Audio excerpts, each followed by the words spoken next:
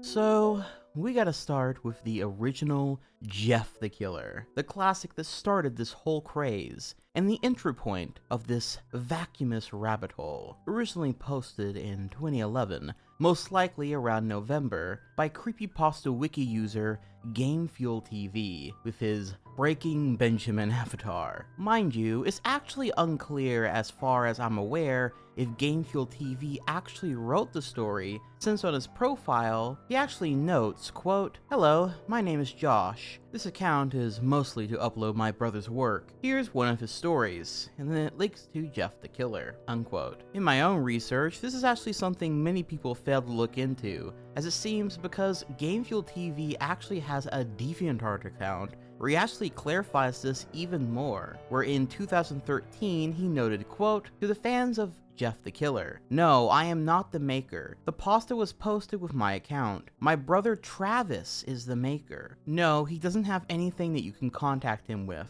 I am sorry, Joshua." Now, maybe there's some other place where Josh denies this and says that he is actually the author. But if not, then the true author of this work is his brother Travis. I wonder how he feels about his story going on to be one of the most influential, loved, and hated pieces of creepypasta fiction ever written. You think Josh and Travis ever talk about it? Has anyone ever tried asking them or talking to either of them since then? But anyway, getting ahead of myself. For those who don't know, what the hell is Jeff the Killer even about? Well, the original story starts off like this. Quote, "Excerpt from a local newspaper. Ominous unknown killer is still at large. After weeks of unexplained murders, the ominous unknown killer is still on the rise. After little evidence has been found, a young boy states that he survived one of the killer's attacks and bravely tells his story. I had a bad dream and I woke up in the middle of the night," says the boy. "I saw that, for some reason, the window was open, even though I remember it being closed before I went to bed. I got up and shut it once more. Afterwards, I simply crawled under my covers and tried to get back to sleep. That's when I had a strange feeling, like someone was watching me. I looked up and nearly jumped out of my bed. There, in the little ray of light illuminating from between my curtains, were a pair of two eyes. They weren't regular eyes. They were dark, ominous eyes. They were bordered in black and just plain out terrified me. That's when I saw his mouth. A long, horrendous smile that made every hair on my body stand up. The figure stood there, watching me. Finally, after what seemed like forever, he said it. A simple phrase, but said in a way only a madman could speak. He said, "Go to sleep." I let out a scream. That's what sent him at me. He pulled up a knife, aiming it at my heart. He jumped on top of my bed, and I fought him back. I kicked, I punched, I rolled around trying to knock him off of me. That's when my dad busted in. The man threw the knife, and it went into my dad's shoulder. The man probably would have finished him off if one of the neighbors hadn't alerted the police. They drove into the parking lot and ran towards the door. The man turned and ran down the hallway. I heard a smash, like glass breaking. As I came out of my room, I saw the window that was pointing towards the back of my house was broken. I looked out to see him vanish into the distance. I can tell you one thing, I will never forget that face, those cold, evil eyes, and that psychotic smile. They will never leave my head. Police are still on the look for this man. If you see anyone that fits the description of this story, please contact your local police department, unquote. That's how this whole story starts, and honestly, it kind of feels like the perfect setup for a larger mystery. It's not the most original thing in the world, nor is it written in a very suspenseful way, it all sort of being told matter-of-factually. But this is also where the story officially takes a drastic turn, as the rest of the tale actually follows Jeff, and his brother Lou, who along with their mom and dad just moved into a new neighborhood. Quote, Jeff and his family had just moved into the new neighborhood. His dad had gotten a promotion at work, and they thought it would be best to live in one of those fancy neighborhoods. Jeff and his brother Lou couldn't complain though. A new, better house? What was not to love? As they were getting unpacked, one of their neighbors came by. "Hello," she said. "I'm Barbara. I live across the street from you. Well, I just wanted to introduce myself and to introduce my son." She turns around and calls her son over. "Billy, these are the new neighbors." Billy said hi and ran back to play in his yard. "Well," said Jeff's mom, "I'm Margaret, and this is my husband Peter, my two sons Jeff and Lou." They each introduced themselves, and then Barbara invited them to their son's birthday. Jeff and his brother were about to object when their mother said that they would love to. When Jeff and his family were done packing,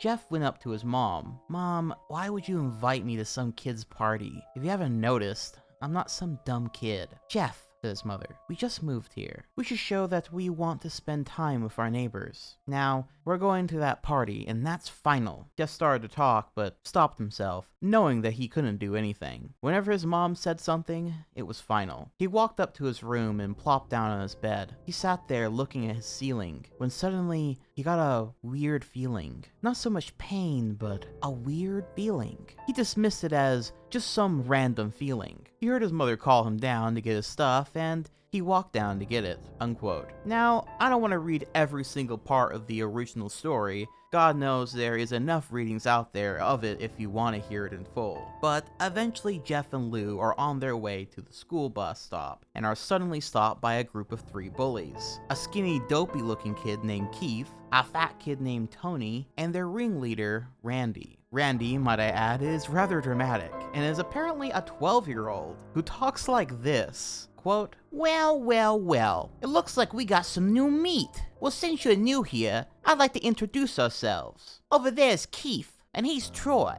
And I, said the first kid, I'm Randy. Now, for all the kids in this neighborhood, there's a small price for bus fare, if you catch my drift. Lou stood up, ready to punch the lights out of this kid's eyes, when one of his friends pulled a knife on him. Tisk, tisk, tisk. I had hoped you would be more cooperative, but it seems we must do this the hard way. The kid walked up to Lou and took his wallet out of his pocket. Jeff got that feeling again. Now it was truly strong, a burning sensation. He stood up, but Lou gestured for him to sit down. Jeff ignored him, walking up to the kid. Listen here, you little punk. Give back my bro's wallet or else. Randy put the wallet in his pocket and pulled out his own knife. Oh, and what will you do? Unquote. So, what did Jeff do? Well, he proceeds to break Randy's wrist, stabs Keith in the arm, and punch Troy's stomach so hard that he starts vomiting all over the pavement. And he did all this while moving super fast and basically overpowering and outmaneuvering all 3 of the bullies because he's just fucking epic and cool. He went fucking sicko mode on those bros. And he does all this while tapping into that little something, that feeling burning inside of him. Regardless, this does end up getting both Jeff and Lou in some trouble, as later on, police show up at their house and question them as they got reports that they both assaulted 3 kids. Jeff doesn't want Lou to get any of the blame though, since it was all his doing to protect Lou, so he takes the blame. But then Lou runs down with a knife in his hands and lies saying that he was the one who did it all. And the police just kind of believe him, I guess. And so Lou gets taken away to juvie for a while, without any trial, without any fight back from the parents, nothing. There's like no going to the police station or anything. It's just happens.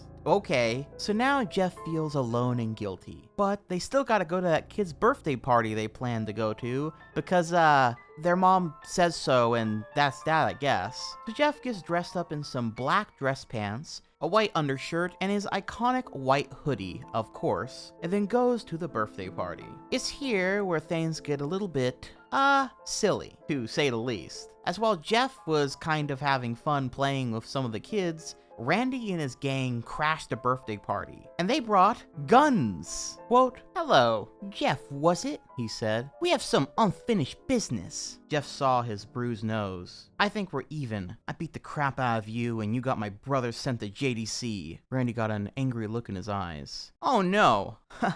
I don't go for even, I go for winning. You may have kicked our asses that one day, but not today. As he said that, Randy rushed off at Jeff. They both fell to the ground. Randy punched Jeff in the nose, and Jeff grabbed him by the ear and headbutted him. Jeff pushed Randy off him, and both rose to their feet. Kids were screaming and parents were running out of the house. Troy and Keith both pulled guns out of their pockets. "No one interrupts or guts will fly," they said. Randy pulled out a knife on Jeff and stabbed it into his shoulder. Jeff screamed and fell to his knees. Randy started kicking him in the face. After 3 kicks, Jeff grabs his foot and twists it, causing Randy to fall to the ground. Jeff stood up and walked towards the back door. Troy grabbed him. "Need some help?" He picks Jeff up by the the collar and throws him through the patio door. As Jeff tries to stand, he is kicked down to the ground. Randy repeatedly starts kicking Jeff until he starts to cough up blood. "Come on, Jeff, fight me." He picks Jeff up and throws him into the kitchen. Randy sees a bottle of vodka on the counter and smashes the glass over Jeff's head. "Fight!" He throws Jeff back into the living room. "Come on, Jeff, look at me." Jeff glances up, his face riddled with blood. "I was the one who got your brother sent to JDC, and now you're just gonna sit here and let him rot in there for a whole year? You should be ashamed." Jeff starts to get up. "Oh, finally, you stand and fight." Jeff is now on his feet, blood and vodka on his face. Once again, he gets that strange feeling, the one in which he hasn't felt for a while. "Finally, he's up," says Randy as he runs at Jeff. That's when it happens. Something inside Jeff snaps. His psyche is destroyed. All rational thinking is gone. All he can do is kill. He grabs Randy and pile drives him to the ground. He gets on top of him and punches him straight in the heart. The punch causes Randy's heart to stop. As Randy gasps for air, Jeff hammers down on him, punch after punch, blood gushing from Randy's body, until he takes one final breath and dies. Unquote. After this, Jeff then runs upstairs as the other 2 bullies start firing their guns at him. By the way, no one has tried to intervene or do anything at this point. And the 3 of them eventually get into a scuffle in the bathroom that results in Jeff getting a bunch of bleach poured on him. Jeff does end up killing both Troy and Keith in this fight, but not before Keith manages to smile and throw a lighter at Jeff, igniting the alcohol and bleach on his skin, apparently, that turns his skin pale white, I guess, and turns his brown hair black. Obviously, this is not how these things work in real life whatsoever. Last I checked, someone didn't dye their hair black by lighting it on fire, but I guess the author didn't know any better. Anyway, he ends up in the hospital with bandages all over his face. But some good news is that Lou has since had his name cleared, since it was clear that those 3 kids were psychopaths. Something that could have been brought up if there was a case about this, or like a trial, or anything that would happen in reality, but regardless. After some time, they eventually take the bandages off of Jeff's face, and,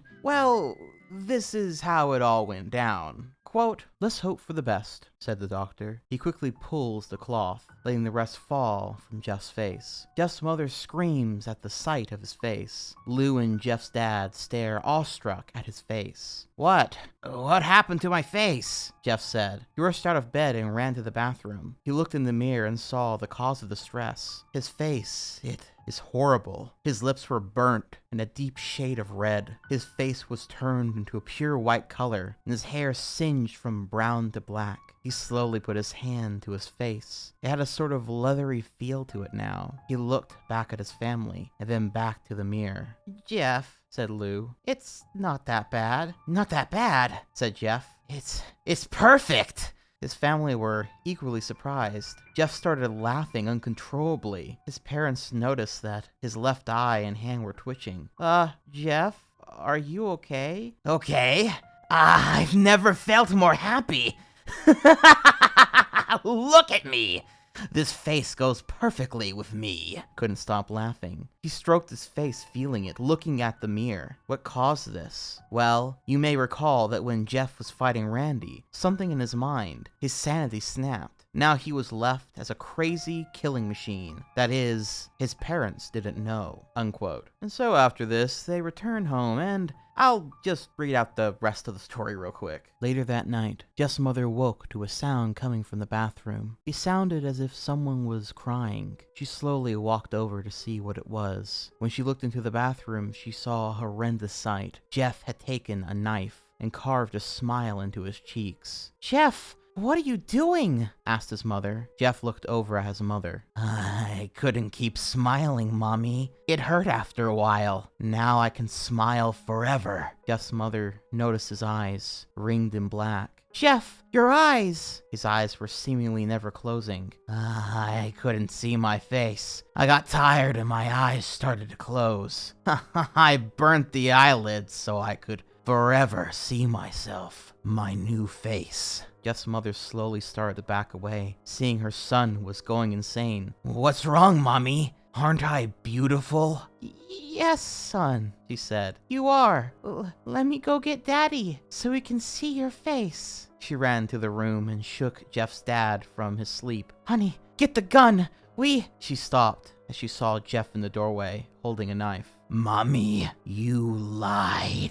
That's the last thing they hear as Jeff rushes them with a knife, gutting both of them. His brother Lou woke up, startled by some noise. He didn't hear anything else, so he just shut his eyes and tried to go back to sleep. As he was on the border of slumber, got the strangest feeling that someone was watching him. He looked up. Before Jeff's hands covered his mouth, he slowly raised the knife, ready to plunge it into Lou. Lou thrashed here and there, trying to escape Jeff's grip. "Shh," Jeff said. "Just go to sleep," unquote. And that's the story of Jeff the Killer. And it's pretty bad, needless to say. The story is nonsensical. The way events happen and how people react to them is cartoonish at best and just completely out of this world dumb at worst. It's a story about a kid, a 13-year-old, who has some vague feeling inside him that ends up making him a perfect killing machine. I also don't understand why he killed his brother Lou either, because honestly,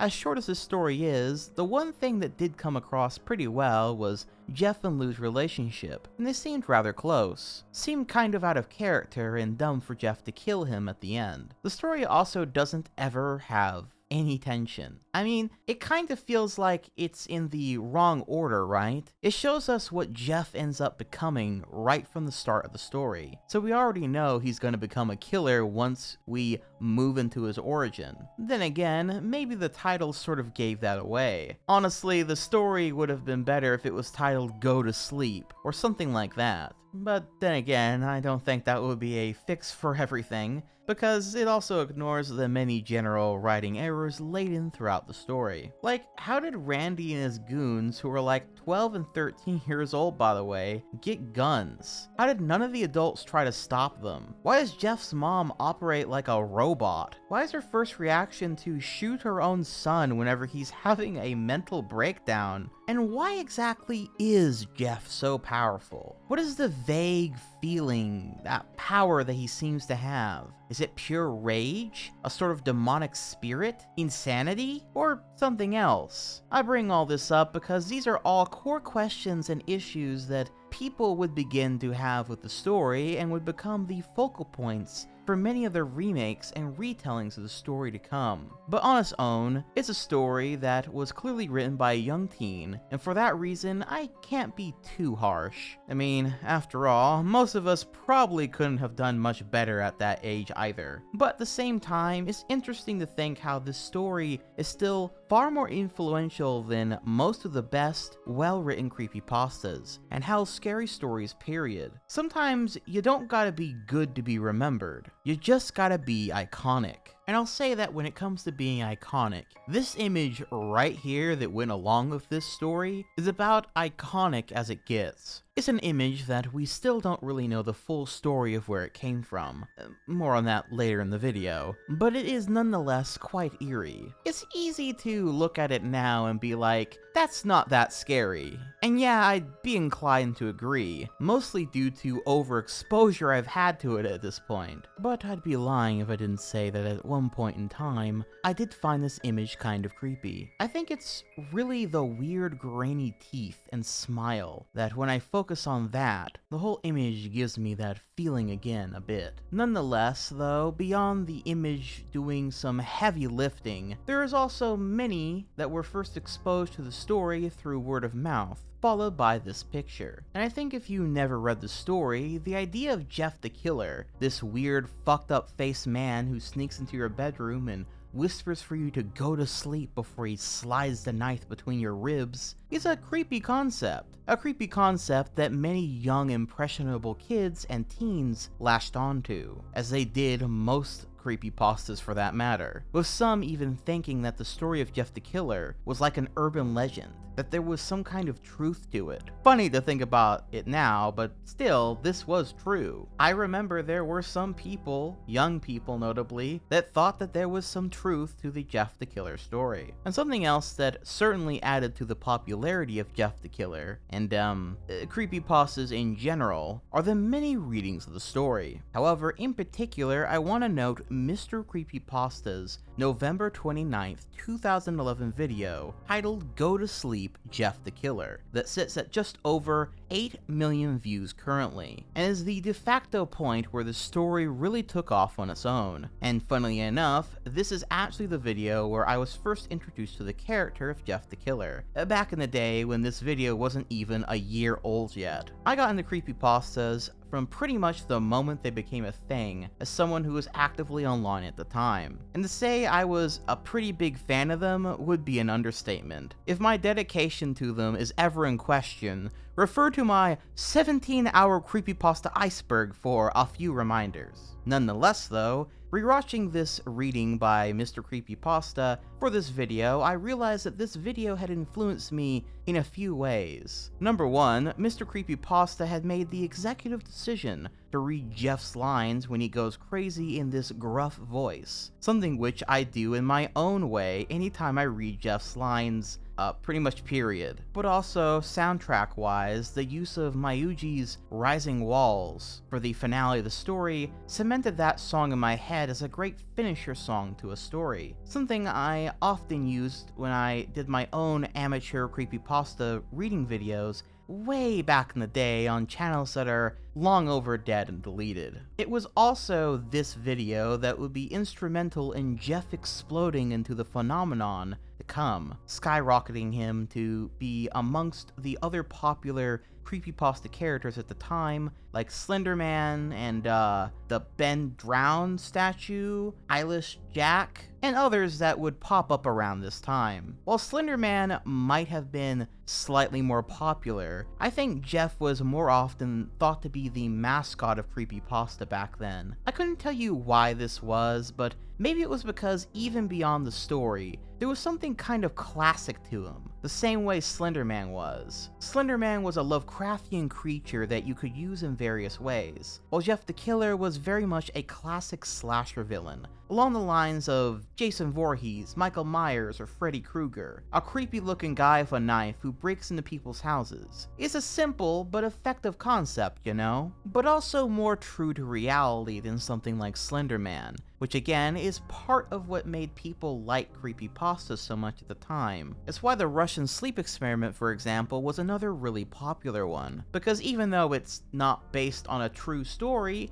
it sounds realistic enough as something that Soviet Russia would do, since, well, there is a history of corrupt governments doing corrupt things to people and experimenting on them. But here's the weird thing. While going forward, we'll be talking about Game Fuel TV's story and how it was the origin point for pretty much everything else we're about to cover in this video, it's important to note that technically speaking, this is not the original Jeff the Killer story. Enter Caesar's version of the story, which originates from October 3rd, 2008, when YouTuber Caesar uploaded a video called Jeff the Killer Original Story, which we'll take a quick look at now. Here's a little story about Jeff and his brother Lou. Jeff the Killer. You might be wondering how his face looks that way. It's a long story. I'll tell it to you soon. Jeff's brother Lou. He was very popular and a ladies' man. He's a very nice guy once you have a beer with him. Jeff in his mid-teen years. In this picture, he was teasing Lou by wearing his glasses. Jeff was indeed doing the world a favor and killing the humans that infest this world. Talk about a fucking jump. He'll fucking gut you. Me and Lou took this picture, by the way. Okay. Jeff is also good with children. This is the whole story so far. Jeff was hauling a gallon of acid into the bathroom to clean out his bathtub. He slipped on a bar of soap in which he fell, and the acid splashed all over his face. Damaging his face, the neighbor heard his cries for help and took him to the hospital. Lou was at work, but came over to the hospital as soon as he heard what happened to Jeff. Never again was Jeff the same. And that's the entire Suzer version of Jeff the Killer, and is technically the original story of Jeff the Killer, which Game Fuel TV or his brother technically stole for their story. Though, to be perfectly fair, they really did make it their own. And I would personally say, and I don't think this is a controversial opinion, is a little bit of a better version than the original Jeff the Killer story. Still, it can't be denied that Suzer is the original guy who made the basic concept of the story, and that paired that iconic picture with that name, as well as the concept of his brother being named Lou. So that's pretty cool. But with that being said, any great slasher film has gotta have sequels, right? Well, so did Jeff the Killer, just not made by either of the people who wrote these stories. That was kind of the thing about stories about creepypastas with no real copyright or anything. Anyone could make a Jeff the Killer story, and that people certainly did.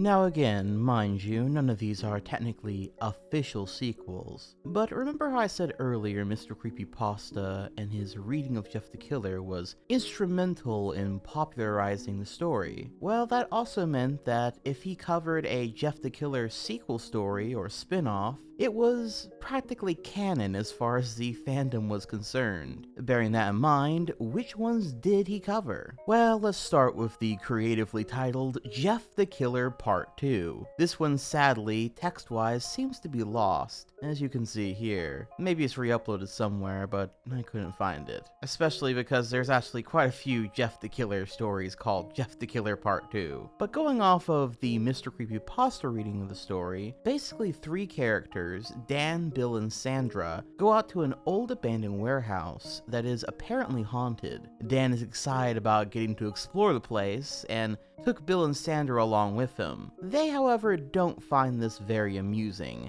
and don't want to go into the place with him. But Dan insists that they do, because if they don't, he's just gonna leave them here since he was their ride here to begin with, and it was a 2 or 3 hour drive. Clearly a bit of an asshole. So the rest of the story plays out much like a slasher film, with it turning out that this place is not actually haunted, but is instead the current hiding spot of the Jeff the Killer. Dan's the first to die when he falls down a hole into this chamber that is full of dead bodies. A ton of dead children bodies in particular. Then Jeff comes out and kills the guy.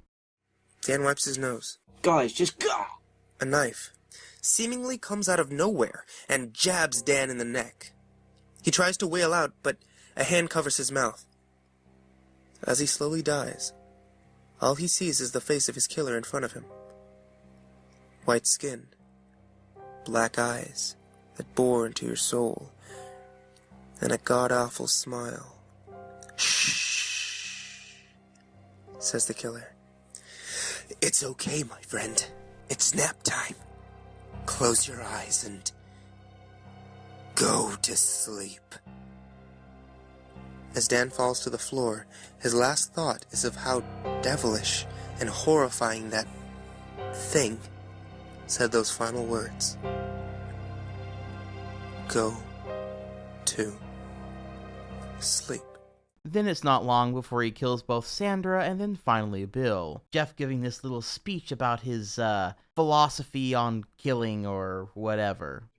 Can't you see? You should be happy. I'm ending all the suffering that the world might bring you. Bill jolts up in an attempt to tackle him, but he just slashes his arm and knocks Bill to the ground. Away from those who deceive you, who think that just because you have a different look and a mindset than others, then you should be locked up. Bill springs at him, and he kicks him down, lying his foot on Bill's chest. All those people who think your face is different, and you have these so-called torturous fantasies, then you should be in a psycho place. Bill kicks the man in the nuts, and in return he lands a fair kick in Bill's face. No! I'll never be locked away. Never imprisoned. I'll live my life out here, fulfilling my fantasies of sorts. He leans down and slowly slides the knife into Bill's heart. Now, says the killer, losing his angry tone and turning it into one of pure, frightening agony. Go to sleep. And that's pretty much it for this story. Very short and to the point. It's certainly nothing special, and doesn't really add much to Jeff the Killer. But I guess if you wanted more of a slasher villain type story, then it does pretty much deliver on that. Though I do think it could have been far better had there been more suspense and build-up. Also, personally, I think if you're going to make a Jeff the Killer slasher story, it would actually work better if it were a Halloween movie type setup, where he's slowly stalking them before breaking and entering into their house and getting them, rather than them finding his, random hideout. So overall, not that great, but for what it is, it's alright. Then we have the story called Jeff is Back. Again, it seems to have been purged from the Creepypasta wiki, but was luckily also documented on the Creepypasta spin-off wiki. And this one is, it's very, very, very bad. Basically, this one follows some random person who is watching YouTube videos when they come across a weirdly titled video in the related videos tab. When she clicks on the video, suddenly she hears creaks and groans all throughout her house. She freaks out at first before she assumes that she is just going crazy and continues to watch on. This video, by the way, was uploaded by a YouTuber called Nightmare Slumber with a description that reads, quote, "How ignorant of you. You are unaware of my demonic presence in your life. I will destroy everything you stand for. Worthless coward. I am always watching you, and soon you will come live with me forever." Unquote. She assumes that this is just some edgy bullshit and then watches the video of a creepy figure in a seemingly abandoned asylum, which eventually leads to a knock on her door, and then the power in her house going out, and then her computer glitching out, the words "go to sleep" flashing in red text on the screen. She then hears sobbing coming from her bedroom closet, and when she goes and looks, out pours a body of a dead woman, gutted. And then Jeff comes out and, kills her too. The whole thing kind of reading like an EXE type story, oddly enough, rather than a serial killer one. I guess Jeff the Killer also just has special teleportation and computer hacking skills. But nonetheless, the story then proceeds now through a detective's note, and some pretty silly lore is dropped on us. Quote, "The victim's body was found in a similar state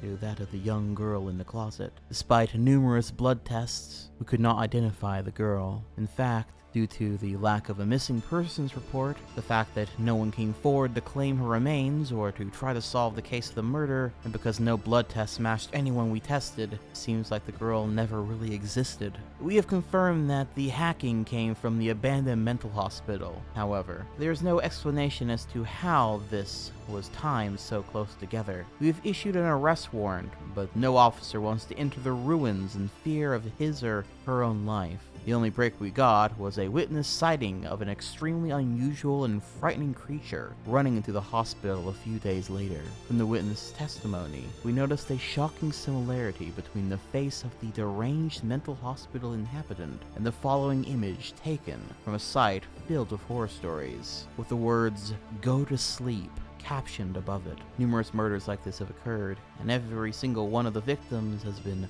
noted to watch the video a few minutes before the homicide was committed. YouTube officials have tried to remove the video. However, every moderator that tries ends up getting brutally murdered. The case is still unsolved. Unquote. All this done with the purpose of trying to pull the reader into this fiction version of reality, where the Creepypasta Wiki actually was showcasing the origin story of a real, very dangerous and very powerful and smart serial killer. Then, well, eventually the story ends with it all being taken over by Jeff the Killer, as he kills the detective and ends up writing the rest of the story to the audience. Quote, "Hello everyone, my name is Jeff.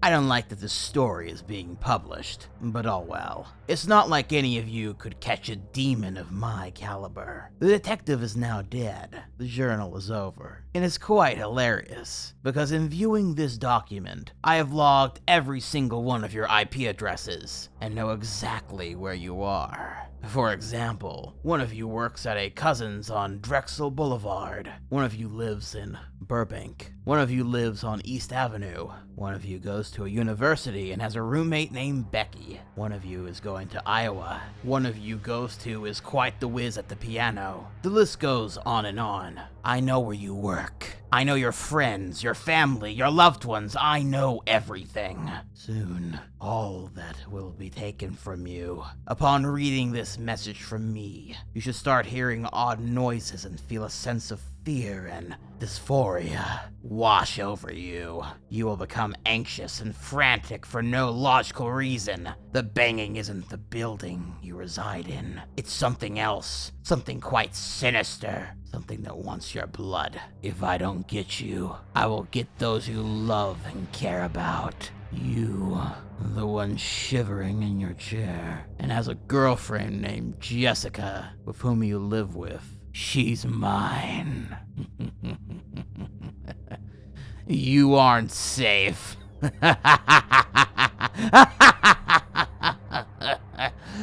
I think it's time for you to go to sleep. I'll be there shortly.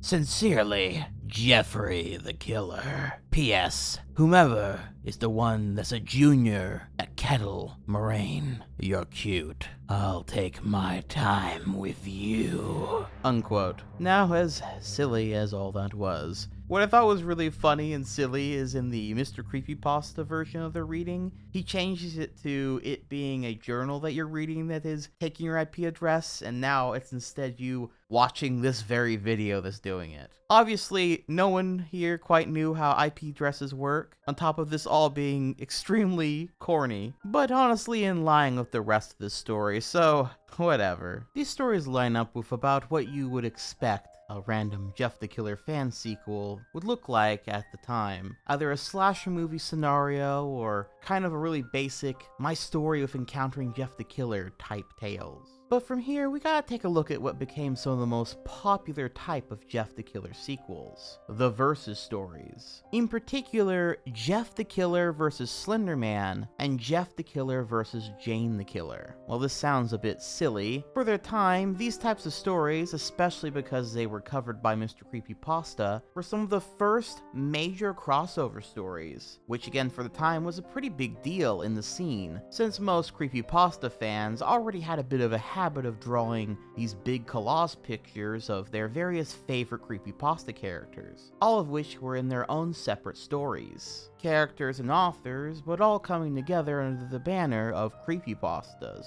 Thus, it only really makes sense that this would eventually evolve into full-on crossovers, especially with how many of these stories would end up being, well, parasites of the original Jeff the Killer story, to put it bluntly, but we'll get to that in a moment. First, let's talk about Jeff the Killer versus Slenderman, which I do, of course, gotta point out, is one of the silliest versus encounters I could think up. I mean, let's see. In one corner, we have a Lovecraftian god or demon or fairy of some sort with crazy powers, is seemingly unstoppable and truly unknowable, thus the expressionless face, and has abilities to take over the minds of other people and turn them into his proxies, basically slaves for his army, depending on which version of Slenderman you consider. And in the other corner, we have a crazy teenager with a knife. It's not looking so good for old Jeffrey, gonna be real. However, to be fair, crazier matchups have happened, even in a more official sense. Hell, the most famous example of this would be the classic Godzilla vs. King Kong matchup, with one corner being a radioactive, fire-breathing, near-indestructible god of destruction, and the other one being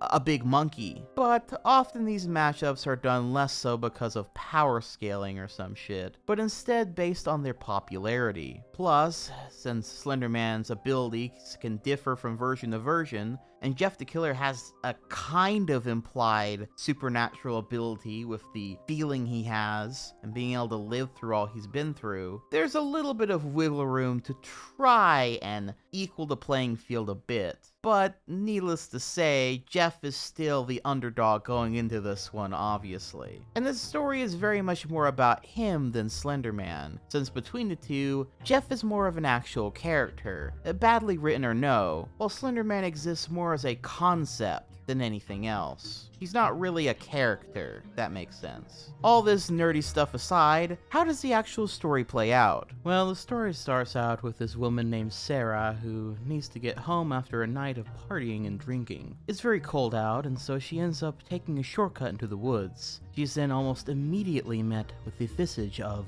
the Slenderman, and is then silenced, as the story puts it, by him. The story then takes a hard turn into being completely from Jeff the Killer's perspective, starting with this paragraph. Quote, 4 o'clock. What was once a young boy, now is a cold-blooded psychopath. Jeff the Killer had just finished what he called his daily rounds. The slaughtering of innocent people, this was almost all that flooded Jeff's mind. He dragged his feet up the wet cement as he entered what he had called his home for years. Jeff stepped foot into a world of tragic memories, clutching 2 whiskey bottles in hand. Jeff had become a drunken killing machine. His brain was filled with the scent of murder. One thought that did cross his psychotic mind had been there since day one. As the rain hit the weary house, Jeff began to recall the night in which he slaughtered his entire family. He chuckled at the thought. If it wasn't for his insanity, he might have thought about regret, remorse for taking the lives of the people he once loved. But that wasn't possible at this point. Jeff was out for one thing only: death. 5:06 in the morning, he took another swig of his alcohol. What in the fuck am I sitting here for? Jeff buzzed, unquote. So this is all a bit of a time skip from the original Jeff the Killer story, with Jeff now being a drunk and constantly after the high of death. He then walks into the woods and begins to feel the presence of someone or something else, and it puts him on edge. But he also mostly just wants to kill whatever he detects, and remarks, come out, bitch, he cried out. No hiding now. I'll cut every last chip of bark to slit your throat. Eventually, Jeff comes face to face with the Slenderman, and responds to him like any good, edgy serial killer would. Quote, so you were the bastard chasing me through the woods, huh? Jeff stared at the blankness once more. You know, I don't know what the fuck you are, but you kinda remind me of myself. You've got a nice white face, but all you're missing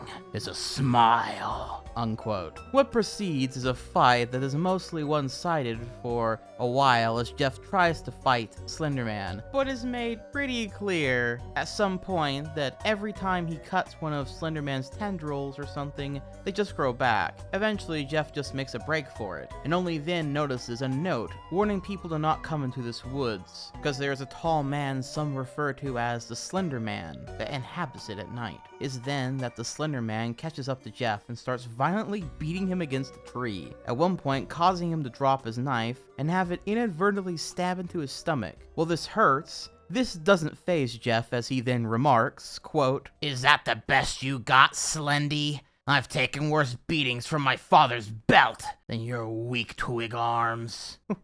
Which is, quite the line, to say the least. This is then followed up by an admittingly pretty cool back and forth of the two fighting each other. Quote, "The slender man remained silent, but continued fighting. The man reached for a piece of granite from a tombstone, but before he could take hold of it, Jeff jerked the knife from his gut and flung it directly at Slender Man. Jeff's accuracy was precise, and it sliced off one of the man's limbs. Slender Man's left arm was completely gone, as it fell to the ground with a thud. It was quickly met by thick blood that barraged from his shoulder. It was completely drenched in blood. Slender Man briskly disappeared into the darkness, which illuminated behind Jeff. In his right hand, he held a broken piece of granite that he proceeded to slam into the side of Jeff's head. Jeff fell to the ground once again, almost knocked unconscious. He was not left there for long before he was sieged by his assailant and thrown against a grave. The stone exploded on impact with Jeff. Standing up once again, Jeff's eyes focused on the name of the grave,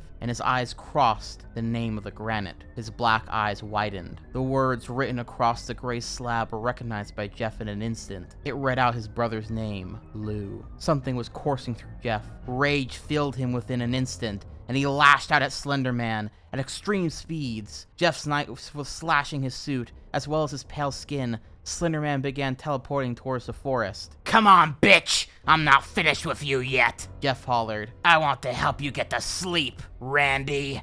You look awfully tired." Unquote. And I do gotta admit, as silly as it all is, seeing Jeff go absolutely sicko mode on Slender Man is pretty cool, even if it really shouldn't make any sense. I can't help but root for the deranged emo boy, "I'm the Joker, baby" wannabe defeat the Slender Man. So Jeff launches through the forest after Slender Man, seemingly throwing away everything to try and kill him. The thrill, it seems, being able to kill the unkillable having taken over him. That is, until he fucking trips on a tree branch and spills all his booze all over himself, and accidentally drops his knife. He then searches for his knife in the darkness until he ends up picking up his lighter. He flicks it open and ignites it, tosses it forwards for some reason, while it's still lit, looking for his knife, and no joke, because Jeff is such a fucking dumbass, his lighter ignites the alcohol on the ground, and before long the whole forest is lit ablaze. So now these two start epically fighting in a forest surrounded by fire, and Slender Man grabs hold of Jeff and starts shaking the shit out of him like a rag doll. In response, Jeff just bites down on the Slender Man's arm, cracking the bones underneath his teeth. In response, Jeff is thrown into a tree and is impaled on a tree branch. Slender Man escapes the flames, but Jeff seems to have not, and he is then engulfed by the flames. Slender Man being the clear victor of this versus match. But then the story ends with a little epilogue showing that not everything is as it seems, and Jeff is actually, like, perfectly fine, because he's immortal or whatever. Showing that, while yes, Slender Man did win, Jeff was by no means killed. Just like any good slasher movie setup, I suppose. And look, while it would be very easy to rag on this whole story, honestly, it's called Jeff the Killer versus Slender Man, and you get exactly that. Right what's on the tin. In the same way Freddy vs. Jason is dumb fun, so too is this story.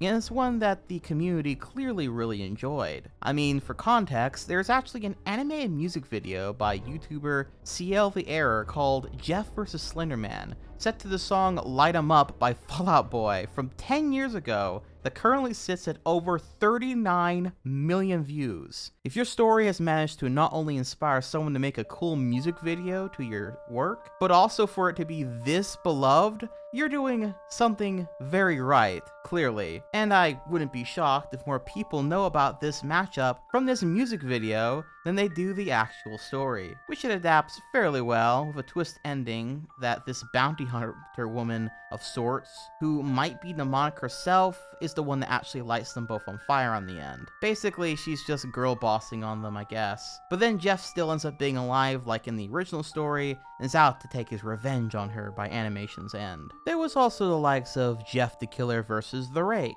Jeff the Killer versus Michael Myers, Jeff the Killer versus Freddy Krueger, and the list goes on and on. Maybe I'll cover some of those another time via a membership/Patreon only video, or Something like that. Or at least a dedicated video to versus matches or something. But with that being said, the other major Jeff the Versus story is the time that he was set up against Jane the Killer. And while I did want to wait till a little bit later to get into the larger topic of Jeff the Killer clones, Jane the Killer is so tied to Jeff narratively that we do sort of have to take a quick detour and talk all about her, especially with how prevalent and popular she is, basically being a canon character by all people's consideration in the Jeff the Killer mythos. So Jane the Killer is strangely a bit of a rabbit hole in of itself, in that, much like Jeff the Killer, there is also a version of the story that is considered to be iconic and is the version most people know about, but then there is also the original story that not as many people know about, but is technically the original version that no one really cares about as much, but technically the one that everyone loves stole from. Mind you though, this time there are actually 3 stories, as there's the one that I think most people consider canon, which was titled Jane the Killer: The True Story, but then there's also the version that Mr. Creepypasta would read several years later, which ended up being a very popular reading of the story, that followed many of the same beats as Jane the Killer: The True Story, but is highly edited for the sake of a better video, and just for making a better story in general. And some of you might be surprised to hear this, but Mr. Creepypasta would omit or change small things in these stories to fit either in a video format or they make them more palatable in general. It's something you start noticing when you listen to a lot of his stories or story readings and then go and read the stories yourself. Not that I'm complaining or anything, mind you. I get it. It's part of the charm of being able to read these urban legend stories anyway. You can change little details to better fit the audience, but still have the general spirit of the tale. But, all that confusing stuff being said, let's talk about the original story that started it all, and then work our way forward. So the original Jane the Killer story was made by user Lady Black Wolf, or Mr. Angry Dog, and the original Jane the Killer story was called Born of Science, Jane the Killer, and the story follows Jane Richardson, who had her parents killed by Jeff the Killer. She works at IHOP to barely get by as the sole provider of her 13-year-old sister. Times are pretty tough for old Jane. However, things take a strange turn in her life when she sees a brochure that says they'll pay her $150 for giving her blood away to them. So after saying about 1,000,000 times that this will really help her pay her rent despite how sketchy this is, she goes to the shady blood bank and her blood gets taken and she leaves. Easy $150. But then later she ends up doing it again, but this time for $10,000, which is quite the jump. But she doesn't find any aspect of this shady or suspicious, I guess. And $10,000 is $10,000, so she goes on with it. Skipping ahead though, through a contrived chain of events, she ends up being under the knife of the blood bank, which is also in cahoots with the sheriff's office, and is also cahoots with the government and just about every big important person and people that you can imagine, who all want to drain her of all her blood and replace it with a serum called, and I'm not making this up, liquid hate. Yes, liquefied hate. I wonder what that would taste like. Jane, of course, is more than happy to do this because, Jane is a bit dumb in the story if you couldn't tell. But girl's gotta pay her rent somehow, I guess. So her blood is replaced with liquid hate, which turns her into a fucking super soldier who can heal instantly, has a murderous bloodlust, and that the government has no way of controlling. But don't worry guys, this is apparently all part of the big plan. It's all according to the Kakaku, so that they can now have a super soldier that can go after Jeff and kill him. Because in this story, the government isn't capable of stopping an edgy emo kid with a knife. Mind you, I get that later versions and sequels of Jeff the Killer mythos tend to imply that Jeff the Killer is immortal or some kind of super soldier himself because he's insane or some shit. That vague feeling giving a lot of wiggle room for interpretation. But I just personally find it funnier to think that some edgy kid with a knife was just too much for the government to take down. So in response, they created a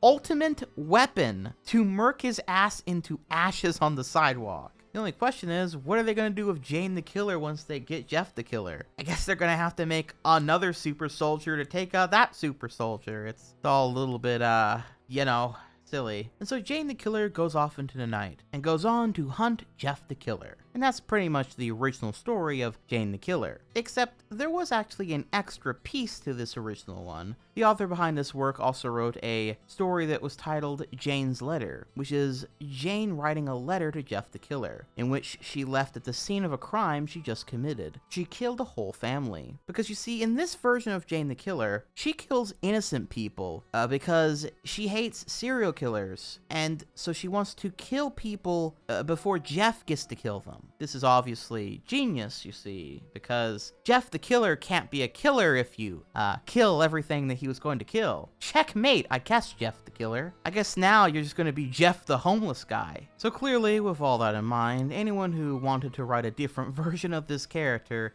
had a lot of wiggle room to work with, because this story is, it's straight ass, bro. Makes me wonder why anyone would want to make them, or their own version of this in the first place. Maybe it was just the concept of a girl who had her parents taken away from her by Jeff. A girl out for revenge to kill him. A rival for him to fight against. I think that's the idea that made people like the concept of the story, while the future versions of the story would focus more on that aspect rather than the dumb government conspiracy super soldier elements. But it's just kind of funny to consider that the person that technically stole from this original Jane the Killer version, they could have just made their own new character rather than call them Jane the Killer. And no one would have made the connection that they were ripping them off, because frankly, their version of Jane the Killer, outside of their name, is completely different. Should have called her Jade the Killer or some shit. So with that in mind, you can now have the full context for why the version most people consider canon is Jane the Killer, the Real Story by Pasta Stalker 64, with the starting paragraphs of this version stating, quote, "Listen, the only reason I'm going out of my way to tell you this is because the story, Jane the Killer, is starting to piss me off. My real name is Jane Arkansas, aka Jane the Killer, and this is how I met Jeff, the reason I look the way I do, and why I want to kill him," unquote. Now, for this one is a bit longer, so I'm gonna quickly read from the Creepypasta Files wiki since it provides a fairly quick summary of the story. Quote, "Before Jeff became insane, she lived across the street from him, and from the moment she saw Jeff attack Randy, Troy, and Keith, she thought he was disturbed in some way, and his sadistic smile and his brother Lou's reaction didn't help change that. She did feel more sympathy for him after Lou took the blame for the attack, leaving Jeff heartbroken and distraught. She felt awful for him and ashamed of herself for assuming he was a monster. She responded to this by leaving him a note telling him he had a friend. Once Randy, Troy, and Keith crashed a birthday party and burned Jeff alive, Jane saw the whole thing from her bedroom window and ran with a fire extinguisher in an attempt to save him. Jeff's parents invited her and her parents over for dinner as a reward for her heroic actions. When the night came, however, she looked outside the window and saw Jeff get out of the car, and his appearance terrified her to the point of making her faint. She woke up hours later, home alone, and saw Jeff at his living room window, tapping a knife repeatedly on it. She decided to go out and defend herself, and Jeff's appearance once again terrified her to the point of fainting. She then woke up in Jeff's dining room, tied to a chair with a gag in her mouth, and saw all her friends and family along with Jeff's family, all dead, with smiles carved into their faces. Jeff mocked her while she cried over this, saying that he'll make her look beautiful too. He then carved a smile in her face before cutting the gag out. He then burnt her alive after he poured bleach and alcohol all over her. She woke up in the hospital, disfigured and scarred, and swore revenge on Jeff. Jeff left her gifts at the hospital, which included a dress, flowers, a letter, white with black features mask, and her knife. She wore the clothes reluctantly and held her knife in hand. She visited her parents' grave, and decided from that point forward, she would become Jane Everlasting, swearing revenge on Jeff the Killer," unquote. This is the version of Jane the Killer that would later be thrown into spin-offs, have new stories and fanfiction and fanart made around her, and of course have plenty of Jane x Jeff fanart made between them, even though it should make no sense and she wants to kill him. I guess the feeling of hatred is just as intense as the feeling of love though, you know? Yeah, it just is what it is. There's strangely a lot of controversy between the fans of both these versions of the character, and some people have even tried to have them both exist as separate entities, both after Jeff, with the original version being called Jane the Killer, while the newer version sometimes being called Jane Everlasting. While some people hate the version of both Jeff and Jane the Killer that were not strictly the originals, most prefer the newer versions. It's a weird mess of drama that frankly matters about as much as you think it does. But ultimately, it was this newer version that would later be adapted into the Jane the Killer story that Mr. Creepypasta would read, which I do think was the right call, even though neither were exactly the best written stories. The new Jane has a much more interesting narrative reason for going after Jeff the Killer in my opinion, with him both killing everyone she loves and disfiguring her, making her an outcast just like him. And the Mr. Creepypasta version changes and adds a few things to this. For example, it opens on a newspaper clipping the same way the original Jeff the Killer story does, I suppose as a means of tying the two stories together a bit more, after which the story becomes a sort of combination of the events of Jane the Killer the Real Story, as well as an audio drama, and new stuff done in a rewrite by Tumblr user Goldcoin. Some of the major differences is that Jane in the Jane the Killer the True Story was just kind of awkwardly inserted into the background of most of the scenes in Game Fuel TV's Jeff the Killer story. Kind of just watching Jeff do his thing. Get bullied, fight bullies, kill bullies, get messed up, all that stuff as a background character Jeff barely ever interacted with. For more than once, to be honest. This rewrite aimed to fix that, it seems, with the three bullies also bullying her just like Jeff. Her still being there in the background of important scenes, but being integrated into them too. For example, originally Jane watched as the three bullies went and harassed Jeff and Lou, quietly thinking to herself as the scene plays out, and Jeff beats up the bullies. In this rewrite, she's being harassed by the bullies first, and they were gonna steal her money, before she looks across the street at Jeff and Lou, the new kids, and they mock her for being their girlfriend or something. Then she quietly watches as they go and approach them, and the scene plays out in a flash. Small, but a meaningful change. In this version, Jane also spends a fair bit of time with him in the hospital, though both versions make the mistake of not letting Jane and Jeff actually talk to each other, more in school or something before it all goes down, making her strange sympathy and connection with him before he actually kills her family and stuff kind of dubious at best. The ending is also different in the Mr. Creepypasta reading, in that a year actually passes in this version before she is visited by Jeff the Killer, having had multiple nightmares about him before that, about the boy she tried to help that would end up killing his whole family and would go on to be a dangerous serial killer on the loose. He ends up finding her, killing her whole family like he always does in these stories, but the big difference here is Jeff is just passing through. While he haunted her dreams and she felt like this was her fault, that she was part of his story, Jeff literally doesn't even remember who she is in this version. She was just another victim to him, who he yet again burns alive. But she does manage to escape, and the story seems to imply something supernatural happened after she escaped the fire that night, that turned her skin porcelain white and her hair raven black. It's not exactly clear what that was in this version. Perhaps it was like a deal with the devil type situation. But yeah, those are the major differences, which is an important detail as to why some fanfiction depicts Jane as wearing a white mask to cover her burned face, while others depict her as simply having porcelain white skin, thus again dividing the fan base on how she looks and her deformities even more. It's also implied in this version that Jeff and Jane are somehow immortal. How this is achieved is not clear, but it is worth noting all the same. Okay, so now that we finally have all that confusing lore about Jane the Killer caught up, we can now talk about the other major versus story, Jeff the Killer versus Jane the Killer, which unlike the Slender v Jeff one, which was sort of a meeting of happenstance, this one has much more lore, and Jane the Killer, regardless of the version, always ends on the note that she's going to go and defeat Jeff the Killer, and it's implied that eventually these two would end up fighting, that it was bound to happen at some point. Some sequel story, and happen it did, with it being one of the most popular crossover stories in the creepypasta fandom. Written by Logo Mausoleum, but also adapted and scripted by Mr. Creepypasta himself, Jeff the Killer vs. Jane the Killer follows the story of, well, both of the stories, and now being 10 years later, Jeff still very much an unstoppable force he was back then. However, through a series of events, he finds himself back in his old hometown, the place where all of this started. He thinks back to how it was all those bullies' fault fault for making him into what he is today. And then he enters his old home, surprised when there are parts of the house that still have electricity. As then he starts seeing ghostly figures of his mom and dad, his mom loving and forgiving, and his father vengeful and angry. This is kind of interesting, especially since I always got the impression that his mom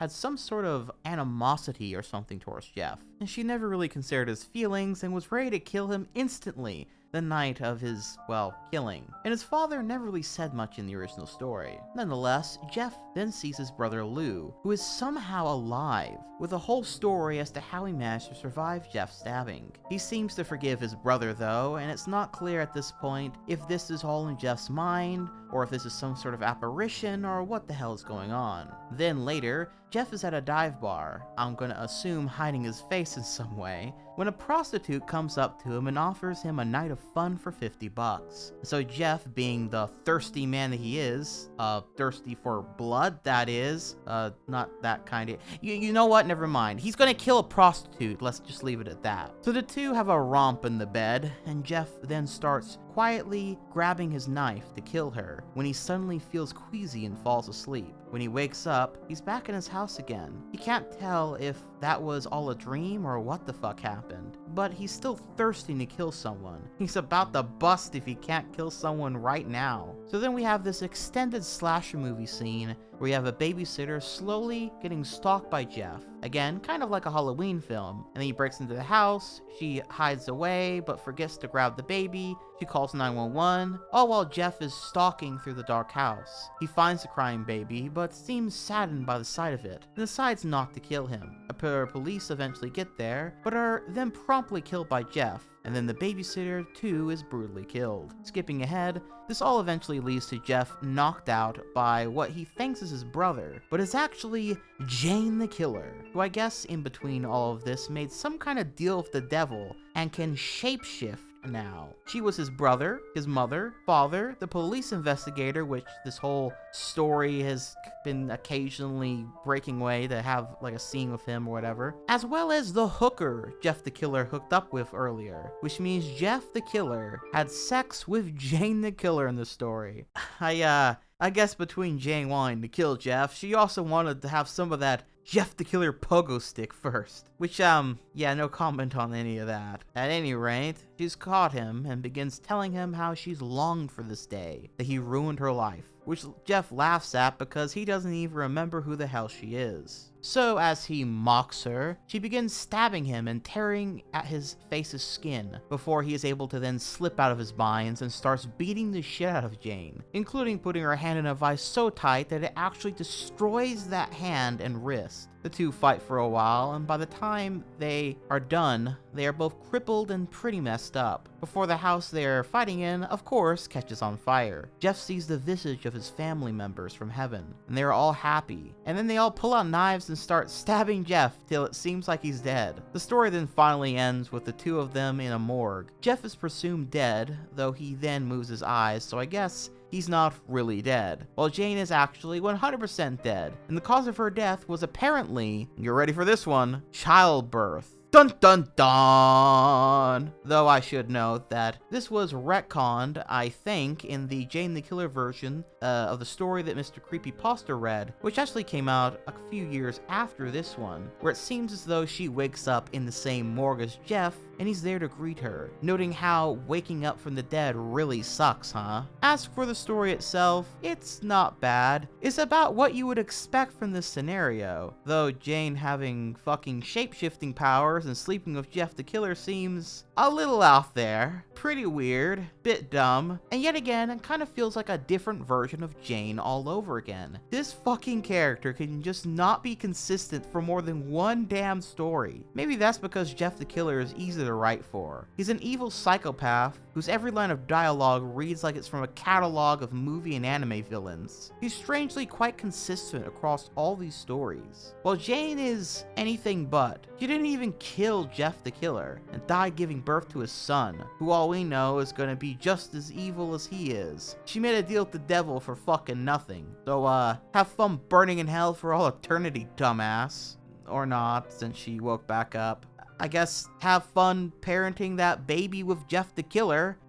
Maybe that was the goal all along. maybe you can't defeat Jeff the Killer, but you sure as hell can get him to pay child support. That said, I still enjoyed the story. It's goofy, silly, and obviously more so to entertain you than anything else. And in that regard, it's a pretty good time, and I can for sure see why so many gravitated to it at the time. But since we have already opened Pandora's box on the killers beside Jeff with Jane, why don't we, take a little detour, a journey, if you will, into the world of Jeff the Killer copycats.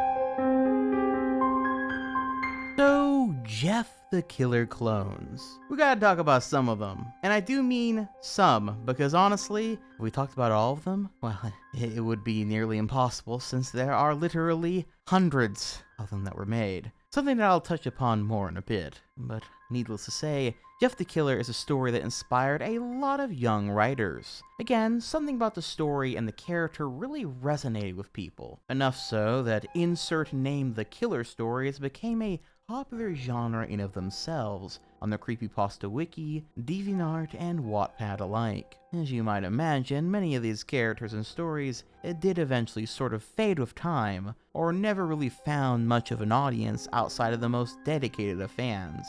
However, quite a few also did make a name for themselves, and managed to really become part of the greater creepypasta pantheon of killers and monsters and the like. And among them, perhaps the most popular would have to be Ticci Toby. Ticci Toby as a character is interesting in that, unlike Jeff, who, while his descent into madness isn't entirely his fault, his actions by story's end are very much his. Notably the cutting his face, killing his whole family, and becoming a serial killer thing, you know? Well, in contrast, Ticci Toby pretty much was doomed from the start of the story. See, the story starts with Toby mourning the loss of his older sister, Lyra, who died in a car crash recently. The story also notes how Toby was different from other teens. He has a condition where he is completely numb to pain. Never before had he felt himself get hurt. He could lose his arm and feel nothing, according to this story, which is pretty crazy, but interesting in concept for one of these stories. But then things get a little bit worse for Toby, because it also turns out that he has Tourette's syndrome, which caused him to tick and twitch in ways he couldn't control. So that's pretty bad.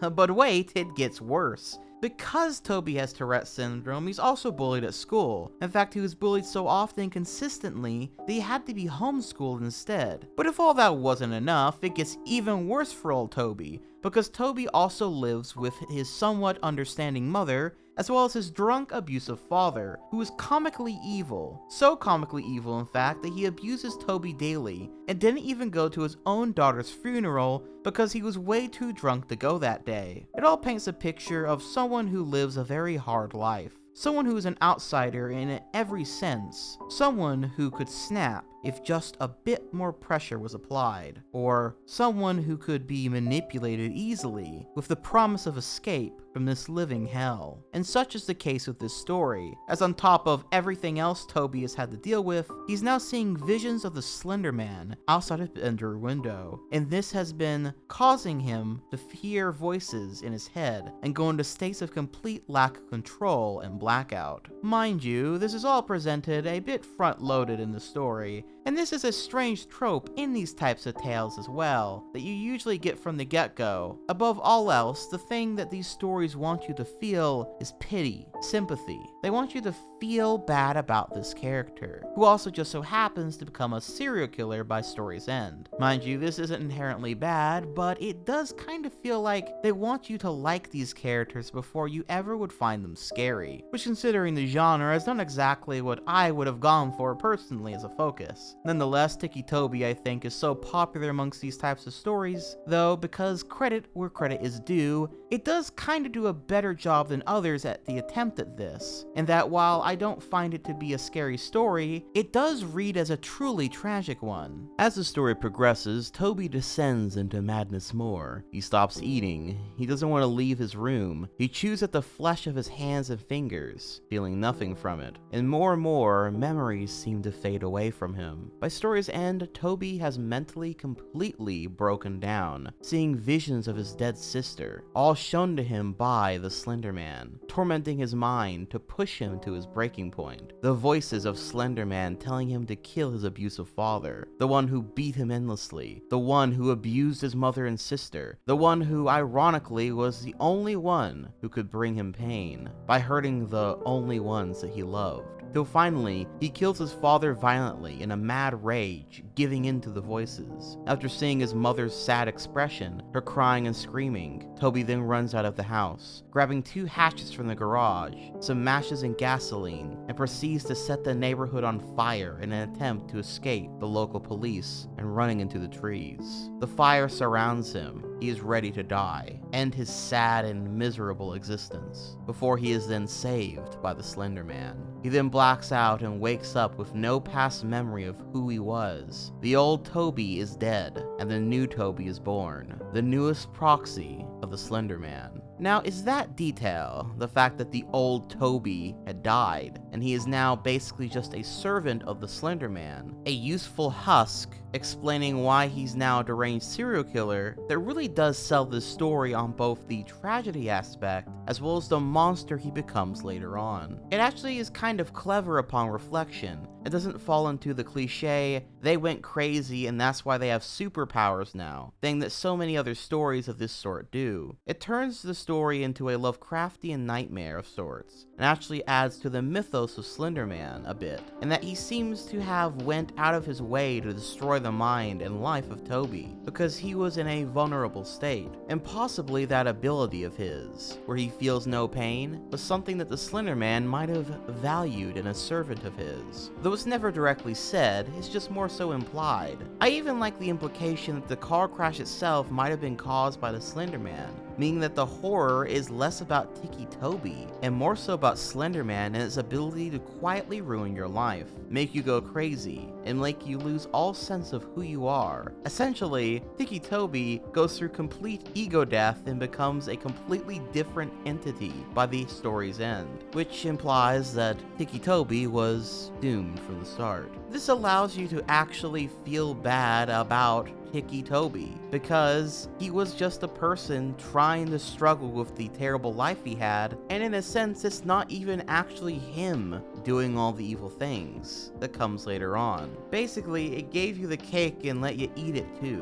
Toby from the start was also an edgy teen emo type of character with a style that matched, with a tragic backstory, so that probably helped in his popularity as well, since unlike Jeff the Killer, who went from ugly potato head to eventually emo anime character with his black eyes being changed from black burnt eyelids to eyeshadow, Toby instead from the start was sort of designed with this aesthetic in mind. And also, as funny as this is to note, many of those OCX creepypasta character type stories really love Ticci Toby, since while many that were written with Jeff the Killer in mind seem to be about the girl in love with him going crazy and joining him as a sort of Harley Quinn type character, because that's really all you could do with him at the end of the day. He was too far gone. Ticci Toby ones seemed to be more about fixing him and getting him to somehow remember who he was beforehand, with the Slenderman instead being the antagonist in this goal. This is an important distinction between the two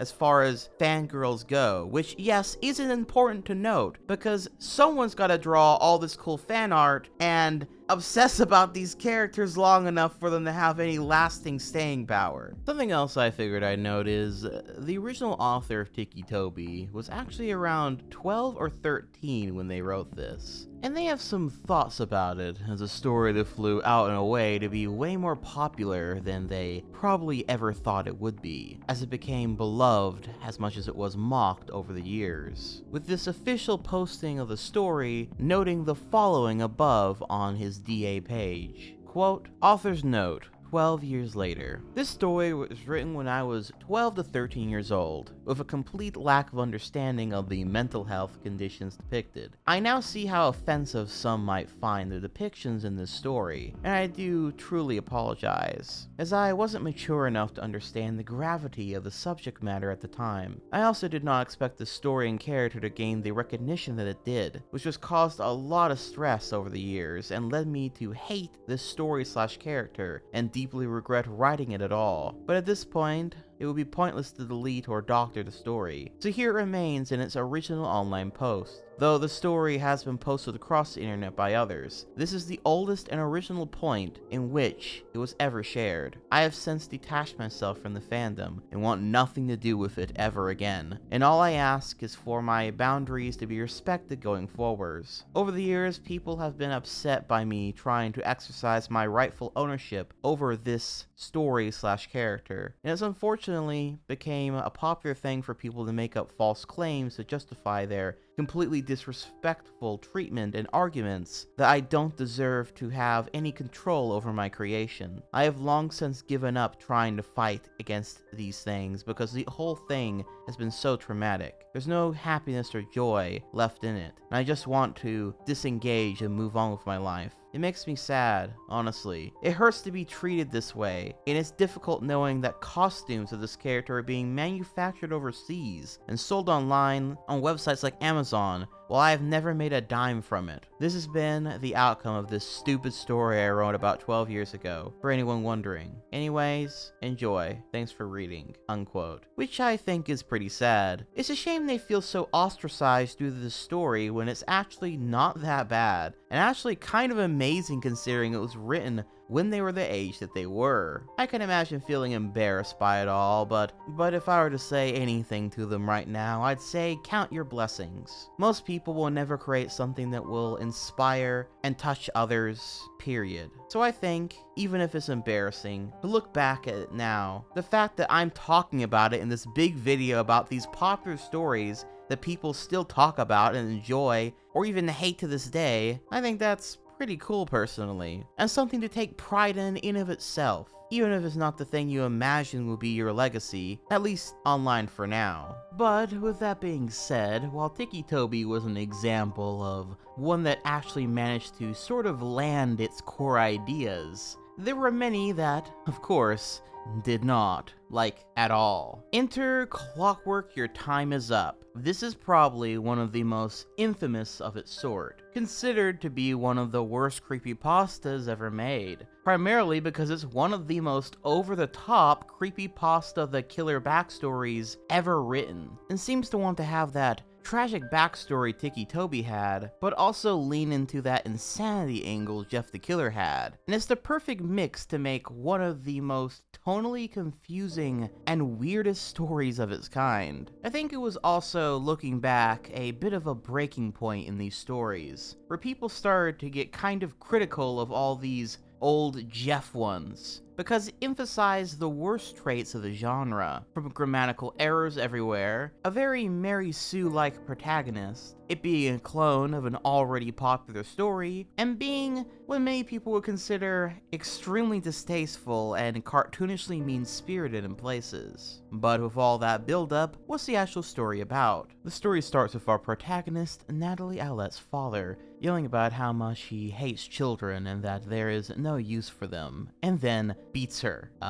Cut away from that, and then later Natalie's brother goes into her bedroom and does terrible things to her in a non-consensual fashion, if you catch my drift. Then later, Natalie tells her friend at school about it. Keep in mind that she's 9 years old at this point in time. And so those friends put that info all out on Facebook and other social media sites. And people start calling Natalie, the 9-year-old, might I yet again remind you, a whore. And the parents never hear about this, or if they do, they did literally nothing about it or their son. CPS is never called, the teachers or other adults never get involved, nothing. So, after those 2 moments of terrible trauma, we jump ahead to when Natalie is 16. Natalie is broken beyond repair by those events, and now her mother randomly doesn't like her either and acts pissy with her, so great family overall. The author really makes sure that I won't feel bad at all when Natalie eventually kills them all, I guess. Oh, and later on,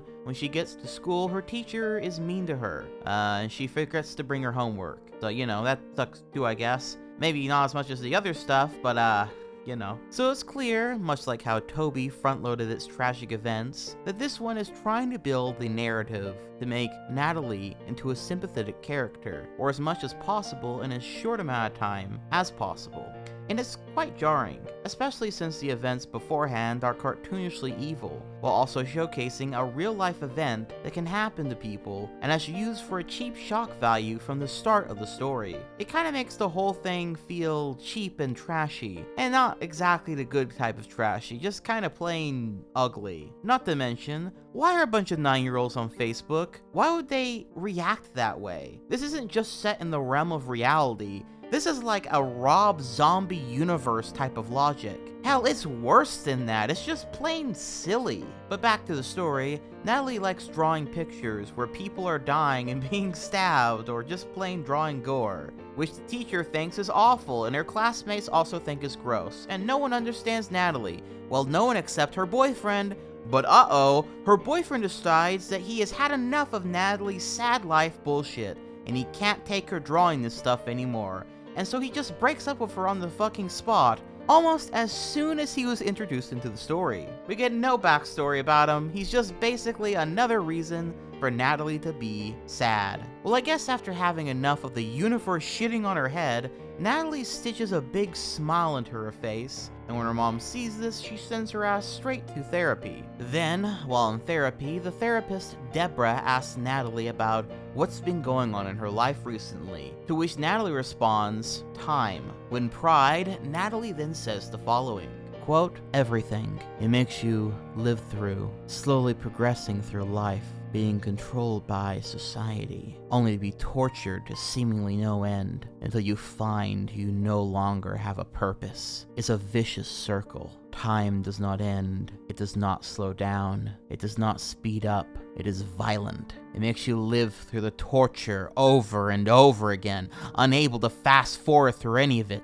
Natalie really had no idea what she had just said. She felt like she wasn't herself anymore. Could this be because of all the things she had kept contained? No, that was impossible. But for some strange reason, she liked it. Unquote. My favorite part of this villain's speech was right after she says this interesting little speech, the author notes how Natalie had no freaking idea of what she just said. So, okay. Then, after Deborah asks Natalie what's really going on, Natalie says Natalie isn't here anymore. This was apparently enough for the therapist to call her parents and have them sign over her rights to have her institutionalized and drugged to fix her mind. I like how even the therapist doesn't even give a shit and throws this girl straight to be a guinea pig for drugs almost immediately. Though to be fair, maybe that one's not too far off of reality either. Anyway, she wakes up later and is strapped down to a bed, and the doctor is like, yo bitch, we gonna give you mental drugs, okay? And yes, they do actually call them that. It's never specified what exactly they're drugging her with. Well then, they put her to sleep with sleeping gas, and then she wakes up in the middle of their surgery on her, which I'm really confused what precisely they are doing here. I thought they were drugging her up, not putting her under the knife, and I thought they were giving her drugs, but they used sleeping gas. I can't tell if this is meant to be something shadier going on here, or if the author legit just doesn't know you don't need to put someone to sleep to give them drugs. That aside, this acts as a sort of awakening for Natalie, something that has been vaguely hinted at in the story up to this point, similar to the feeling Jeff the Killer had. Natalie had this voice trying to wake something up inside of her, about time or something like that. So then Natalie wakes up, again after the surgery, and proceeds to go absolutely ballistic sicko mode, and kills the doctor, and then kills some cops, and basically anyone in her way. No one can stand up to her strength. She stabs into their bellies and their organs slosh and explode out in a crazy anime fashion.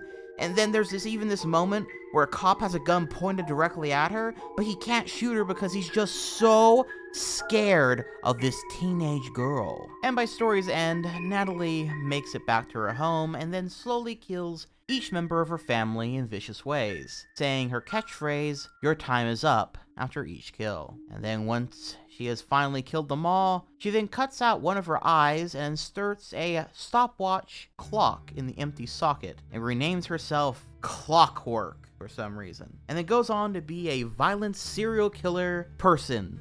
The end. And that's the story of Clockwork, Your Time Is Up. And you might have noticed earlier that I said that the story seems to work within Rob Zombie universe logic. But what I really mean by that is often in Rob Zombie's films, be they good or not, nearly every character that shows up in them on the screen is often gross, evil, or a piece of shit in some sort of fashion. And everyone just seems to accept this as part of their reality in these films. In particular, I want to take a quick detour on this to talk about the original Halloween film as well as Rob Zombie's Halloween remake, because I think it's very important to discussing these The Killer stories. And I see pretty much no one ever bring this up when discussing Jeff or his contemporaries, despite it having quite the knock-on effect for them, I believe. See, in the original 1979 film Halloween, that pretty much jump-started the entire slasher genre, which all of these creepypasta stories we've gone over so far would pretty safely fall under, is a pure classic.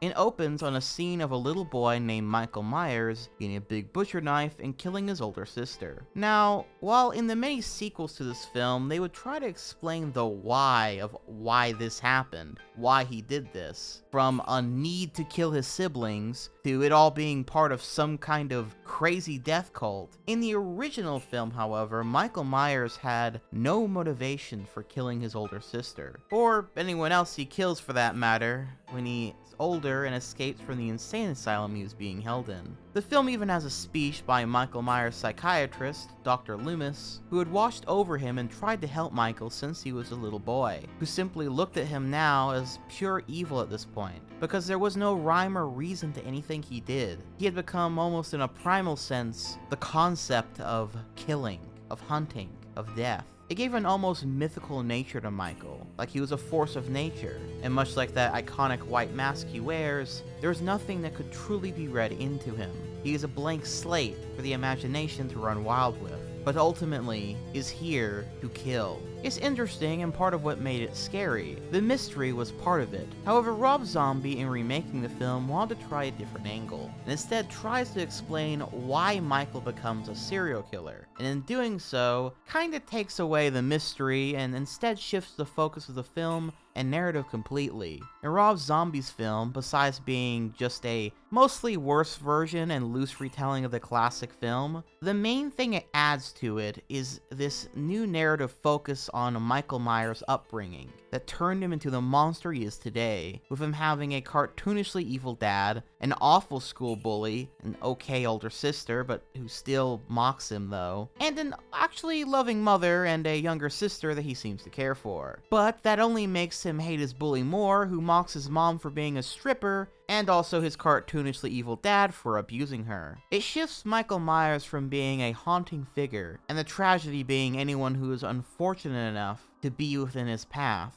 and instead makes Michael Myers a tragic figure, and now the whole story is just kind of tragic. Maybe it's more realistic in that sense, but narratively, it makes the killer the main character, the protagonist instead of the antagonist. And so we as the audience are meant to feel bad for him, at least to some degree, which is the exact same way all of these stories of these killers are written. It actually makes me wonder how many of them watched Rob Zombie's Halloween. It does predate literally all of them by a few years, but also would have been fresh enough to be relevant to anyone who was into horror and slasher films at the time, which was more than likely going to be the people who were writing these creepypastas. Nonetheless, Clockwork feels very much in line with the tone of that film, and what's interesting about that tone is it strangely almost seems intent on justifying becoming a serial killer. The universe is so full of awful, ugly, evil, or dumb people that you kind of genuinely become numb to it by story's end. You don't really care if Natalie goes on to kill these people, or at least I don't. They all kind of had it coming in a sense. They were all cruel and evil, and now Natalie's just also being cruel and evil. It all sort of stops becoming a scary story or even a tragic one. Instead, sort of seems to change to a triumphant one. She's the underdog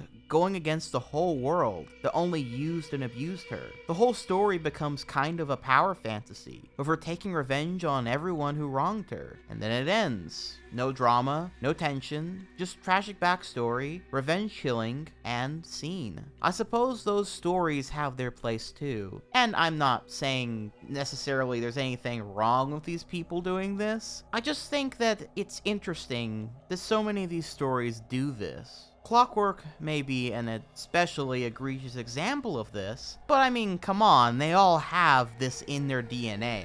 And I can also understand why so many would come away from it having a bit of a bad taste in their mouth. It is kind of nihilistic, isn't it? All the world's your enemy, and so, why not just kill them all? As a side note, by the way, did you know that almost all reasons of this story specifically cut out the brother-sister assault scene, starting with Mr. Creepypasta, because he didn't feel comfortable narrating that part. Which is also kind of funny because it makes the scene where she eventually kills her brother really confusing at first. He has since apparently taken that story completely down from the channel though. I'm unsure of the reason why, but given this story's reputation, I have a few guesses. He has also since took down his reading of Ticci Toby too, again for unknown reasons, as I know a lot more people tend to like Ticci Toby. As another side note, did you know that Clockwork is canonically paired with Ticci Toby?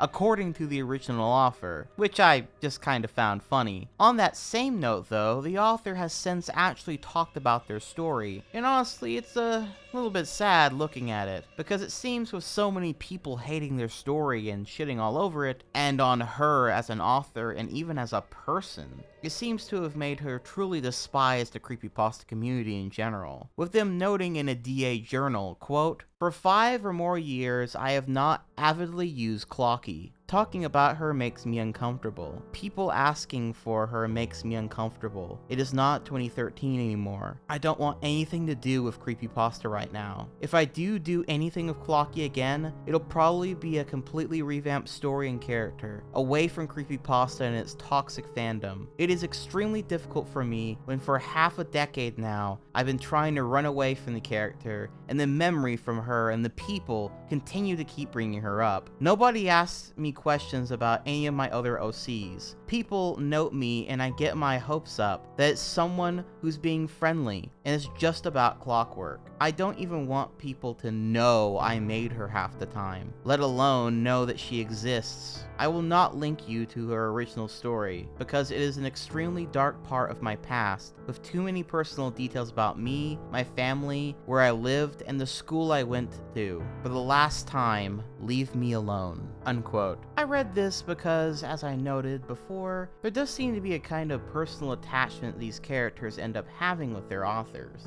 with many demonizing them or mocking them endlessly, when again, these were all stories usually written when they were far younger anyway. anyway. Hell, this journal is from 2018, which was 6 years ago. People move on to new things, and while this story may not be very good, the author really shouldn't have gotten so much shit for it. After all, it's often common for things that come off as distasteful to sometimes be the raw feelings of a teen or a kid expressing themselves without subtlety. And with that context in mind, I think that's ultimately what happened with Clockwork, which makes the story all the more interesting and tragic in a sense in my eyes. I hope the author is having fun doing new things away from the character and living their best life, and that those that did find something to enjoy about this character, that they still enjoy them regardless, I suppose. But now it's time for a big heavy hitter, probably one of the most popular Jeff the Killer clones ever, with some of the highest budget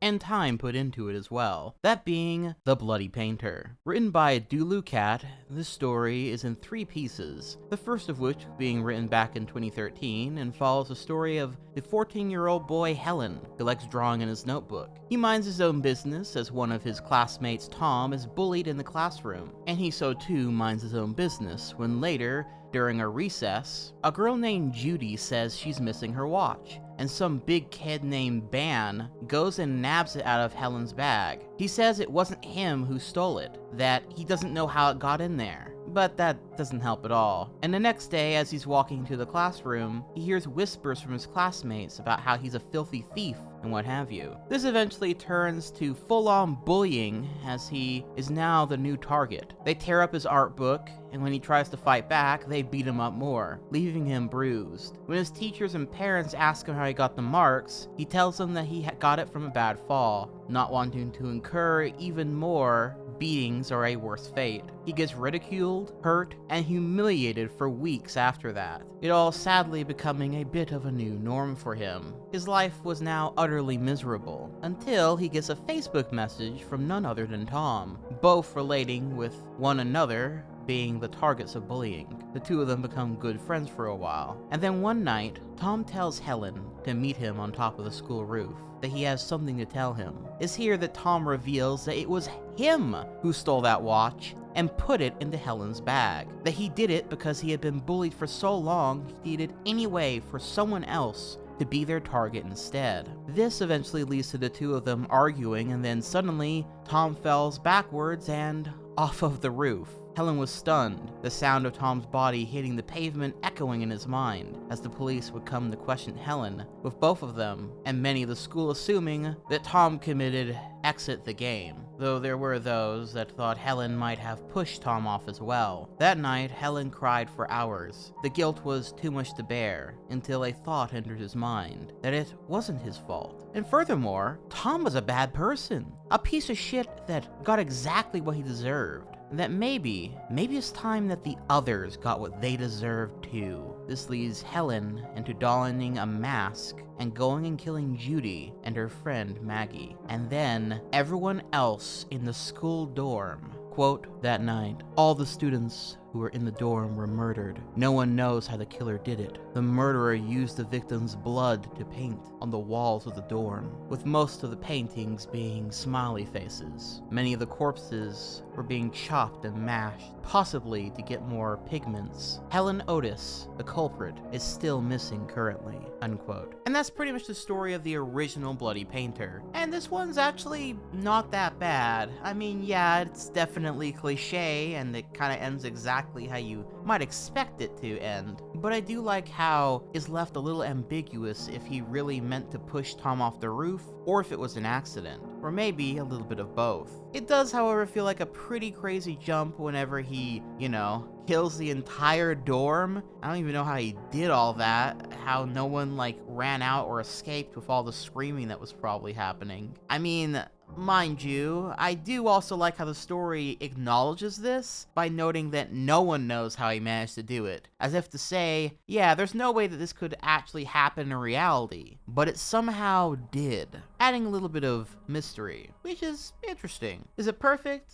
Certainly not, but I can definitely see why many happen to enjoy this one. The second story in the Bloody Painter trilogy is called Bloody Painter on the Snow, which is a prequel to this one, again created back in 2013, and it's much shorter. The basic story takes place back when Helen was 10 years old now, and he was friends with a kid named Phil, who had an abusive father. And to make a short story even shorter, it's a snowy day and some bullies are teasing Phil. They throw a snowball at him, but it had a rock in it, and it bashes Phil over the head, and he dies right then and there. The bullies then try to cover it up by covering him in snow, but then later when Helen is looking for his friend, he finds his corpse out in the blood-soaked snow. The bullies try to pin the blame on Helen, and when the police get involved, all the kids at school and in the area think Helen is the murderer. And eventually an eyewitness comes out and testifies that it was the bullies that did it and not Helen. Helen's mom, of course, was very happy about this news, and asked Helen if he would like to go meet the boy who saved his life from prison, to be a new friend. But Helen is done with having friends, it seems. He's still in pain from losing Phil, and so he decides to start drawing in his books as a comfort instead. However,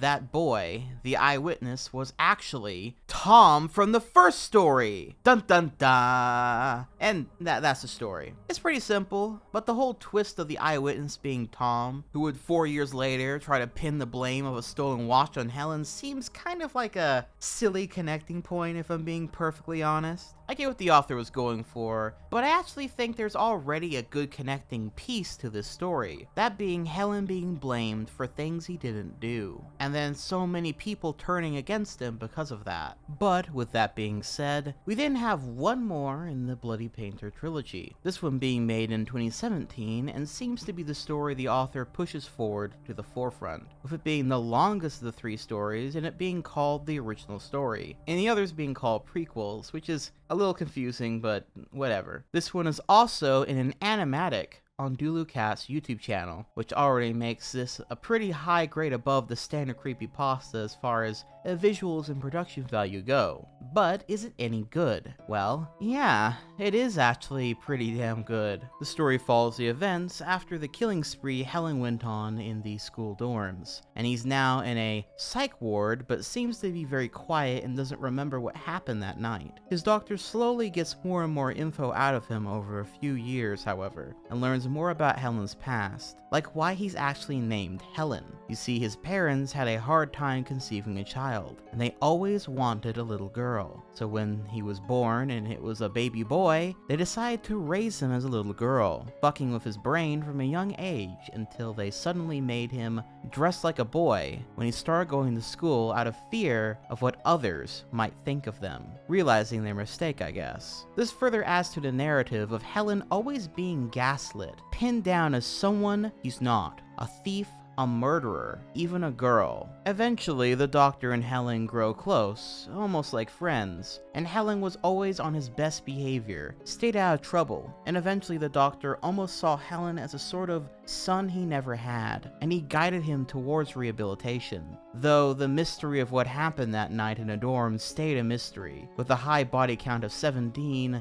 many wondered if it was even possible for one boy to do all that. And this actually helped him out in his case to being released later on, which I think was actually pretty clever. So a few years pass, and Helen is now a functioning member of society, dressed in a nice suit, a gentleman, all things considered, and the doctor couldn't be more proud of him. That is, until 2003, October. There was some missing persons cases, with no connecting pieces to them. That was, until it was discovered that the victims were all in the same class with Helen Otis, before he entered the hospital. His house was searched, and the police were quickly met with dead bodies, upside-down corpses facing them, like a butcher shop, but each was also connected to a canvas, with paintings made of their own blood. The doctor fell into despair. He couldn't believe that the boy he helped rehabilitate, who seemed like he was truly misunderstood, was a monster. One that he couldn't, maybe no one could help. What's more is there was a letter addressed to him at the crime scene that read as follows. Quote, "Dear Doctor,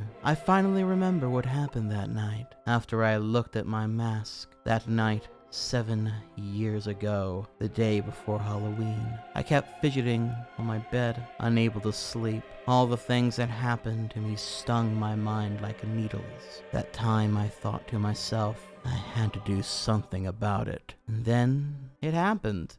I threw a turned-on hairdryer into a public bathtub. There were a lot of people present. I remembered I used a simple fork to dig someone's eyes out. I remembered I ripped someone's head from his neck. I attacked everyone who lived in the student dorm.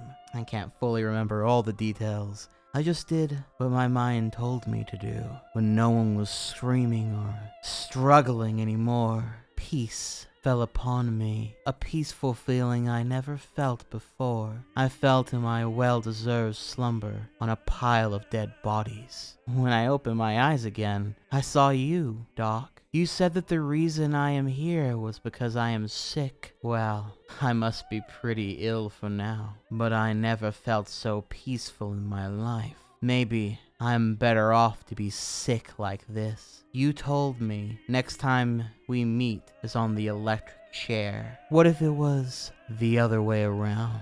You must know that I have my own way to meet you in person.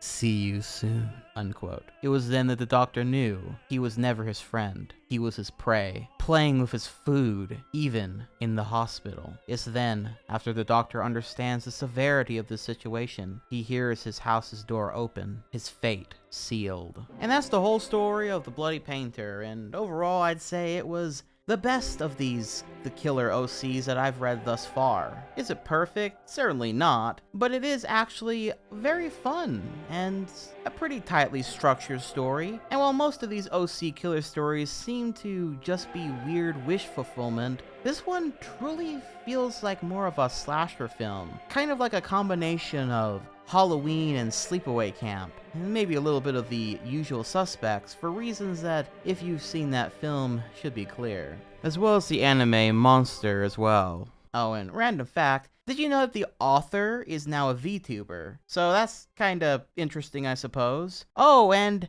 as it just so happens, as of this month, a trailer was made on the channel for a Bloody Painter dating sim game, which you can download right now. Maybe I'll have to play that on stream sometime or something. It does seem kind of cool despite the silly concept. I also really adore that after all this time, the author still loves their creation, and is still after everything making more content about it, and little animations and games for it. That's pretty sick, and I hope they continue to do so for the foreseeable future. But now it's time we address a different angle of story, one that really made the rounds as well back in the day, and changed the lore of the original story of Jeff the Killer the same way James the Killer did. And that story would be Homicidal Lou. That's right, they did indeed make a creepypasta about Jeff the Killer's brother, who in the story was killed by Jeff by story's end. I suppose it was only a matter of time though, considering that element has always been a part of the story people disliked, since it seemed out of character for Jeff to kill his beloved brother Lou. This short story asks the question, what if Lou had survived that night? Normally that would be where it stopped. But this story also asks a second question. What if Lou had also become Jeff the Killer too? Or as the story so eloquently names him, Homicidal Lou. Which, I don't know about you, but I've always found that name, Homicidal Lou, really funny. Like, they didn't want to call him Lou the Killer, so they needed some kind of way to get the point across. Jeff the Killer, more like Jeffrey the Homicider. It is also at this exact moment that I realized that all of these The Killer stories seem to be taking a lot of inspiration, or even outright stealing thunder from Johnny the Homicidal Maniac, which could be argued is the original goth boy crazed killer that all these killers definitely are, because as you can probably tell, they all have emo or gothic fashion, pretty much exclusively. There is no normal looking guy that is a killer in any of these stories. Anyway, the majority of the story is just going back over certain parts of the original Jeff story, but from Lou's perspective. This could have been interesting, but nothing is really added here. Then we get to the part where Jeff kills him, we get the details over how that felt, and then the finale of the story is Lou waking up in the hospital, hearing the nurse say he's lucky to have survived that demon, and a voice inside his head tells him to kill her, and so he does. And then he hides the body and walks out of the hospital, now a killer like Jeff. And that's kind of it. Mind you, the authors seemed to make this more as a quick backstory for an AU idea, rather than a full-on story, and it just so happened to have become a really popular AU idea that spread around like wildfire, with tons of fan art being made of this AU version of Lou. And pretty much if you see anyone draw Lou these days, it's going to be something that looks similar to homicidal Lou's appearance. I don't really have much to add here, but I do think it's interesting and maybe even a little cool that even the most basic of ideas, be they good, bad, or otherwise, had the potential to inspire so many, to the point where they have the art of these characters, fan fictions, fan films, animations, you name it. Regardless, creativity is pretty damn cool. I think it's probably one of the coolest aspects of this whole trend. People like drawing edgy cool characters. If you had one with an interesting enough backstory and design, people would draw it. It's really as simple as that. But I know what you're thinking.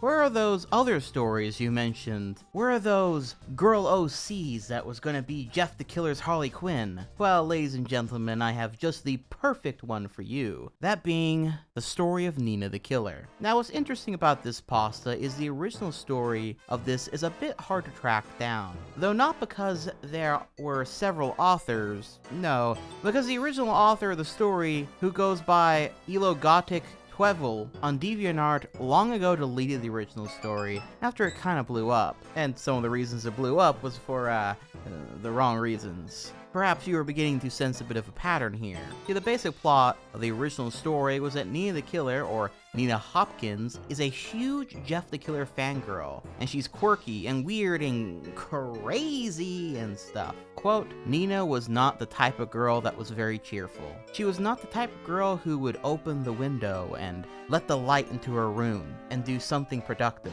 No, she just enjoyed sitting down to watch animes, or listen to some rock, J-pop, or K-pop, playing video games, or just play guitar. So she liked to be herself and loved her family and friends. But this time, she did not want to do any of the things that is considered normal. This time, she wanted to read Jeff the Killer, creepypasta for the 1000th time. She adored him. It was her favorite. She felt a strange attraction to him. She had an admiration for him more than anything. Every time she read it, she felt a strange desire, but she didn't know why she enjoyed this strange desire. When she started to read it, the door suddenly opened. She quickly saw her little brother Chris and his beautiful green eyes. Nina thinks Chris is her prince. She loved calling her little brother Prince because when she was just little, her mother would always tell her fairy tales, and when it's bedtime, she liked this type of story, and she thinks the princes in fairy tales looks like her little brother Chris. Chris has dark black hair,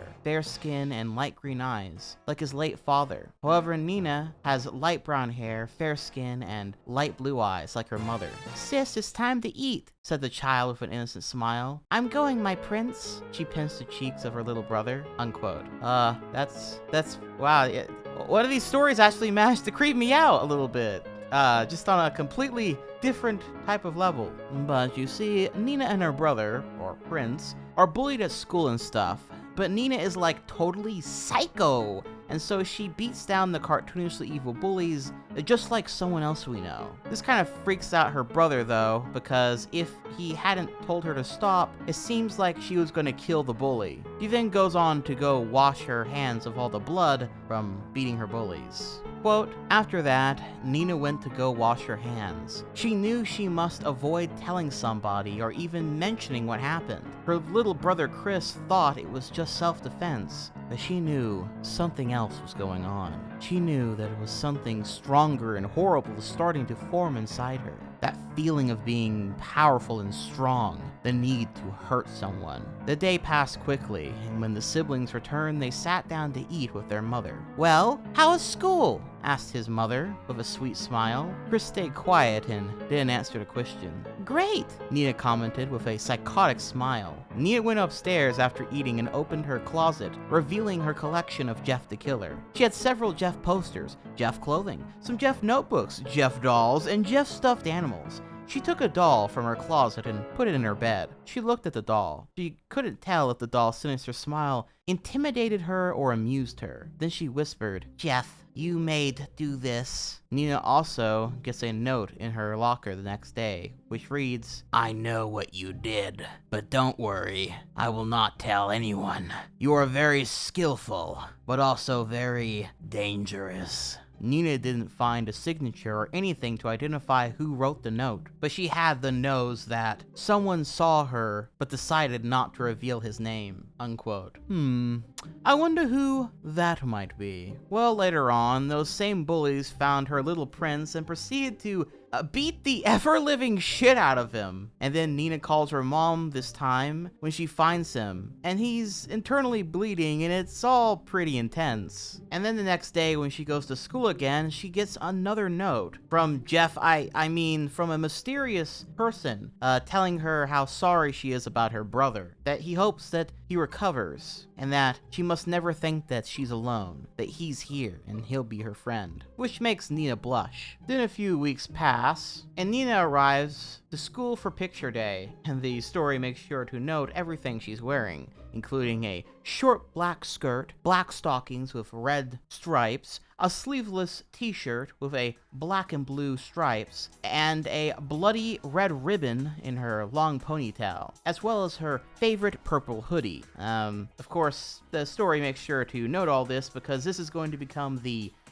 iconic default The Killer outfit for Nina, since all of these killer characters only wear one pair of clothing. They must all stink like absolute shit now that I think about it. However, when she gets there, she sees the same trio of kids that beat up her brother, Claudia, Malcolm, and Yoni. And they're here to beat her up, or actually kill her, because one of them, pulls out a gun on her, to which she dodges immediately in like a sick, cool anime way, because she's like, you know, really cool. And then she proceeds to kill the three bullies, which, I mean, I guess to be fair, they were going to literally kill her, so, fair, I suppose. And they also literally beat her little brother to a pulp. So, you know, despite this though, this seems to have unlocked something in Nina. She is now just completely going insane, I guess. She's then visited by Jeff the Killer, who seems to be surprised because Nina is looking to do the exact same thing that happened to him by using some bleach and alcohol to light her face and stuff on fire so she can have a cool, permanent emo makeup and black hair. But Jeff the Killer is here to help her a little bit. Quote, "You're Jeff the Killer," Nina said. "I've been observing you for a while. I think you have become a killer like me." Jeff said. "You're right, so I need that bottle of bleach," Nina said. "Let me help you," Jeff said as he opened the bottle and poured the bottle of bleach on Nina's head. Nina felt another liquid running through her head. She looked up and saw Jeff had a matchbox in his hands. Nina smiled at him. "What are you waiting for? Do it," Nina said with passion. Jeff grinned and he threw the burning match on her face. "Go to sleep," Jeff said, as Nina's face began to catch on fire, unquote. Haha, Jeff. He does know how to set one's heart on fire. To be fair, Nina's, pretty cuckoo kinky herself, I suppose. And yeah, basically this is like a completely different type of power fantasy. The one where Jeff the Killer finds the main character super attractive and basically helps her become super hot and sick like he is. Also, what's really funny in this story is that it has a very strange version of reality, where Nina both has read the Jeff the Killer creepypasta and bought Jeff the Killer clothes, posters, and plushies plushies, all of which is like real life, I guess. But also in this reality, Jeff the Killer is really a real person that presumably kills people all the time, making her obsession rather creepy and, well, I would say unrealistic, but considering people IRL deadass stan real life serial killers and the like, maybe it's not so far off from our version of reality. It's just still really messed up. It's also kind of interesting because while Jeff got his pale face and stuff from the bullies lighting him on fire and shit, allowing for a moment where he's not completely invincible, I suppose, Nina just kind of does it herself. She has yet to truly lose something as of yet. So then she arrives at the hospital, and after a bit of recovery, goes up to the mirror, sees she's almost just like Jeff, with pale white skin and what have you, although with the additional detail that it's as soft as a marshmallow rather than it being leathery and what have you, because of course it's soft as a marshmallow. But then later, back at home, she's sitting in her room, and then is suddenly killing a girl in her room somehow, and she pulls out all her organs all over her bed, and she cuts a smile into her face like ooh Jeff the Killer sama, and asks her mom if she thinks she's beautiful. And when her mom calls her a monster who killed somebody, screams and runs away, Nina then kills her mom, and then gets tranquilized and put into an insane asylum. But then, because she's so smart and cool and no one can get the best of Nina the Killer, while in the asylum, she rips open her bed, pulls a spring out, which they totally have in those places, and then, when she calls for help, she kills the doctor who came for her, and then she runs out, and everyone is super scared of her, and the security doors aren't even working because the tablet that they used to close them is covered in blood, and it's messing it up. Quite the escape. Then she goes home to kill her little brother, who, by the way, was kind of the reason she turned insane, because she wanted to protect him, and because she got so mad that those bullies hurt him so badly. It's weird, her connection with him is even stronger than maybe that of Jeff and Lou, in even kind of a weird way. But I guess the whole story forgot about that. Quote, Nina kicked the front door of the house while carrying her little brother on her back. Chris was dead. His dead body was smiling. That looks very innocent, but his eyes was wide open. That makes him look still alive. But in reality, he's already dead. He was covered in blood and has multiple stabs. Nina took a few steps at the entrance, and she slowly looked at her little brother. Chris, I'll kill more people and make them all asleep, Nina said as she put down her little brother in the ground. Then she walked away to the streets, unquote. So I guess she kills him because she loved him so much, and well, anyway, that's not important, right? What's important is that she then runs off into the night to find her true love, Jeff the Killer, to join him in killing people for no reason. The end. Now, to be fair, the original author was using Google Translate to have their story come out in English, since it wasn't their first language. So you gotta cut them some major slack here, despite the story being one of the most grammatically bad stories I've seen that's a serious an attempt. Obviously, this story is pretty silly and bad. Like, really bad. It's so cliche and full of Jeff the Killer fangirling, and it's literally one of the most Mary Sue's in a creepypasta I've ever read. Thusly why the original author took it down, because they weren't proud of it anymore. And hey, that's perfectly understandable. I know I've written cringy shit in my past, as an edgy preteen to teenager. I'm sure many of you have done the same, and again, if I haven't made it perfectly clear by this point, have you noticed that all these stories were written by young teens or kids? That's important, because while yes, objectively they may all have flaws, they are all honestly pretty entertaining and even impressive for someone at that age. And I think not enough people really point out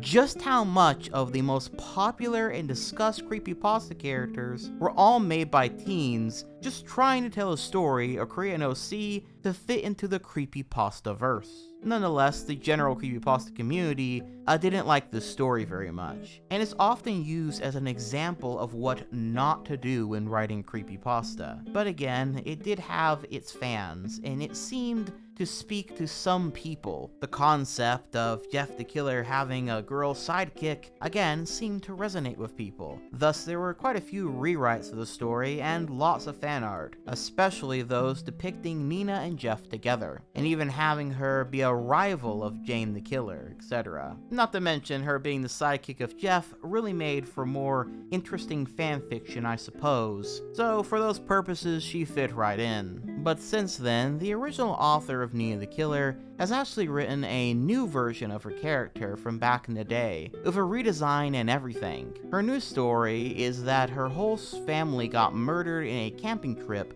by Jeff the Killer, and now she's a mercenary hunting him down, as well as the other creepypasta villains like Jane the Killer. Her new story now is pretty similar to Jane the Killer, though I'm mostly getting this info from the Creepypasta Files wiki, since the new version is written in her normal language, Spanish, and I've never actually read that one in full by Google translating it, I guess. Maybe I'll do that someday. But from what I've seen, it does seem like it's a lot better. And I always think it's cool to see authors of stuff like this come back to either show off how much they've grown or try something new with an idea that was once made fun of. So good on them. But with all that being said, we've talked about Jeff the Killer clones enough for you to get a good idea about what they were like, from the good to the bad, and many of the tropes that tended to define them. But I think the main takeaway here is that these The Killer stories had an interesting knock-on effect in the community. See, for a time, these stories were so prevalent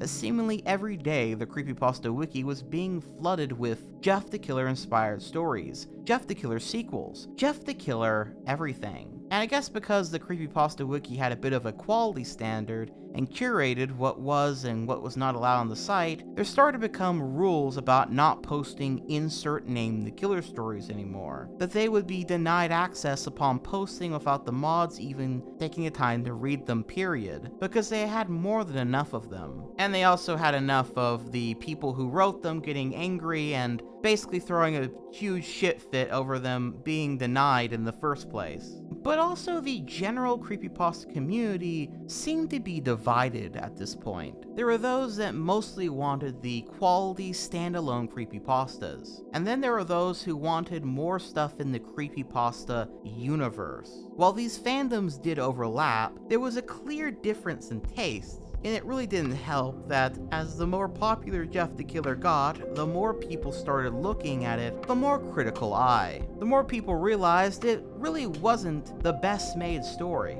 and in fact it was actually kind of bad, and this would eventually lead to the decision to remove it entirely from the Creepypasta wiki in general, which again was the main place people read these stories from. And with it gone, it sent a clear message that they wanted quality over popularity, and that they would no longer allow this general Jeff the Killer fandom stuff uploaded here anymore, which is why DeviantArt was actually the main place you saw this stuff for the most part. And as someone who used to use DeviantArt all the time and made a whole 10-hour iceberg about the site, I can attest to this being the case. When the division happened, it's why all these authors have DA pages, because they were often also artists making these characters. However, regardless of all this, taking down Jeff the Killer would prove to be a rather divisive decision on part of the mods, as many felt that it was far too iconic to be taken off of the site, while others rejoiced as they felt it was overrated and hated how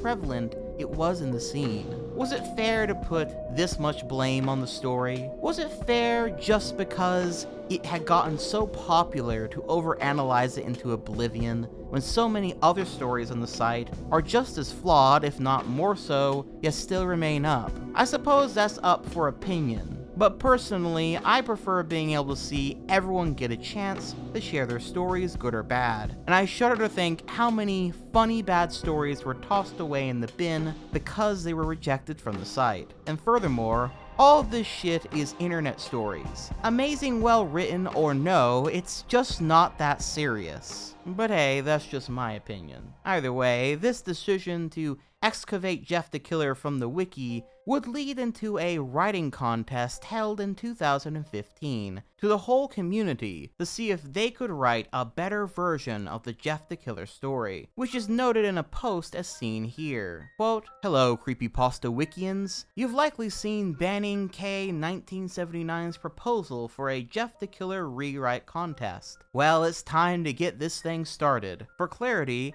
Banning's asked me to make the blog for this to take the reins in the organization of the contest. So if you have any questions, feel free to ask me. In case you haven't read the thread linked above, the basic idea for this contest is to rewrite the infamous Jeff the Killer so that it passes our quality standards. The contest is open to everyone who wants to participate, new users or old. The submissions period for entries will run from the 1st of October to the 31st of October, although you can feel free to get started writing now." Unquote. While I'm not sure exactly how many entries there were in general, this would lead to 5 people winning the contest, and then everyone being allowed to read these 5 stories and vote to see who had come up with the best new version of Jeff the Killer. There were some rules, like it did need to follow the general structure of the original's events, with it all being an origin story for Jeff the Killer, but besides that, creative liberties were allowed. So with that said, why don't we take a little peek at some of them, shall we?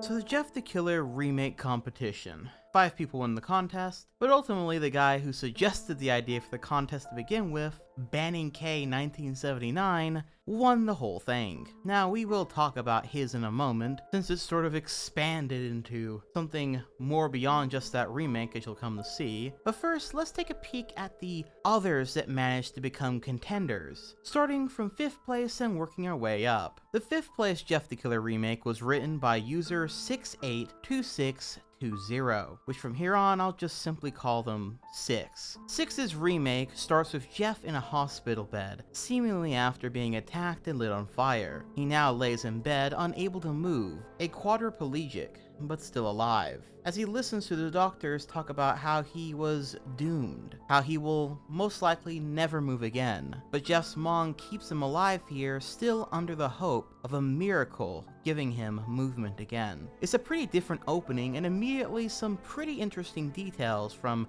describing the hospital room to the sort of quiet daydreaming and dreaming in general Jeff does to try and escape this living hell, makes for a pretty claustrophobic opener. From here, the events of the original story sort of play out, albeit quite different in several places. For one, Lou has a completely different personality, and seems to really have a fascination with making little gadgets and stuff. And actually, when Troy and his goons attack Jeff and Lou, it starts off with them stealing one of Lou's little gadgets he made, and Troy embarrasses himself by trying to smash one of Lou's new gadgets, only for him to hit a wire and be shocked with electricity, causing him to scream like a girl. From here, Randy and his gang weirdly seem to be friendly, or at least act like normal kids with Jeff and Lou for a bit, and eventually they all go on and to do these shenanigans together. And long story short, something happens and Lou ends up going to juvie, because I'll be real, I've read this at least twice and I kind of have a hard time figuring out what exactly Lou did to be sent to juvie in this one, as it seems to have happened off the page. I think Randy did something and Lou was blamed for it, but this part of the story is honestly written in such a quick fashion that I really still can't tell what the hell is happening here. Nonetheless though, Lou gets sent to juvie, and Jeff blames Randy, Troy, and Keith for it. And after Troy kind of talks in a condescending fashion to Jeff, he snaps and starts beating them up, and gets sent to the principal's office for this. Mind you, the whole time this story is being told, it keeps jumping between Jeff in the hospital and then what's happening before he ended up here. And it did kind of get jarring after a bit, I'll admit. But along the way, a figment of Jeff's imagination, a voice inside him starts telling him what he did, that he killed Randy and Troy, and that Keith was so traumatized by everything that he'll never speak again, and was sent to a care home by his parents apparently. But this all happens off the page again, and that Lou had died being stabbed in his sleep, all this being told by the voice in Jeff's head, as he lay there, unable to move anything but his blinking eyes. However, eventually the voice tells Jeff to get up and move, and through this he is somehow able to move again, his body atrophied and weak, pale, but still he was able to move. Or I guess that was in his mind, perhaps, that was doing something? It's kind of confusing because then he wakes back up in his hospital bed with word that now his mom is dead too, and the doctors have come to put him out of his misery, I guess.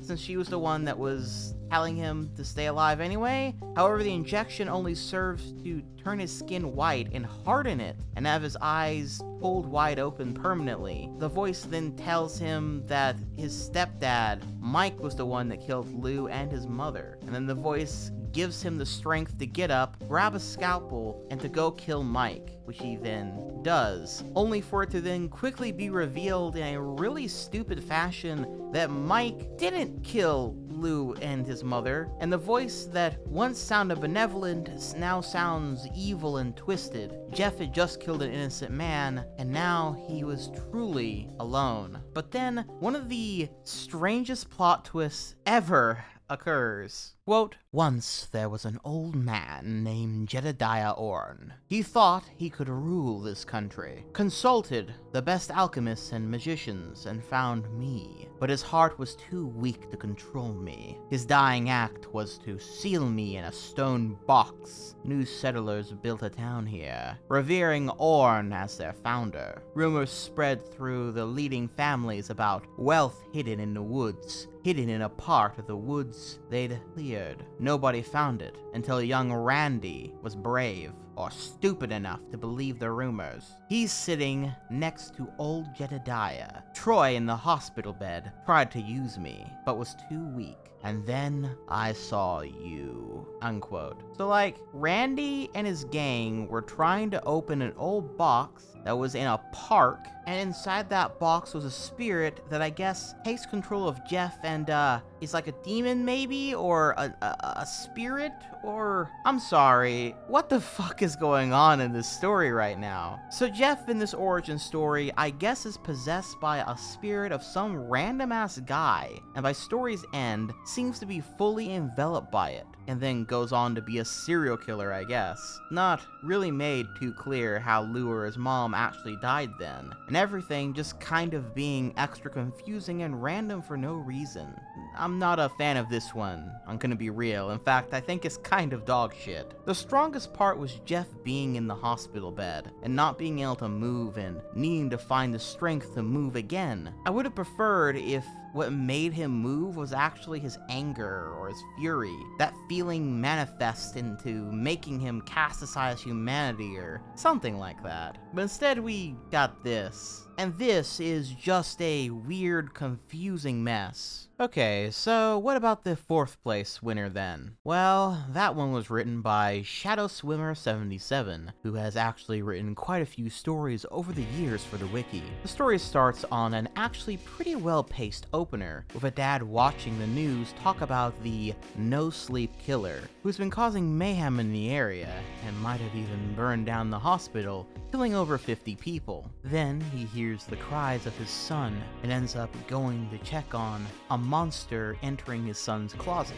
which he playfully goes to check on, only to have his neck slit open and his son killed shortly after. The last thing the man ever hearing, besides his son's final screams before he slips into darkness, was, "Shh, go to sleep." The story then starts with Jeff and Lou ready to head to their new school, and Jeff seems ready to get bullied and have shit tossed his way due to his abnormality. Because see, in this version of the story, Jeff is albino, with pale white skin and blonde hair, making him the target of harassment, though Lou does tease him that maybe he's looking at it all the wrong way, that maybe he'll catch the attention of some hot goth chicks with the look that he has at the new school. It also seems that Jeff used to be in a relationship with someone named Katie, who thought that he looked beautiful and was the first person to show him any real love and care outside of his family. Jeff's personality is also more aggressive, though he does have a much stronger camaraderie with his brother, even more so than in the original, and he does seem to have a troubled relationship with his dad, a history of arguments and possibly physical fights having happened between the two. From here, a lot of the events are similar, like them being invited to a birthday party, but Jeff leaves the house in a storm, pissed that he's being forced to do the things he doesn't want to, and he goes to sit on a bench by himself for a bit, where he then talks to the voice in his head, which is actually the voice of Katie, the girl he loved and who died. Quote, "You shouldn't get so mad at them. It's not their fault." "I know," Jeff replied quietly. "It's not. You're right. You're always right. It's just, I miss you so much."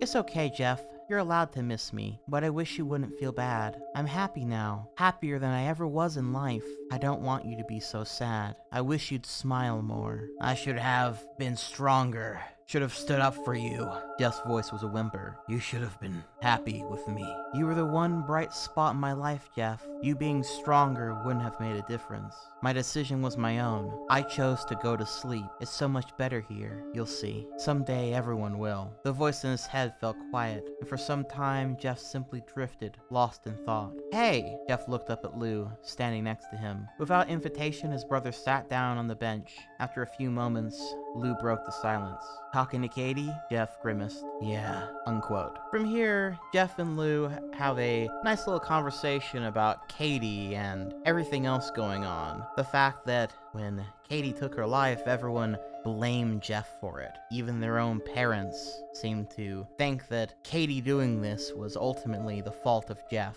And so far, I really like everything about this one. It's an interesting angle for Jeff to have a history of bullying, and for his current anger and frustration to be from losing someone, and it causing everyone, including himself, to blame him for it, except his brother Lou, who is there for him. This conversation goes on for a while after this too, and is really pretty well written and put together. And then the conversation takes an interesting turn, as Lou notes that it seems the voice of her in his head gives good advice, to smile more and to stop blaming himself. But then Jeff notes that she wasn't perfect either, you know. That Katie was, admittingly, a little crazy too. Quote, "Honestly," Jeff said thoughtfully, "you aren't totally right." He smiled. "Katie was a little crazy. That thing with the wig. God, I was so pissed at her. Her hair was so pretty. She just went and hacked it all off. Insisted on wearing that ugly black thing." He paused. "You know, I still have it. The wig, I mean. And a couple more of her things. I pulled them from her locker before her folks got there to clean it out. Figured I'd want something to remember her by." Lou gave him a look. Huh, maybe Katie wasn't the only one that was a little crazy in you guys' relationship. Jeff chuckled. "Whatever, asshole. Doing crazy things is normal when you're in love. Not that you know about it." "You got me there, bro," Lou grinned mischievously. "Just don't let me catch you dancing around your bedroom, wearing it, or dressing up a mannequin, or to make out with it or something." "Don't worry," Jeff smiled back. "I won't let you catch me," unquote. Interesting development. It's then shortly after that the two find good old Randy, Troy, and Keith bullying some kid, and while hesitant at first, as Jeff didn't want to get involved, Lou wants to help out the kid who's getting bullied. So they step up to them, and then Randy gives the same speech that he normally does in these stories, and then Lou says he's welcome to try and take his money and call him Dick Cheese, and this leads to where you probably guessed it was gonna go. The main difference here is that the voice of Katie is screaming at Jeff to not let them hurt Lou, that him and Lou shouldn't be bullied or hurt anymore. Basically, the voice of Katie is telling him to beat them up. Then afterward, once he has beaten them up, the voice of Katie then starts telling Jeff to finish them off for good. However, Lou stops him before this happens. However, as always, this doesn't end well, as later, the police officers end up visiting Jeff's house, and this time there is a clear bias shown, as while Randy's testimony was from him, the son of the deputy police chief, and an honor student, versus Jeff, who they immediately look into having a criminal record and alleged to have played a key role in Katie Robinson taking her life. So clearly the police officers have a bias, and it looks like Jeff is gonna go to jail, or juvie, I guess. But, of course, just like in the original, Lou takes the fall for Jeff. But I do really like in this version that Jeff's past comes back to haunt him here, but it also still does not explain how or why Lou was taken immediately to juvie without any trial or anything. Even if there is police corruption and bias, certain things still have to go through, and it still doesn't here. Honestly, the entire juvie part of this whole, plot, which is gonna come up over and over again in almost all of these remakes, is probably one of the weakest parts of the story, as they didn't need that to happen. All you had to do was have the bullies actually beat the shit out of Lou, where he has to go into the hospital for a while. And if you want to keep that connection of Jeff being blamed for things he didn't do, or the guilt, then maybe it could be that somewhere along the way, they say that Jeff and Lou still started it. And his parents are disappointed because Jeff is the older brother and they kind of feel like it's his fault. That sort of thing. Instead of this whole stupid juvie thing. Because really, all it is to make Jeff feel more lonely for a little while, that sort of thing. However, in this version, Lou does leave a little note for Jeff to read, basically telling him that he doesn't want his brother to have to go through any more trauma or struggle in his life. And he apologizes for even asking him to get involved with those bullies to begin with, to save that one kid. And that's why he took the fall, so to just let him take the fall and spend a few nights in juvie. Jeff nonetheless feels sad, guilty, and pathetic. But again, I do like that the family dynamic is showcased here. Something else of note in this remake is that Jeff keeps having nightmares of sorts, where more and more details are revealed as the story goes on and he wakes up from each nightmare, with the third time it shows up revealing some interesting implications. Quote, "The water was dark. Jeff could see light as he swam upward, desperately his lungs burning. Just before he broke the surface, he looked down. Below him he saw Katie, her face frozen like a horrific doll smile, her eyes black as the grave, reaching for his ankles with clawed fingers. He kicked frantically, knowing if she caught him, he would never reach the surface." Unquote. However, he is then woken up and is sent to the birthday party as they normally do, it seemingly being an escape from their mom's feelings of anguish, so Jeff doesn't really fight back here at all. When they get there, an interesting twist is that the kid whose birthday it is, Billy, was actually the kid that Lou and Jeff helped out from before when Randy and his goons were beating him up, which Billy really appreciates from Jeff, and the two have a nice little interaction. And I'll say overall, even though I'm not going into detail and reading all these interactions for the sake of time, I will say this is probably the strongest part of this version of Jeff the Killer, is that all the dialogue and conversations between Jeff and Lou and his parents and then Jeff and Billy here are all really well thought out and engaging. There's a strong emotional core to this remake that I very much appreciate. But of course, this doesn't last long as Randy and his goons crash the party, but more quietly and discreetly this time, and basically tell Jeff to follow them outside of the house and into the woods just around the area. And they threaten that if they don't hurry up, that Keith is going to use his dad's service pistol to start shooting people here. Seems like a bluff, but Jeff doesn't want any more blood on his hands, and so he does end up following them out back. Skipping ahead, basically they start beating Jeff up, and eventually they do the whole lighting him on fire thing, yada yada yada, you kinda get the idea, and then he brutally kills them all. The voice of Katie seemingly finally reaching Jeff fully, and him, I guess metaphorically, drowning in the water with her, having gone fully mad and ready to kill anyone in his path. Some time passes, and then Jeff eventually comes home and is here to kill his whole family, and starts with him killing his mom, telling her to just go to sleep, basically. That's what needs to be done. That's the only true peace to be had is with death. Thus giving new context and meaning to his line, catchphrase, "go to sleep." Ending the story with him stabbing his mom to death, with him presumably going to do the same to his dad and Lou. Though, sadly, this is never actually shown, which is a shame, because, again, Lou and Jeff had such a strong bond in this one.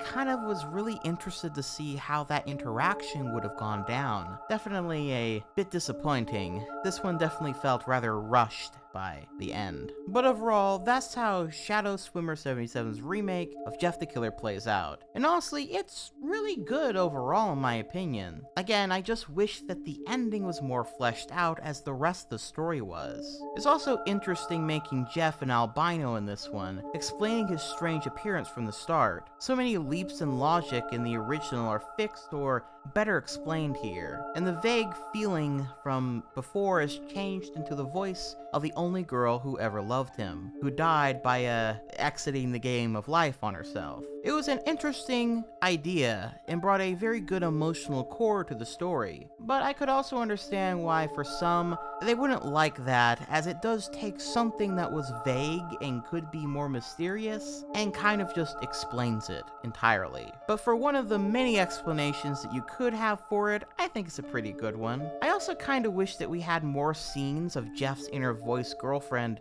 talking to him later as well, but the story sort of stops doing that at some point. And while it is implied, I kind of would have preferred if it was made more clear if the voice of Katie was in her head, or if it was actually her spirit. Because we know that she was actually kind of crazy, and Jeff kind of takes on the mantle of her philosophy, it would be kind of interesting if Jeff the Killer in this version was sort of a unified entity that was all the worst aspects of both Jeff and Katie, manifest from their souls having bonded in the dark lake or something. Maybe I'm just kind of big braining this shit at some point, but at any rate, overall, a pretty decent remake. Perfect? Certainly not, but well worth mentioning since I pretty much never see anyone bring it up, period. So, on to the third place winner of these stories. This one being written by Jay Zoidberg. And this one is interesting from the start in that it's all told from the perspective of a detective/police station, sort of taking in the events that led to Jeff becoming,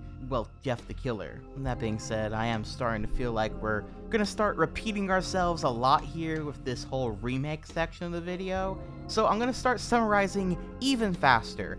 Basically, Jeff in this version of the story had a history with running in with the law, like him running away from home at age 14, and actually by the time he was the pale-faced creeper we all know and love, he started with simply breaking into homes at first and not killing anyone, cutting his teeth, as the detective puts it, into getting comfortable breaking and entering before he would eventually move on to full-on killing. Jeff also is described as having a criminal brother, indifferent parents, lived in a bad neighborhood, and had the makings of what would be a gang kid. Then the story goes on as we get to see the detective's perspective on the whole thing, as more ghastly murders happen and they try to get the truth behind it all. It's an interesting read because unlike the others we've read thus far, Jeff is allowed to fully be the villain here, since he is no longer the protagonist and instead the antagonist, which I think works a lot better for him. Interestingly, we also hear the perspective of the story of Jeff the Killer's past play through interviews with his family, such as Lou, who is in the JDC and is hesitant to sell his brother out or say anything until the detective tells him that giving any information would help to actually humanize Jeff, which resonated with him. And thus they started talking every Wednesday, and then all the information is presented to us. Once again, skipping ahead, as the detective finds out more about Jeff, he becomes actually sympathetic to him, and understands that he was a boy who was never really given the chance to be happy, to get the help that he needed, and that many of the people he murdered also had a past of crime and terrible actions, and were just in general very bad people. And in the end, when the detective manages to track down and outsmart Jeff, he can't find it within himself to kill Jeff the Killer, or even hand him over to the police, as it was basically going to be killing him anyway. And so he just kind of lets him go, it being unclear what Jeff the Killer did after that point. And honestly, I'm really not a fan of this ending. The story up until this point was pretty well paced, and again, I did really like Jeff getting to be the antagonist, and sort of seeing his murders and actions through others' eyes. I can understand why the detective would feel the way that he did, since in this version, Jeff did go through a lot, but bro also killed several people. I really feel like that can't be understated. And he let him go because he felt bad for him? This is just really silly and dumb, and honestly, kinda sours the whole story for me personally. It's still well written and put together, but it really falls short in that end in my personal opinion. But, oh well, moving on. The second place winner of the Jeff the Killer contest was made by user Serious Nightshade, and when I go to read it, it's not available to read anymore, I guess, with the page noting this paste has been deemed potentially harmful. A paste bin took the necessary steps to prevent access on August 29th, 2024. So, that's kinda awkward, but I think I might know why. I'll cut to the chase here with this remake and say that it mostly follows the same general chain of events that I'm sure you're all more than familiar with by now, with an important distinction. Jeff's dad in this version is more than just a grumpy old man or a dismissive father. He's a full-on in what was one of the most out of left field and honestly pretty disturbing scenes in this version. Jeff finds his dad Lou, and it's this event that causes him to ultimately snap, kill his father, and run away from home after. It's interesting actually because in this version it's kind of implied that Jeff never goes on to be Jeff the Killer as we know him. And it sort of feels very disconnected from that concept in general. I'm honestly a bit surprised that this one got the second place in the contest. Now mind you, I was able to read this one before it was taken down like years ago, and I do kind of remember it being at least competently written and everything. And for better or worse, does really take the story to a darker place than it ever has before. But all the same, it's hard to write that into a story without it feeling like shock value, and a cheap one at that. I'm gonna give the author some credit though, and that I don't feel like it's really cheap here. It just doesn't feel like it belongs in the Jeff the Killer story. It feels like it once again pulls in that too dark and sympathetic territory, where Jeff just kind of seems justified in killing, and we never actually get to see him kill someone who doesn't deserve it, which is something he is supposed to go on to do at some point. Again, just want to make it clear, there's nothing wrong with something like this being included in a story. And frankly speaking, the way some people talk about this particular version of Jeff the Killer kind of makes it seem like they're throwing accusations at the author for including such a dark element into it. I mostly take issue with it being there because it just feels tonally too much, too extreme to be part of the Jeff the Killer story. So overall, I'm just not really a fan of this one. I guess it was taken off of Pastebin due to the dark nature of it with those themes, but I am unsure as it was on there apparently up until August 29th of 2024, so I'm not really sure what happened there. And finally, for our remake contest round, we have what was the first place winner of the contest, and it was none other than the guy who proposed the idea in the first place, Banning K 1979. He has a pretty long history of writing horror stories, actually, and has much more than Jeff the Killer under his belt. But nonetheless, it would become his remake of Jeff the Killer that really made a name for himself back in 2015, and all the big creepypasta channels would go on to cover and read the story, often touting it as an award-winning remake of Jeff the Killer and the like. So with all that being said, was it any good? Well, yeah, it was pretty good, but I'll be real, it's nothing groundbreaking. I should note now, I'll be reading from the creator's cut, as in the original contest, there was a hard word limit, and so the version everyone read had about half the story cut from it, according to Banning K, who would later release the full version, though it seems like most of the stuff that was cut from it was actually just an epilogue of sorts. This version mostly follows, again, the general events that we all know. Jeff and Lou move into a new town, they eventually get bullied by Randy, Troy, and Keith, and Jeff has a moment where he beats their ass, blah blah blah. However, this time, he is stopped before their ringleader Randy could be beat up, as they are seen outside of a video rental store and the police were already being called. So Lou and Jeff book it. Once again, they are approached by an officer, and like in the fourth entry, there is a clear bias as they know Randy and his friends personally and thus place all the blame on Jeff and Lou. Sadly, their parents also take the cop's side as they believe that it was their homesickness that caused the two boys to have an outburst. However, for once, they do not arrest Lou and send him to juvie, and instead told him that they were on notice, which honestly makes way more sense, fixing one of the stupidest parts of the original story. However, it's clear that Randy is being protected, and what's more is Randy's dad works at the local firm Jeff and Lou's dad works at, and this whole event could have gotten him fired. Yet still, no matter how much Jeff pleads with them to understand what happened, his parents don't believe him, and his feelings are disregarded. They then say that in order to avoid future conflicts, they have decided to have Lou taken to their Aunt Marcy's place for 2 weeks, I guess. I suppose narratively, this is supposed to make Jeff feel isolated like in the original story, but it kind of doesn't make any fucking sense.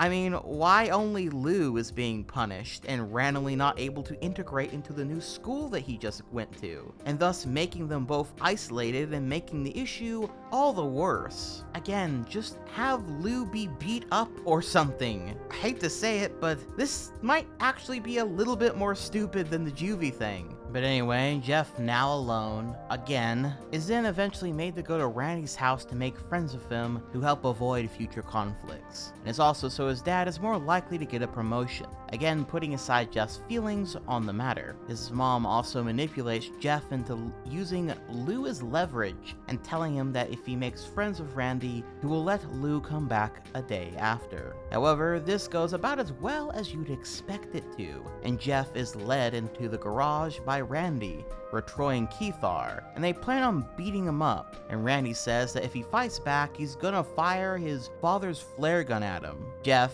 has had enough and does fight them back. Jeff beats them up handily and actually scares them so much that they call a truce. However, when Randy's parents get home, he panics that he doesn't want to get caught playing with their flare gun, and so he tries to unload it, only for it to accidentally fire off and hit the ground and then go flying directly into Jeff's face, burning the left side of his face and disfiguring him. He's then immediately taken to the hospital. However, while he is there in the hospital bed, with bandages over his face, he overhears the doctor telling his mom that he should be fine. However, she seems to be more upset about his face being disfigured, being more concerned over keeping face than anything. And again overhears them say that he will be a pariah, and that him being around them will be embarrassing. Greatly upsetting Jeff, as you might imagine. He's then told that Randy says it was Jeff's fault, that he was showing off the flare gun and carelessly accidentally shot his own face. And his parents completely believe this lie and would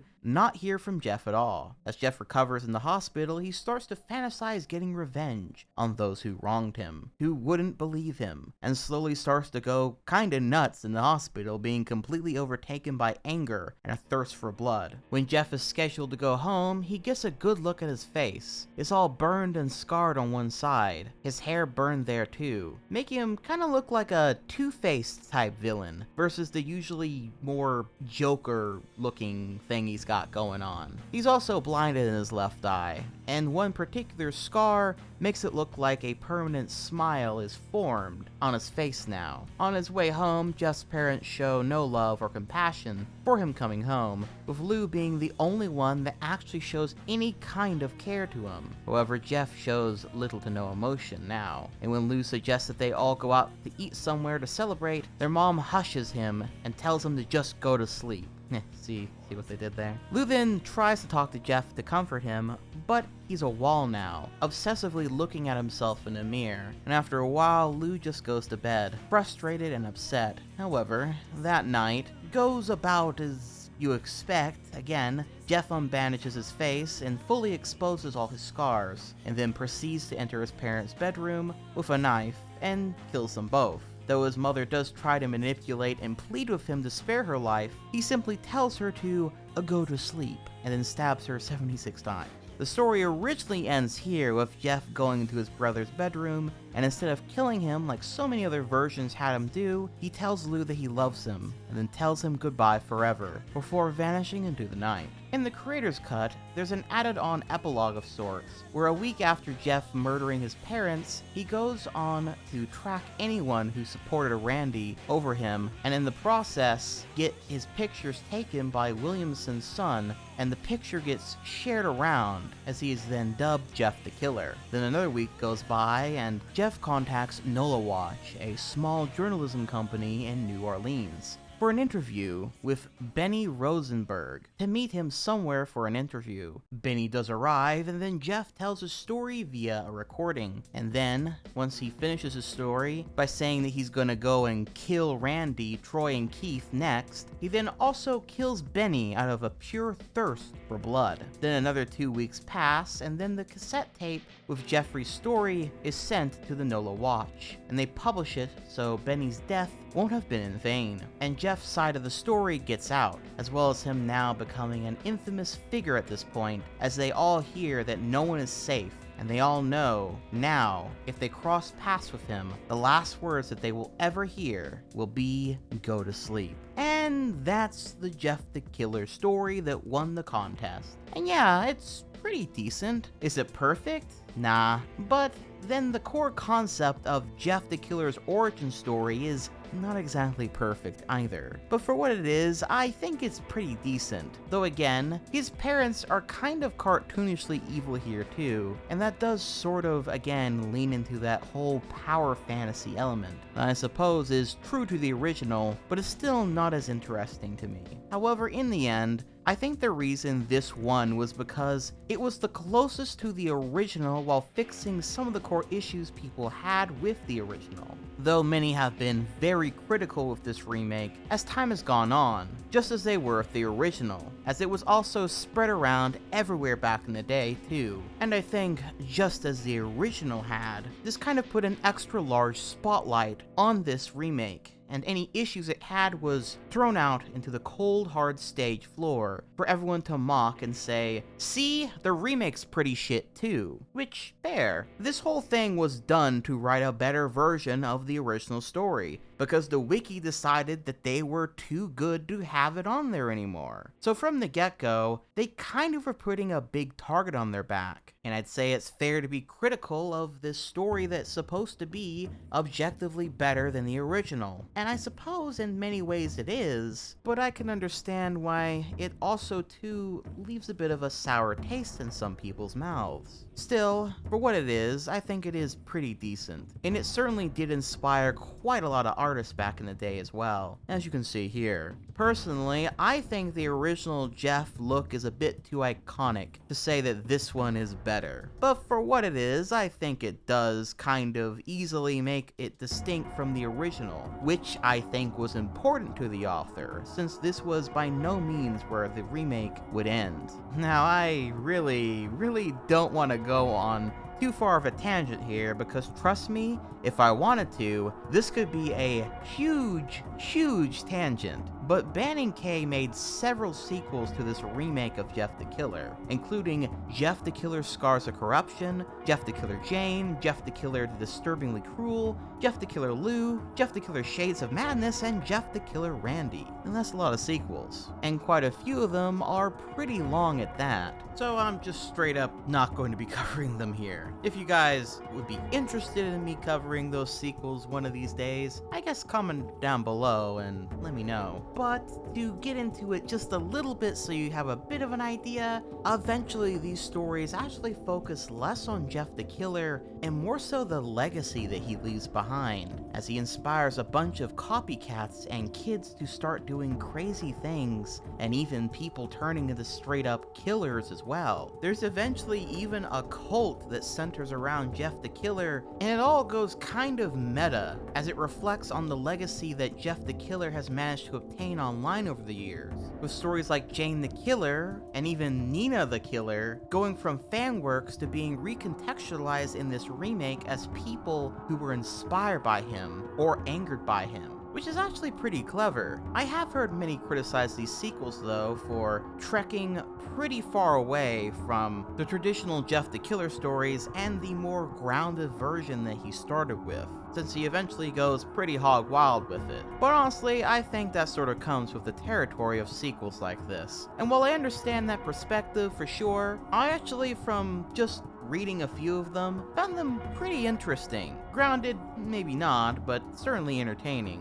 But we are not quite done with the world of Jeff the Killer remakes. I mean, if I wanted to, I could go on about this concept for a long time, as there have been many Jeff the Killer remakes over the years. Some before this contest, and lots more after this contest, as it seemed to have kind of activated everyone's brain marbles to try their own hand at it. But mind you that all the ones that we just went over were written back in 2015, which, if you didn't know, is almost 10 years ago now, buds. So I feel to round things out a little bit, we gotta take a look at a couple more recent examples of Jeff the Killer remakes. Though I promise we'll be looking at ones that are pretty different. These two being David Near's The Morgue Files Case 2, Jeff the Killer, which is actually one part of a larger written universe by David, which basically creates this AU where all the creepypasta characters are real and they all exist in the same universe, and a bunch of them are like captured in an Arkham Asylum type situation, with a lot of production value, and basically they're all audio dramas. And I also want to take a look at Pastra's Jeff the Killer rewrite, which came out like 3 months ago at the time of writing this part of the script, and has garnered a ton of positive attention, with over 500,000 views, and a lot of people commenting under my creepypasta iceberg that I should go and listen to it. So needless to say, I'm pretty excited for these. I'll start with David Near's first, since it's a bit older, being released 3 years ago. Mind you, because this one is an audio drama, you can't really get the full effect unless you go listen to the audio drama, since it has full-on actors, a full-scoped soundtrack, etc. But to start with the details, in this version, Lou is 15 and still plays with little toys, and uses his plushies as a comfort, and Jeff here is an albino, much like the 4th place winner of the 2015 contest, with blonde hair that he dyed black to appear more normal, pale white skin,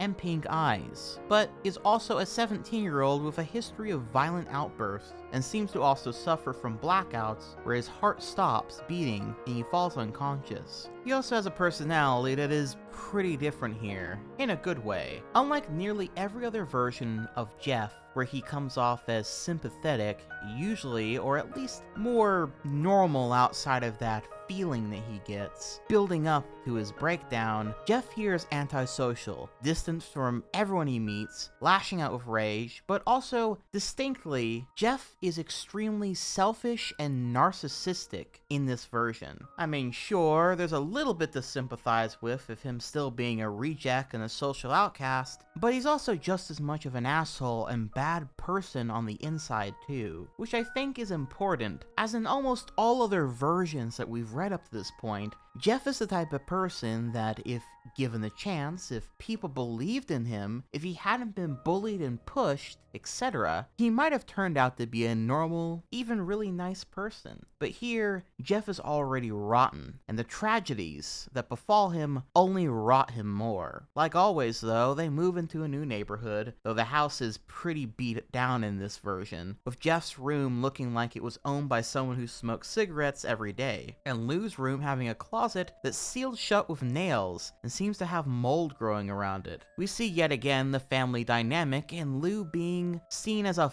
fruitcake, to put it lightly, by their dad, since he likes art now and started wearing his mom's scarf all the time, etc. The father also seems to be kind of passive-aggressive and rude to his whole family, and the mom seems to just be trying to hold things together, and genuinely cares and worries about her family, especially her 2 sons. And at one point, Jeff is outside of the neighbor girl's house, watching her undress from outside the window, and literally just jerking the chicken, and is caught by his dad in the act, which causes a big old scene. This causes Lou to try to talk to Jeff to see what happened, but then Jeff takes all his anger and embarrassment out on Lou and tells him that he doesn't need to talk to him, and that Lou's too busy stealing parts of his mom's wardrobe and talking to his imaginary friend to really care. Said imaginary friend, by the way, seems to talk to Lou in a very creepy voice and voices his doubts about if his mom and dad love him and his inner anger, etc. Jeff is very clearly pushing Lou away early on. That brotherly bond is something of an aftershadow now, something that once existed but has corroded as Jeff has turned more and more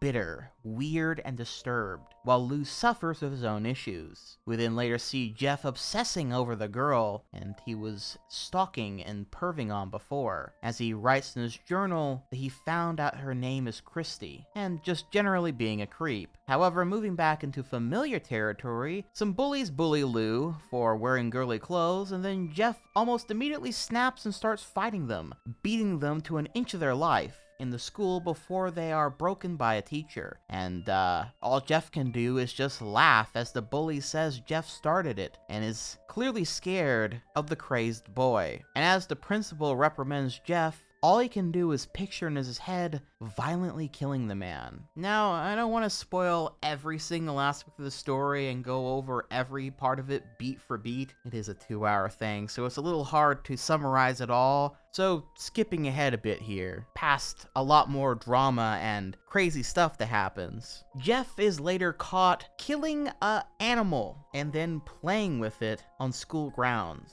And then when he gets in trouble and is confronted by his parents, particularly his mom, about it, he just screams at her, tells her to fuck off, and then smashes stuff in his room, it all being extremely well acted. They then take Jeff to a counselor to try to see if they can try to help him out a little bit. And Jeff remarks that he gets terrible headaches, and that killing things gives him sweet release from the pain for a little while, and ends up scaring the shit out of the counselor. And so the principal decides to suspend Jeff from the school, having had enough of the psycho teen and being worried about what he might do in the future. However, Jeff is angry that the principal took his knife away, so he tries to sneak into the school property at night to get it back, only to be caught by school bullies and beaten up. He manages to escape them, only to find himself in gang territory, and a guy pulls out a knife on him. But Jeff ends up grabbing the knife from the gang member and running away from them too, them swearing revenge as he runs. If it wasn't made clear, Jeff has made a lot of enemies in this version. Back home, Lou finally convinces Jeff to just talk to him. But first, Jeff decides that if he's gonna talk to him about his feelings and stuff, he should go get a bottle of Jack Daniels first. I like that this is somehow a consistent point in the Jeff the Killer mythos that he likes Jack Daniels whiskey,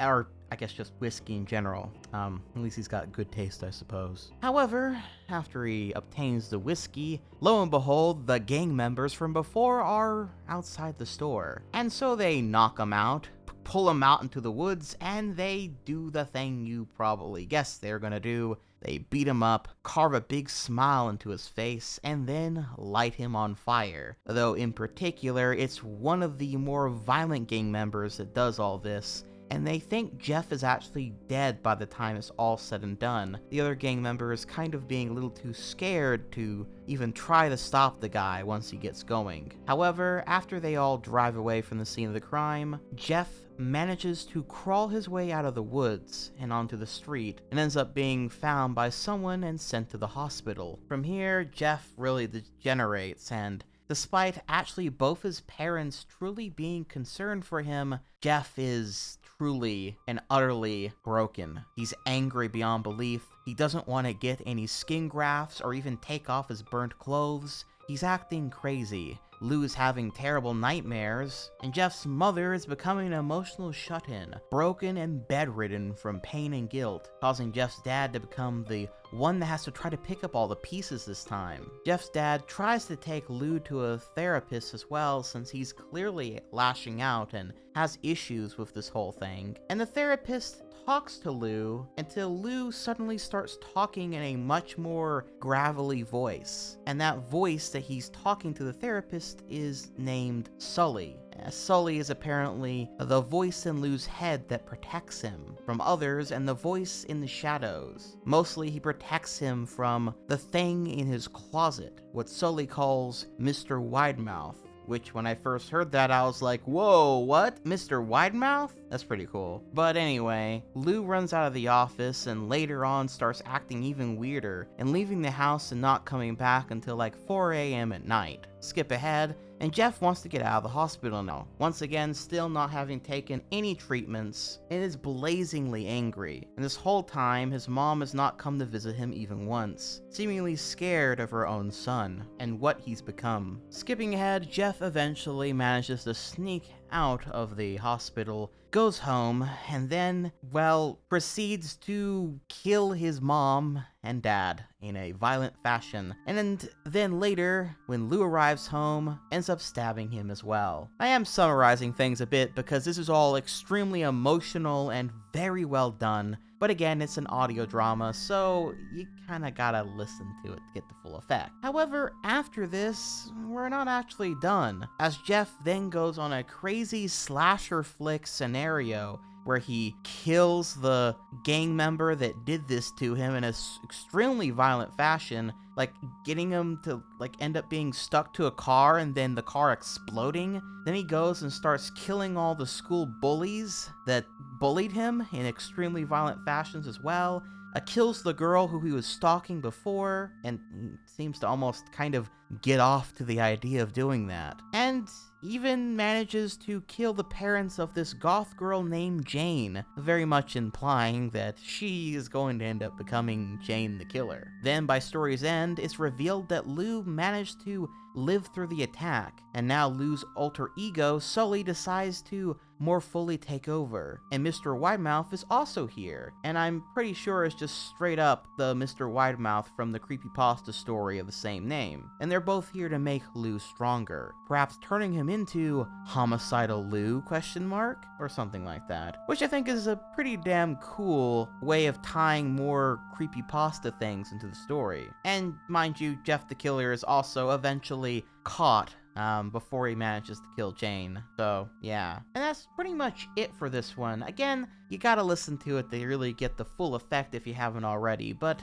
I really, really love how fucking messed up this version of Jeff is. That the people that disfigure him are gang members who he stole from rather than bullies that realistically just kind of made fun of him some. And that this version of Jeff is finally a story where it's clear that he had so many options to choose to do the right thing, but chose not to each and every time. I think that's what makes this version so good and actually kind of creepy, and makes him an overall better villain. It's not that he was given a series of unfortunate events, like in pretty much every other version, where between the bully's parents in school and the police, sometimes even the whole town working against him, turns him into a monster. Instead, it's a series of actions he takes, be they cruel, perverted, greedy, arrogant, or dumb, that leads him to his overall downfall. And I don't know about you, but in my experience, that tends to be far truer to reality, as yeah, bad events can happen that break a person, but more often than not, it's one's choices that leads to one event after the other. It's a great version of Jeff the Killer, and made me very interested in listening to David's other episodes in this series, and is by far my favorite remake as of yet. But we still have one more remake to go over, the newest one, and the one that I was sent so many messages about since I guess making a nearly 18-hour creepypasta iceberg, will get people sending you recommendations when something new and hot hits the scene, which I appreciate, by the way. Thank you all for those, and please continue to recommend me stuff in the future. I never get bored checking out new and old creepypastas. That aside, let's talk about Pastra's version, which I'm gonna say now since it's so much newer and I'm gonna spoil some of it. If you haven't listened to it or read it yet, you should probably go do so if you want to just hear the full version, because spoilers, it's really good. But with that being said, let's get into it. The structure of this one is different from the get-go, as it follows two investigators trying to find out more about Jeff the Killer, and the story following the structure of them interviewing people, witnessing Jeff's murders, and him allowed to fully be the antagonist, sort of like the third place winner of the 2015 rewrites. but even better here in my opinion.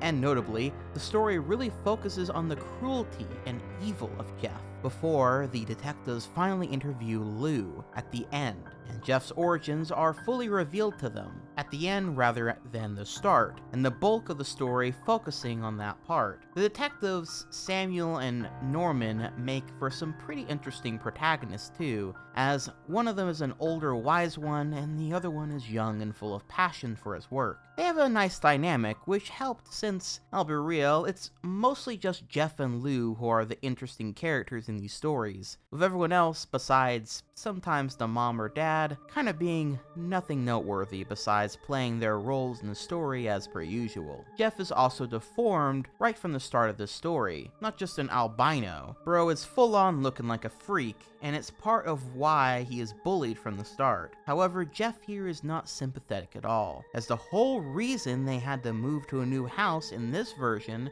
is because their house was burned down, and it's why Jeff has all the burn scars he has now, and why he can't even emote or smile due to the heavy scarring, and it's revealed that it was Jeff's doing. Jeff in this version wanted to kill his whole family before in the fire, and the only reason they didn't die is because Lou smelled the fire, and so they managed to escape, but not without his father dying. His deformities revealed to have happened because he wanted to kill his whole family in that fire. This is without a doubt the strongest part of this remake, again giving agency to Jeff, with his face being evidence of his sick and twisted bloodlust even then. Then said something that changed everything for me. Why? He replied sarcastically, his eyes twitching. Because you ruined everything, Lou. He knelt down next to me as he spoke, blocking the exit to the house with his body. You just had to survive that night, didn't you? You just had to smell the fire. You just had to wake Mom and Dad. All those months of planning ruined. It would have been perfect, Lou. We all could have died together, but no. You and Mom survived, and I was stuck like this. It was then that I understood the true depths of what my brother was. As I sat mere feet away from my own mother's corpse, Jeff crouched over top of me. It finally dawned on me why this was all happening. I'd spent so long trying to pin a reason on it, to find what the inciting incident was, the moment that bent my brother's life out of shape. But there never was one. It wasn't the bullies. It wasn't our dad. It wasn't the fire. It was Jeff. It was always Jeff. Jeff is described as a monster in human skin in this version, and everything from the acting, the music choices, and overall tone of this one is so dramatic and interesting that I really felt myself getting caught up in it. In particular, his speech, which I showed some of, is really great, and I can feel there was so much love for Jeff the Killer as a concept here that Pastra really wanted to play into, making not only one of, if not the best version of the Jeff the Killer story, but a whole new version of him for the fandom to write fanfictions about and draw art of, etc. I would go over more details of this one, but if this sounds interesting to you, I highly recommend you go and watch it in full for yourself. But overall, I'll say that I completely get why this one was so popular. It's clear that the story was made with a lot of care, and gets me excited that Jeff the Killer is once again a character that people are buzzing around again, talking about, and that people love all over again. Funny how history tends to repeat itself with these sorts of things after a short span of time.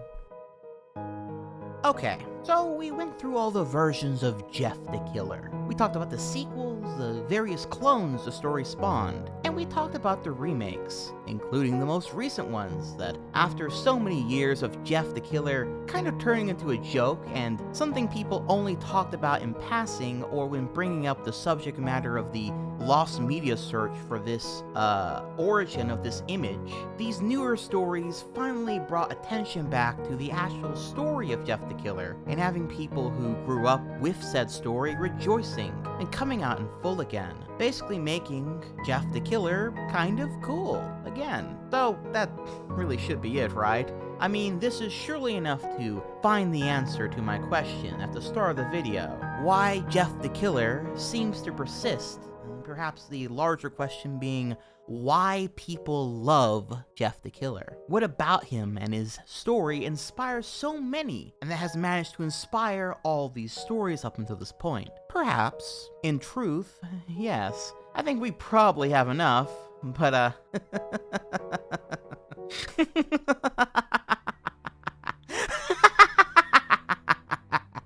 Did you think we were done? Have you taken a look down at this video's length yet? You think I would call this a comprehensive retrospective and stop simply where others have? No, my dear viewers, for our journey has only just begun. Jeff the Killer is a story that, while it has an original creator in a sense, is truly an OC with no true creator at its core. I mean, just look at all these stories, all these different versions and visions of this character, how he has evolved naturally, how no matter how much time passes, no matter how long it seems like Jeff the Killer is to be forgotten, a classic of the times long overpast, how he returns again, bearing a new author, a new version, but bearing that same old familiar smile. Is it truly fair to say Jeff the Killer is anyone's OC? Nay, I say, Jeff the Killer is the internet's OC at this point. A monster that represents someone's power fantasy, albeit sympathetic figure, a misunderstood kid, a victim of circumstance, a sick twisted pervert, or a monster in human skin. Jeff the Killer can be literally anything you want him to be. Even his form can change. The only thing that seems to stay the same, no matter what, is somewhere along the line, Jeff the Killer will become someone to fear. Though his origins can be silly and poorly written, sympathetic or twisted, Jeff the Killer as a concept, as an idea, will always be a boogeyman, a haunting figure in the night, the monster in your closet. And though not all versions may reflect this perfectly, and hell, many would rather make out with him than fear him in some cases, this has also always been the case no matter the villain. Jeff the Killer is a boogeyman of the internet's creation, and no matter how much he is admired, feared, or mocked, his influence and cultural visage on the internet objectively cannot be denied. But it is because I see this in him that we cannot be so foolish as to simply stop at stories told of him. We must dig even deeper, my friends, and look at how people have used this internet boogeyman in other forms of media. It's about time someone took a look at the world of Jeff the Killer video games and fan films, before then finally looking at Jeff the Killer in the realm of reality. So, my traveler of the web, let us dive headfirst into the virtual realm and see what people have made.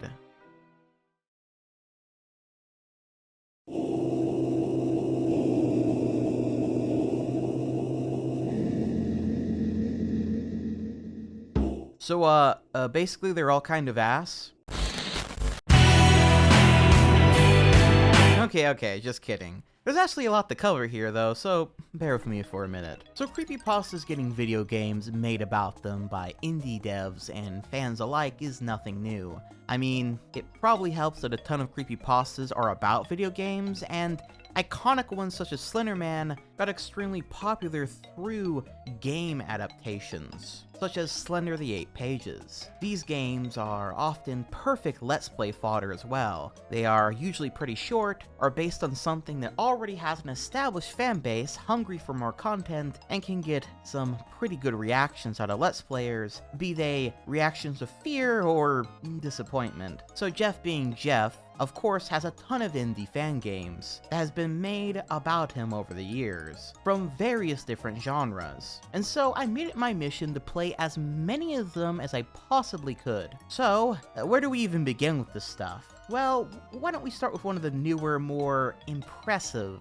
Jeff the Killer games, called Reunion by Teodev, released over on itch.io. This short game sees you playing as Lou 3 years after the incident of Jeff killing your parents, but in this version, Jeff seems to have left you alive. So you're out here searching for him, and find yourself out in the middle of a forest, and go into whatever this place is supposed to be, and lo and behold, you end up coming across Jeff the Killer. The game is only like 20 to 30 minutes of content, so there's not a lot to go over, but I will say that for a Jeff the Killer game, this is probably one of, if not the best looking of the bunch, that you're gonna see today visually. This is partly because the Jeff the Killer model is actually pretty creepy looking. He looks like a fish person, perfectly honest. And there's a few moments in the game where you're allowed to get a good look at him. It is mostly walking through halls until you get to this section where you gotta use this valve wheel to switch on all these switches while Jeff stalks around. And every time you turn on one of the valves, he gets alerted to where you are and runs after you. Luckily, he loses interest fairly quickly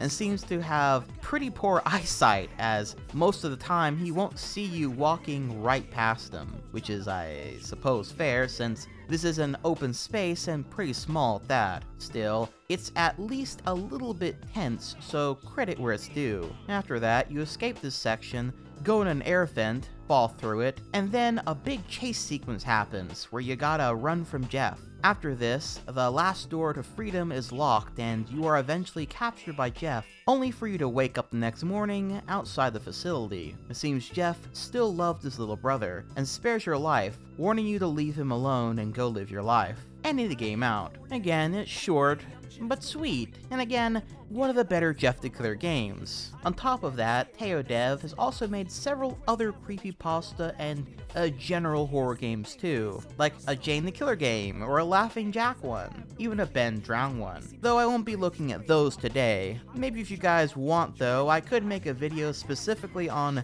creepypasta video games in general in the future. Once again, vote with your comment and just let me know if you'd be interested in that. Moving on, next we have the game called Possession by Smoky Chambers, and this one is an RPG Maker game, and it's kind of interesting in that it is basically another remake of the Jeff the Killer story, but with the big twist of this one being that Jeff the Killer, what is turning him into the monster he becomes, is some sort of demonic entity, thus the name Possession. It follows a lot of the events of the original story, with some major differences being that Jeff's parents are both cold and all about their status and money, and Jane being here at the birthday party just like in the Jane the Killer story, and notably Jeff's backstory being super wild in this game, as in his backstory before the main story. That being that Jeff is always told to smile, even as a kid, that he must keep up appearances, that he must always smile, and if he doesn't, he's punished by his parents. I'm sure you see where this is going, and at one point when he was younger, a bunch of kids were laughing because he gets in trouble if he's not smiling, and when they catch him not doing so, they go and tell his mom on him, and so he beats up a little girl doing so in a response in a panic. Of course, Jeff gets in trouble and no one tries to hear his side, sort of like most of these remakes. Though something that is interesting about this one is that it's heavily implied that Jane is actually a sister to both Jeff and Lou, though as far as I remember, this is never fully explored in it, but it is an interesting element. However, due to that incident earlier and the fact that Jeff's mom and dad are cartoonishly evil in this version and don't want to deal with his outbursts anymore, and basically just want him to be obedient, they take him to a therapist to see if they can have his memories erased to that incident, and essentially like lobotomize him in a sense, which the therapist doesn't want to do.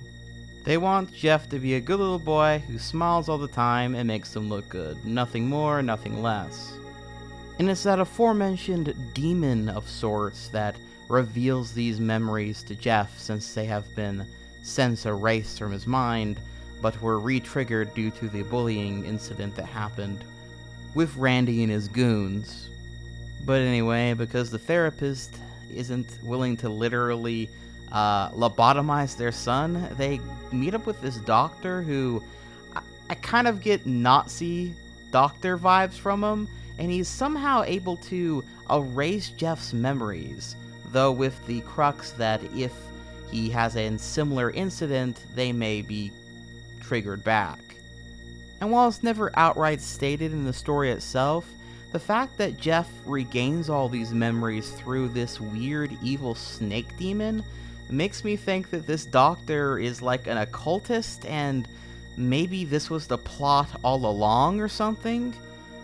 Maybe he was trying to create a Jeff the Killer type person, or conduit for this demon, though that's just my personal theory.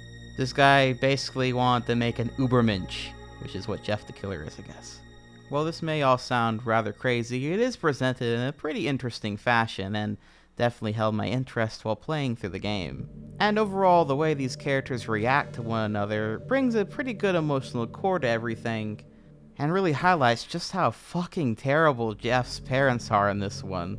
Jeff's mom's a real bitch in this version. Like, when Jeff does eventually get burned, which happens in the school in this one, she says that he looks hideous, and all she can think about is how this will affect the family's image, and wants to get in touch with plastic surgeons immediately. Jeff is a mangled mess, but in this version, he gives his soul over to this demon in exchange for pearly white skin, incredible strength, and invincibility. And also because straight up his parents call him a worthless piece of shit and an embarrassment. And yeah, they are just about as cartoonishly evil as they possibly could be here. So it's easy to see why Jeff being forced to stay in his room, away from everyone else because his parents don't want him to show his face and embarrass them enough, where they're gonna have him be held back a grade while they get him surgery, and they basically tell him that they wish he was never born. So, you know, I suppose Jeff giving his soul over to the demon was a pretty easy choice at that point. Overall, this one was alright. Some might be put off by the concept of Jeff becoming the killer through a demonic possession,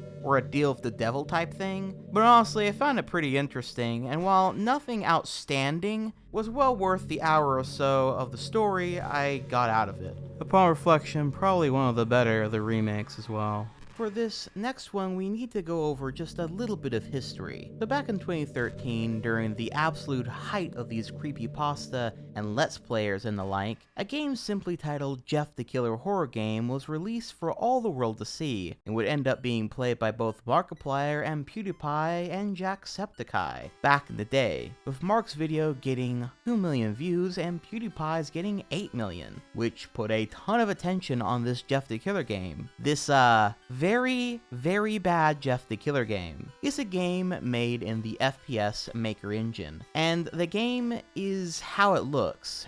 You walk through this dark area, find a couple keys, run into Jeff the Killer jump scares, my favorite being this giant Jeff the Killer JPEG block. I don't have a...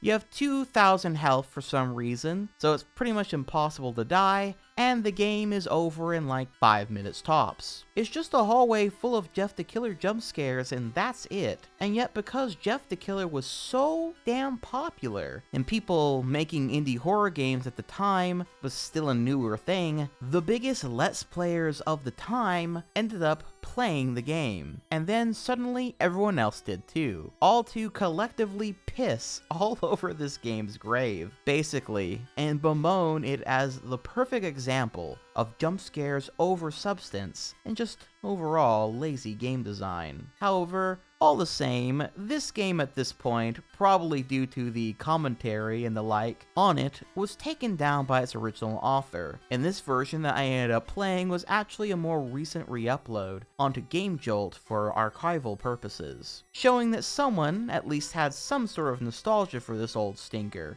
probably from watching a video from 11 years ago on it. Now, bearing all this in mind, this next game is very weird because it really threw me through a loop as I was playing it. Jeff the Killer Operation Somnum is another FPS Maker engine game, and maybe it's best I read the itch.io's page for it first.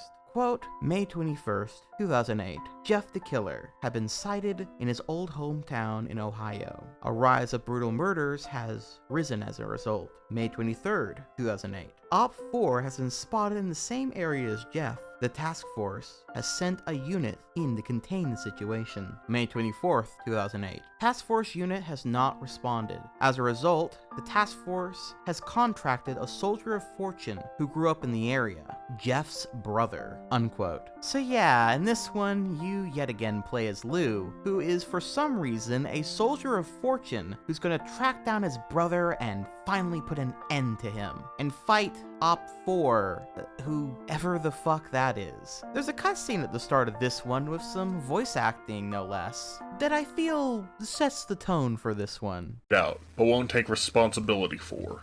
Not quite, but yes, we do need you to carry out some dirty work. Typical task force bastards. What do you need now? Assassination? Espionage? Nothing crazy, just a basic search and rescue. What? You getting soft? Search and rescue? Has Op 4 beaten you down that badly? Just shut up and listen. We have a situation in Ohio, back in your hometown. Op 4 has taken control of a warehouse, and the team we dispatched hasn't reported in. But there's more. Reports have been coming in from the townsfolk of a white-faced creature. Jeffrey? That's the working theory. We suspect that he's taken refuge back home, and Op 4 is going to try to recruit him. Impossible. He's dead. He killed him, myself. Then this is just an unfortunate coincidence of a similar-looking person. Your task is simple. Take out Op 4, find our men, and kill your brother. Give me double my usual rates, and keep an eye on Susan. And you got a deal. After this, you go through this kind of whatever area and kill a bunch of random soldiers, I guess them being Op 4, before eventually finding yourself in the exact same area as the 2013 Jeff the Killer game. What? Well, I can't know for sure, but based on the fact that this area is literally the exact same as the 2013 Jeff the Killer game, my only conclusion here is that this area is some sort of pre-made world asset within the FPS Maker engine that both of these creators both just so happen to use in their Jeff the Killer fan games. There must not be that many horror-related asset worlds in the FPS Maker, I am to assume. I don't actually know, as I've never used it, but fair guess, I suppose. So anyway, after you fight your way through this area collecting keys, no less, just as the other game, you have this epic encounter with Jeff the Killer. Jeff, where are you? Oh, Lou. Sweet, heroic Lou. Are you going to try to kill me again? You're supposed to be dead, Jeff. And so are you. How did you survive those stab wounds? The same way you survived him. Just go to sleep, Lou. It'll make this whole thing easier. Jeff! Jeff! Come face me. You bastard! You killed Mom and Dad! They deserve everything. And so do you.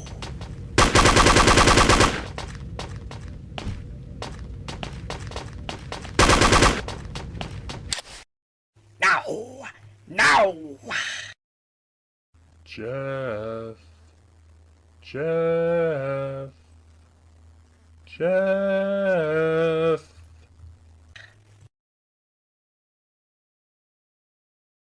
Just go to sleep. Mr. Woods has gone dark, sir.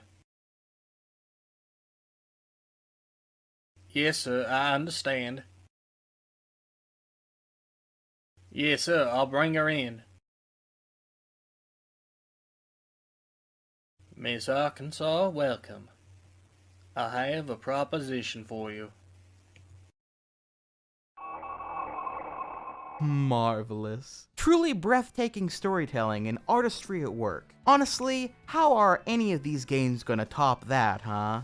Well, how about a Jeff the Killer dress-up game? That's right, you can now dress Jeff the Killer up as an emo badass, a serial killer, a degenerate, a gothic cutie, and pretty much anything else you could want. And I think that's pretty cool. You know what else I think is pretty cool? A Jeff the Killer game, where Jeff the Killer isn't fucking in it. No, but seriously, this game is called Jeff in the Night, and is basically a Slender the 8 Pages clone, where you go around this big dark forest and go to landmarks and pick up a piece of paper while avoiding the stalker, which is Jeff here. Or it would be if he ever showed up even once. I played this game for a solid 30 minutes and got most of the papers, and not even once did I encounter Jeff the Killer. I even tried standing still and walking in circles to see if he would show up and end my suffering from this extremely slow walking that was literally driving me up the fucking wall. I even wondered if maybe Jeff had fallen through the map or if he was glitched somehow. So I tried restarting the game, but no, still no Jeff anywhere. Not even the game's page to download has an image of Jeff the Killer in it. Talk about a letdown. Either the creator of this game is just a dirty fucking liar, or Jeff is a dumbass and got stuck on some tree in the world map, and I'm entirely way too lazy to search this entire giant map for 3+ hours or something to find him. Well, anyway, how about this 9-year-old classic, Jeff the Killer Abandoned, which is a game where you place cameras down to capture Jeff the Killer on camera, I think, while you collect a bunch of cameras on the walls, like security cameras for some reason. And when you stare at Jeff, he won't move, kind of like the SCP games. I'm gonna be real, I played this one for like a maximum of 7 minutes before I promptly turned it to fuck off, because it emanated an ooginess that I just couldn't shake, you know? You ever play a game or are sitting around doing something when you're suddenly hit with this shuddering feeling that there's something else that you should be doing right now instead of this, but you don't really know what that other thing is? So you just kind of freeze and do nothing for a while, and the whole thing just kind of stresses you out and gives you like a cold sweat, and you feel paralyzed by it all? Yeah, well, that's the feeling of ooginess, and this is exactly what this game gave me. Next. Okay, so I think it's time we take the dive, the plunge into what have become the most prolific Jeff the Killer game devs to ever exist. That being Poison Games, who over the years have made quite a lot of Jeff the Killer games, in addition to just like a lot of games in general. So let's dive headfirst into this shallow watered pool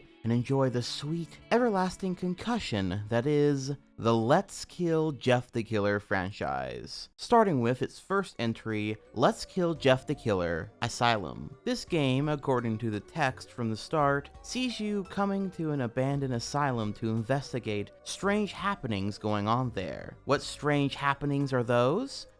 I don't know, but apparently there's rumors Jeff the Killer is behind them. But the main goal of this game is to explore the asylum and collect 8 photos of Jeff the Killer to prove his existence, and then get out alive. Now that may sound weirdly like the last game where you were taking pictures of Jeff, but no, here you don't actually take pictures of Jeff, you just collect them off of the ground, because there's just a bunch of photos of him in this asylum, I suppose. Maybe Jeff the Killer just really likes taking pictures of himself and darting them around the asylum. He is, weirdly enough, a bit vain, after all, an aspect that not many people bring up since he literally calls himself beautiful. But in other words, this is basically a standard fare Slender the 8 Pages clone, which isn't inherently bad, but you kind of know exactly what you're getting into as soon as you see that goal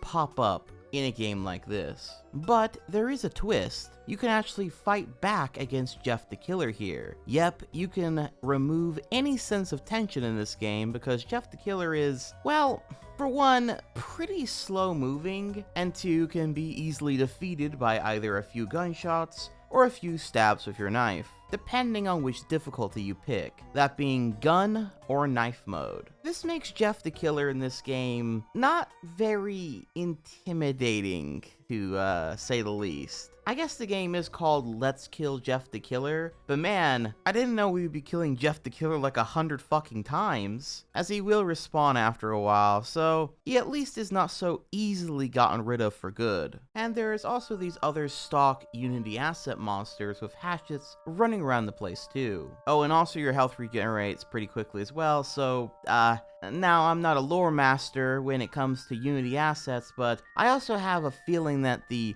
whole asylum that we walk through in this game is also most likely a store asset, and this Jeff the Killer model, well, considering that it shows up in a lot of other Jeff the Killer type games, I have a feeling that it too is some sort of model that can be bought off of that store, or some Unity asset store anyway. At any rate though, this game is as it looks. Pretty much a Jeff the Killer asset flip game with not much else of note to speak of. It's not very good, I'll say that much, but then you probably didn't need me to tell you that based on the visuals. With basically every room being the same few models, the gameplay just being a really boring find the items game with the occasional fight with Jeff that honestly makes him feel a lot more like a joke than any serious threat. I guess the one thing I will say that was rather difficult is a lot of the keys tend to be pretty difficult to find in this game, at least I found them to be, with some of them just straight up kind of blending into the environment. Maybe that's a skill issue on my part, willing to admit, but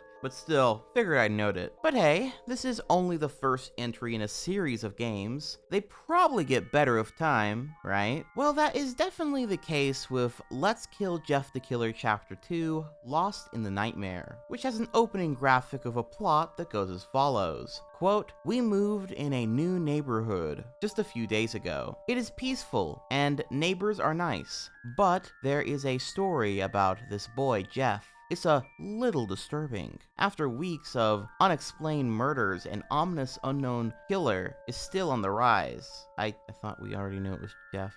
Okay. "After little evidence have been found, a young boy states that he survived one of the killer's attacks and bravely tells his story." Unquote. And I suppose that this game is us playing out said story. Well, actually no, because that little kid got kidnapped by Jeff the Killer. We're actually his dad here trying to save him. This one does see us go through a few different locations this time, as we start out in our neighborhood, then later we gotta go through a different neighborhood that has been burned to the fucking ground by Jeff the Killer, then we go into a forest, and then an underground cave / lair of Jeff. And throughout our journey, Jeff will continue to go after us and try to stab our ass. Though, yet again, the gameplay regardless of the location is just find the keys, find the notes, or just find the stuff kind of stuff. All while Jeff runs at us in just about the most goofy running animation that he could have, and yet again, goes down very easily. Though, with how this game is programmed, you can actually run around the map relatively fast, and accidentally spawn 2, 3, or even 4 Jeffs. A whole army of Jeff the Killers after you, meaning that the game doesn't even have a spawn mechanic feature. They just dropped a bunch of Jeffs around the map, and if you were someone who was just speeding through the game and not actively killing him every time you see him, there's gonna be a ton of them. Kind of breaking that, what do they call it? Immersion? Yeah, let's go with that. Though I will give the creator this, I'll be damned if those keys were not hidden in some of the weirdest and hardest places to find at times. Which makes for a really boring and mind-numbing experience after a while once you've killed all the Jeffs in the area, and they're just kind of mindlessly looking in every corner and piece of the assets to find all 8 of the notes or keys or whatever. But at the very least, there is a much stronger sense of progression here in this game compared to the first, since we go from location to location. So credit where it is due, but it's still not particularly good. But hey, you know what? That's some progress. Maybe part 3 will be a little bit better, right? Maybe the developer is learning bit by by bit, and before we know it, we're gonna be playing a damn good, or at least pretty good game. Let's Kill Jeff the Killer Chapter 3 is the worst one yet. So, get this shit. The story of this one is you are trapped in an abandoned city, and you gotta find 8 lanterns to escape the city. Not sure how that would help you escape, but sure. All while avoiding Jeff the Killer and his army of evil rats. What? Because, as we all know, Jeff is renowned for his army of evil rats. He's practically a ratomancer. Obviously, this was less a new creative direction for Jeff the Killer, and more so that these rats were an easy asset for them to plug into the game. Once again, we have another Slenderman type game where you just go around collecting objects, and then once you got them all, you go to the exit and win. And once again, this game can have multiple Jeff the Killers running around, and tons of dirty, stinking rats running around you too. But that's not a worry at all in this game, because you can get decked out with some heavy-ass firepower for taking out Jeff and his rat gang. Just go to town with them with a damn machine gun. This game is also very short once you know where all the lanterns are, because it all takes place in just this one little city map, which actually is not that big. It seems like way less effort was put into this one than the second Let's Kill Jeff the Killer game, which is a shame because I was hoping that we would have larger and larger and slightly more complex games as we went along, or at least it would keep up with the standard of the second game, but it doesn't. Maybe this one's just a little bit of a misstep, but for that reason there's not much else to say about this one, other than if Jeff the Killer has an army of rats, I can't wait for the universe to reach its epic heat death conclusion when Jeff the Killer and Bossman Jack have their epic final battle.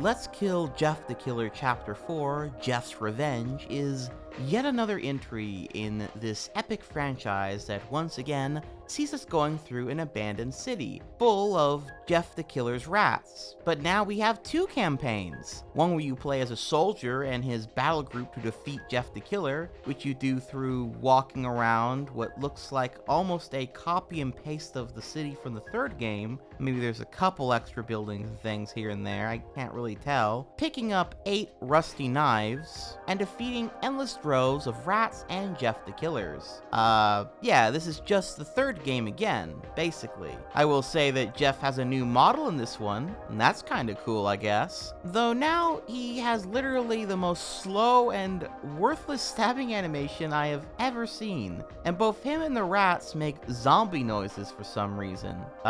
Okay. But not to fear, dear viewers, for this time we do have an evolution, a twist in the Let's Kill Jeff the Killer franchise. We have, in the second campaign, the ability to play as the man, the myth, the legend himself, Jeff the Killer. And in that story, you gotta collect 8 human hearts to beat the game.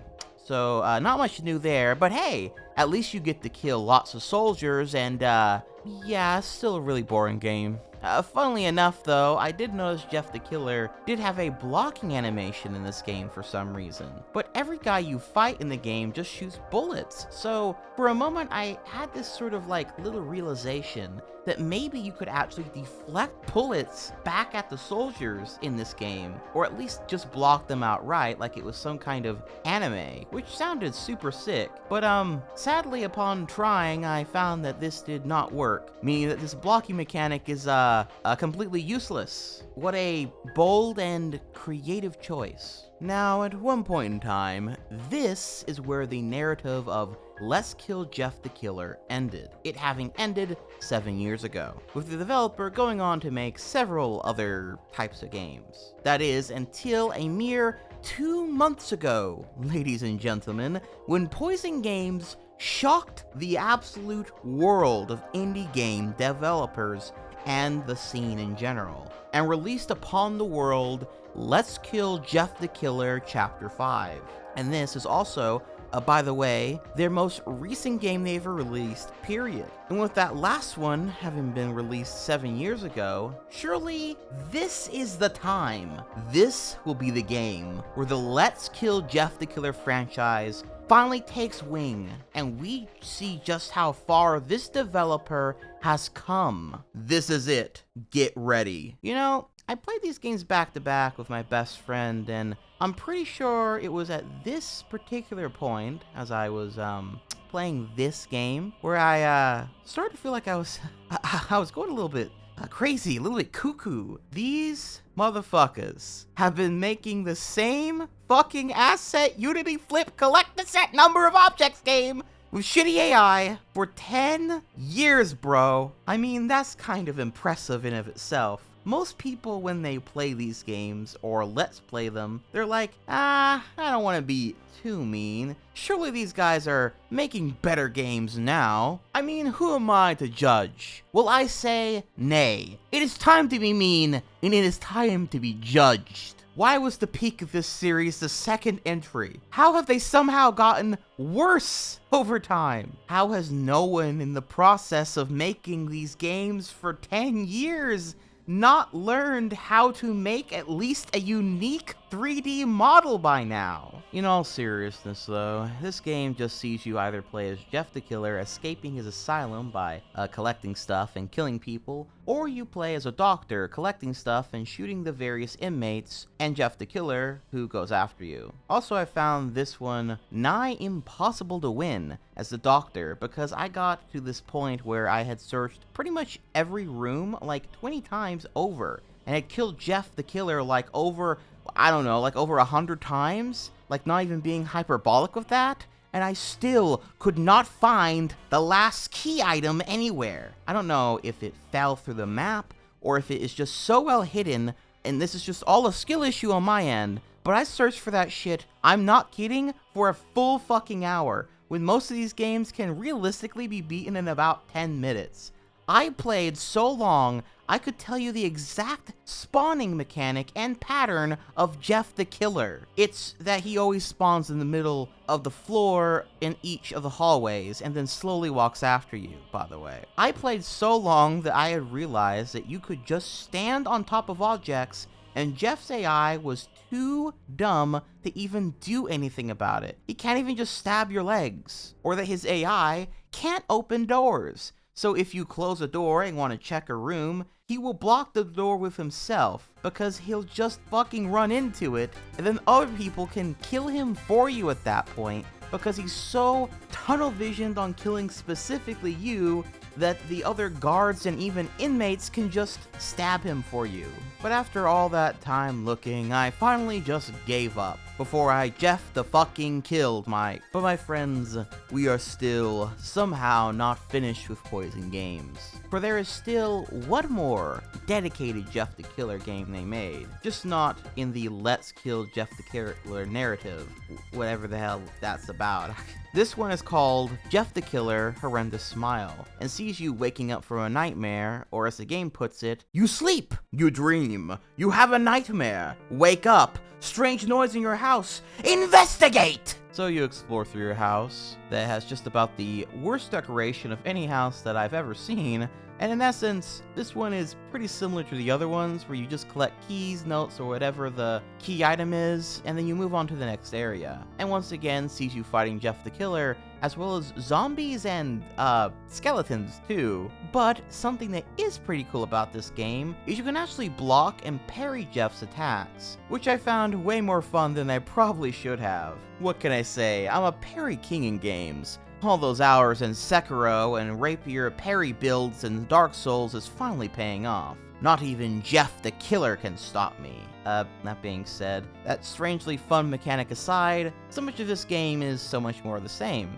Though I will say, it does seem like this game is a much more higher effort than, say, Let's Kill Jeff the Killer 3 through 5. More in line with 2, which is somehow the peak of the series. But now with this blocking mechanic, I'd say that this is definitely the best of the Poison Jeff the Killer games, as it's the only one that allows me to block and break the neck of Jeff the Killer over and over again in this life of luxury ass house. Also strangely, the game gives you the best weapon in the game up front, the bat, which is way better than the knife that you get a little bit later on. And while technically the gun that you get later on may be better because of the range, it also takes the fun blocking mechanic out of the game, so I didn't use it all that much, to be honest. Also, this game weirdly has a mechanic where if you sneak up behind an enemy and hit them in the head, there's like a slow-mo kill thing. Not sure why that's in the game, but I still appreciated it. Though I also realized you don't even have to engage with the blocking mechanic either, because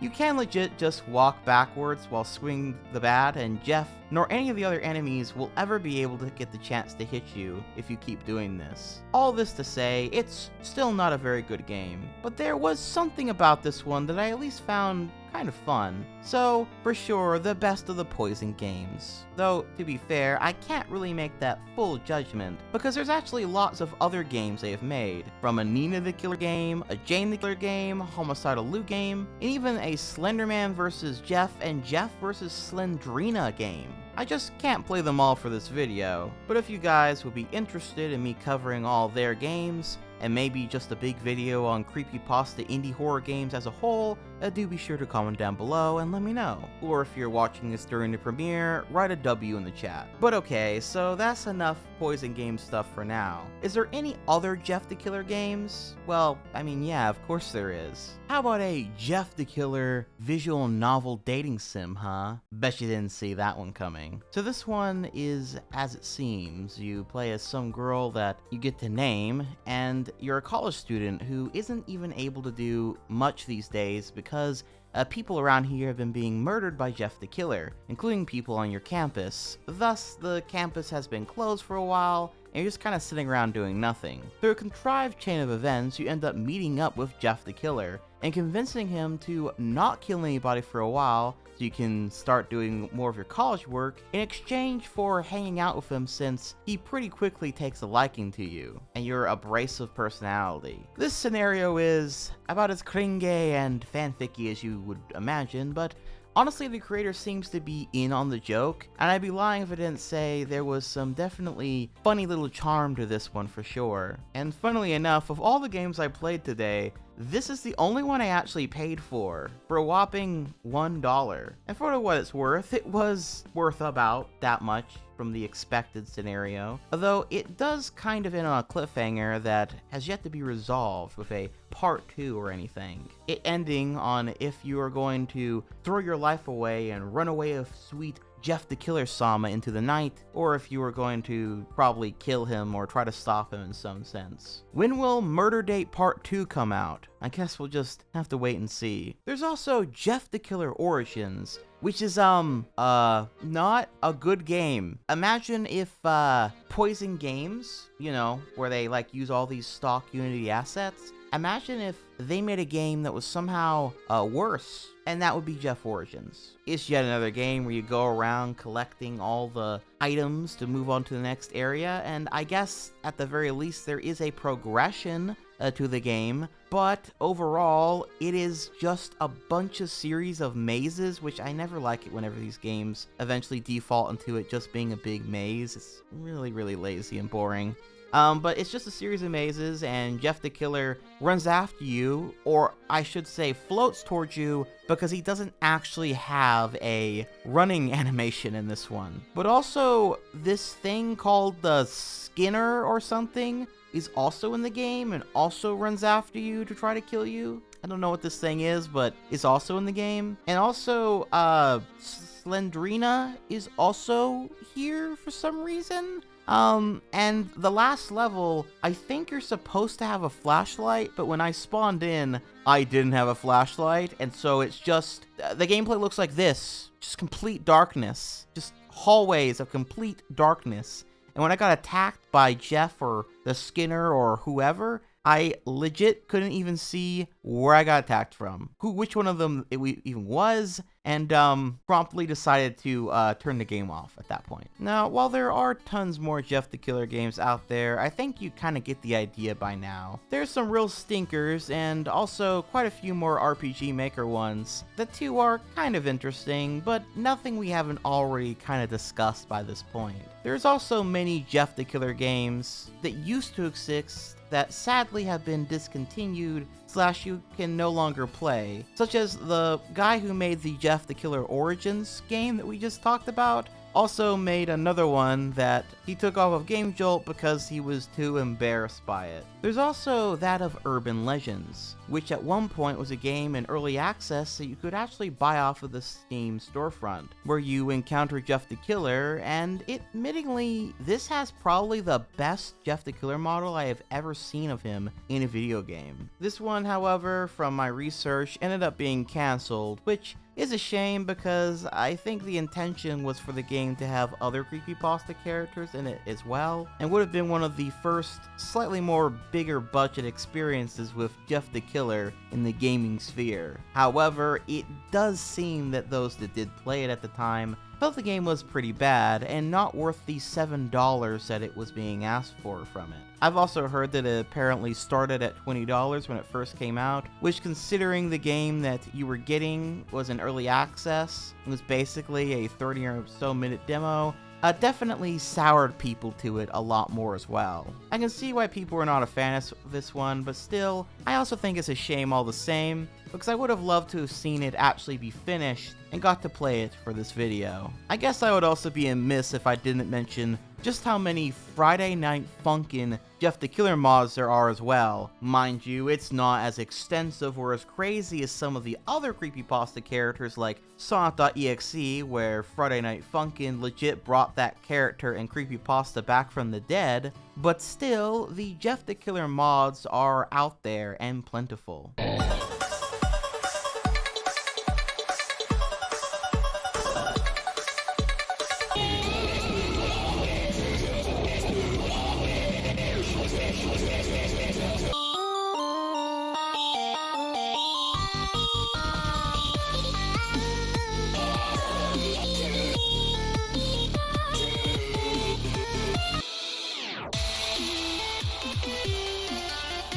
But yeah, I think you get the idea. There's other Jeff the Killer related games and stuff. Can't cover them all, but maybe I'll cover a few more of them, again, in a dedicated creepypasta video game video. So, let's move on to Jeff the Killer fan films.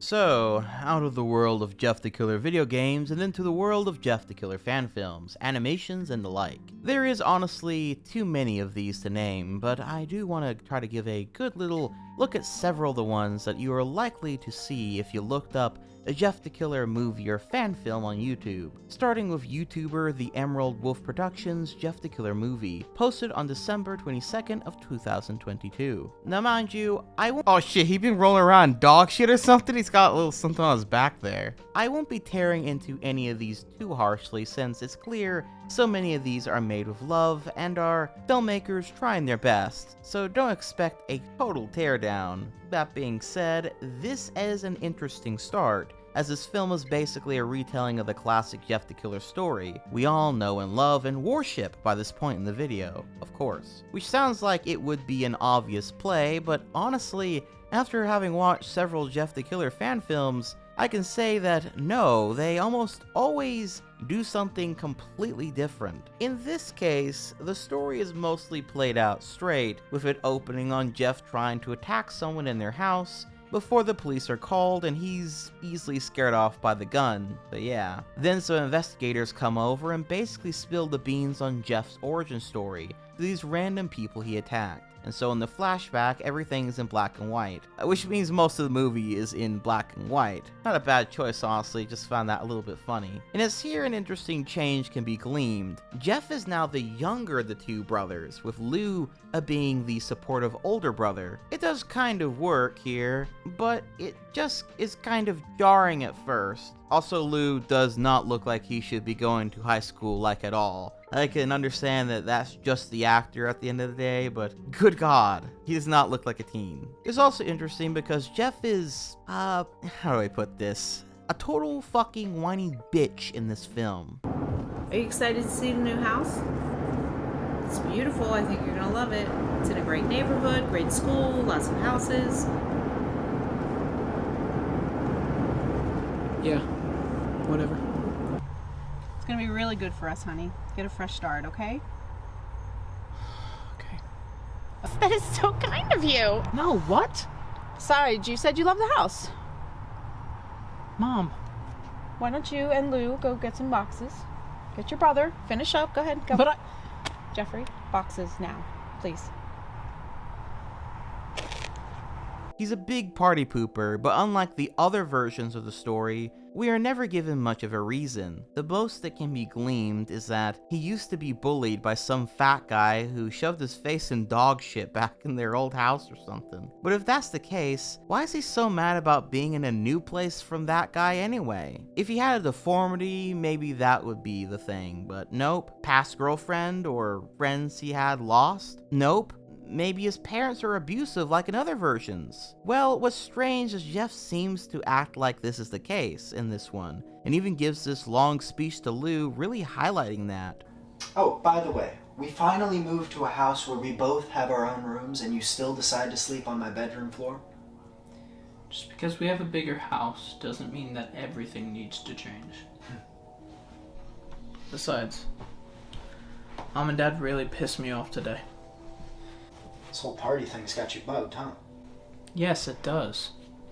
Because it's Mom and Dad faking nice. Mom likes to play mommy when it suits her, and only when it suits her.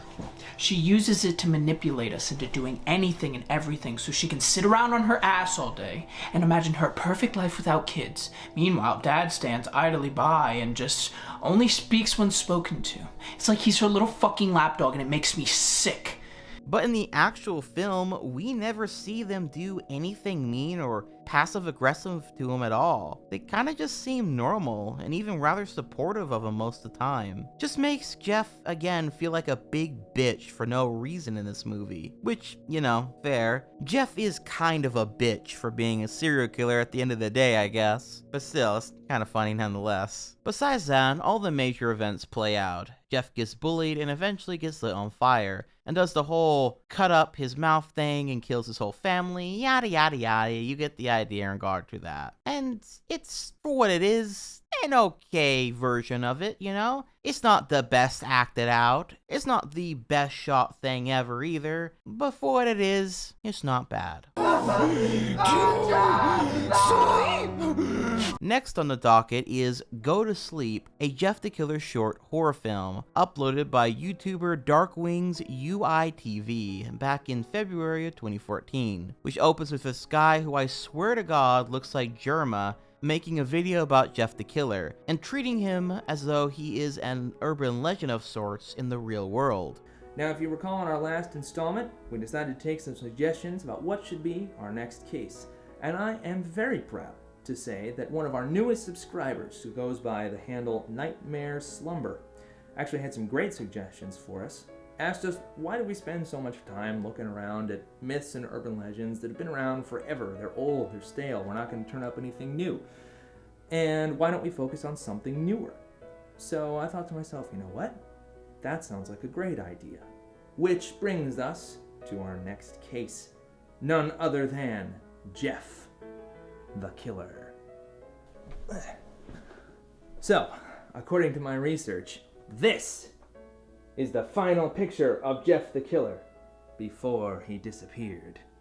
Now, even I have to admit, I think this picture is maybe a little bit unrealistic, maybe a little Photoshop here and there, but it's gonna be fun to look into this case and see if this is what Jeff looks like. This contextually is supposed to be his opener for his next film, because he likes going to places and hunting for ghosts and paranormal stuff. Kind of ghost hunter type thing. I'm not sure why he's doing Jeff the Killer then, since he's not really paranormal, I guess, but regardless, this leads to him and his friends going out to the old house of Jeff the Killer in search of Jeff, I suppose. Though his friends seem pretty hesitant to go on a road trip to this house, but not because they're like afraid of Jeff the Killer, but they don't want to just go to some random house and film a bunch of nothing again, since that seems to be what happens every time they go and look at anything paranormal. They, however, of course, do end up meeting with Jeff the Killer, and some Jeff the Killing ensues. It's basically a found footage style Jeff the Killer story, and for what it is, I actually quite like this one. It's pretty short, but it has a cozy vibe that some found footage type films can have, at least in my personal opinion. Though once Jeff gets killing, I will say it does end a bit too quickly, so a bit more could have been done with him. But again, not bad. Though I will say that this whole short film is about a bunch of people breaking into Jeff the Killer's house. At the end of the day, he was just defending his home from a bunch of intruders. Castle doctrine much? I think so. Justified killings, if you ask me.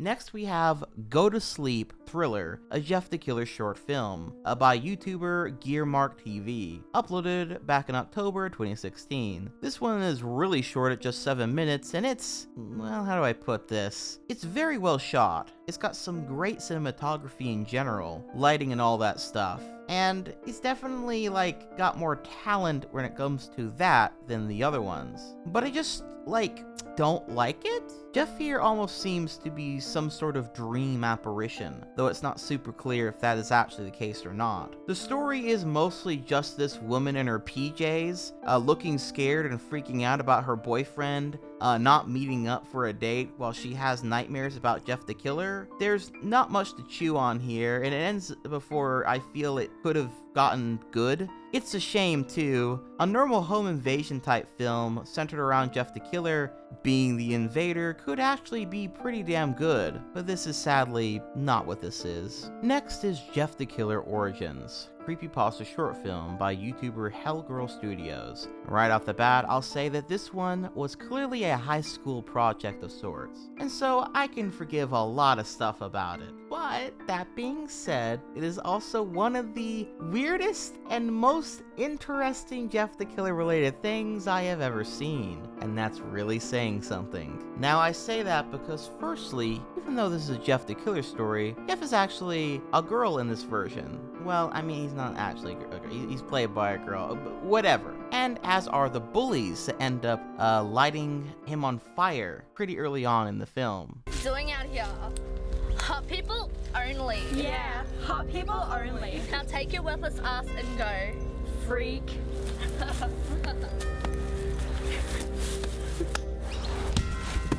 Oh my god! Oh my god, are you okay? Oh my god! Ow, Are you okay?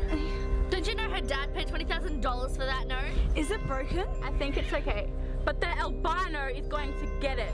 Lucky it wasn't my nose. My dad paid $30,000.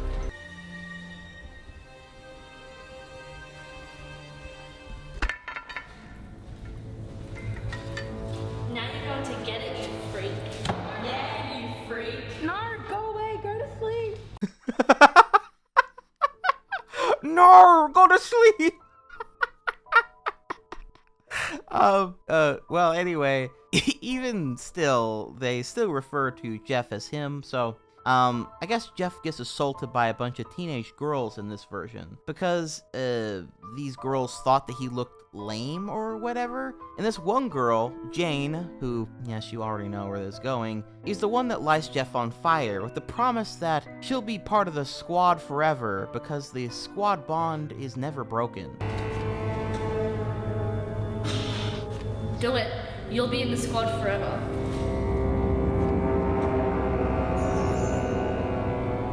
Do it. The squad bond is never broken. Yeah, do it.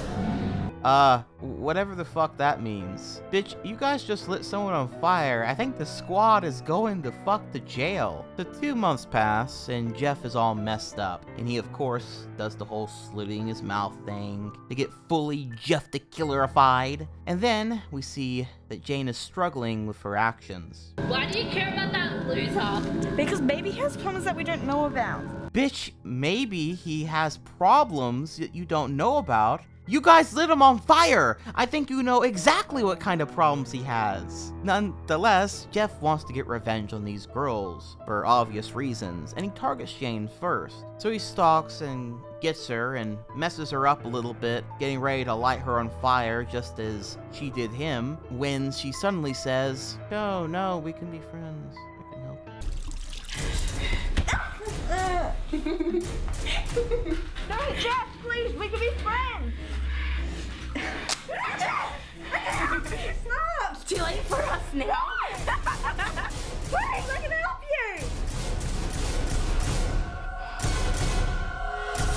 you. Okay. Well, Jeff for some reason goes with this, I guess. And the two have a talk about getting revenge on the other two bullies. And weirdly, Jeff lets Jane take the lead, and this whole exchange just feels like, I don't know, just really weird. Jeff also wants to film the revenge, and in his words, we could film it, put it online, and show the world what happens to nasty skanks. But then some teacher walks in on them and tells them that they have to leave the area, and Jeff and Jane respond to this by, killing him, basically. Then, between cuts, Jane randomly has a different outfit and makeup on, I guess to look more reminiscent of the Jane the Killer character. Still, it does come out of nowhere, and they drag this guy's body to some secure place to hide it. Jeff then asks Jane if there's any way they could get away with doing this, which is just weird since, didn't he want to record them doing it? Now we're trying to be conspicuous? Well, anyway, then they are hiding the body, and this guy catches wind of what they're doing, walks into the room, and then trips on a random wooden spike.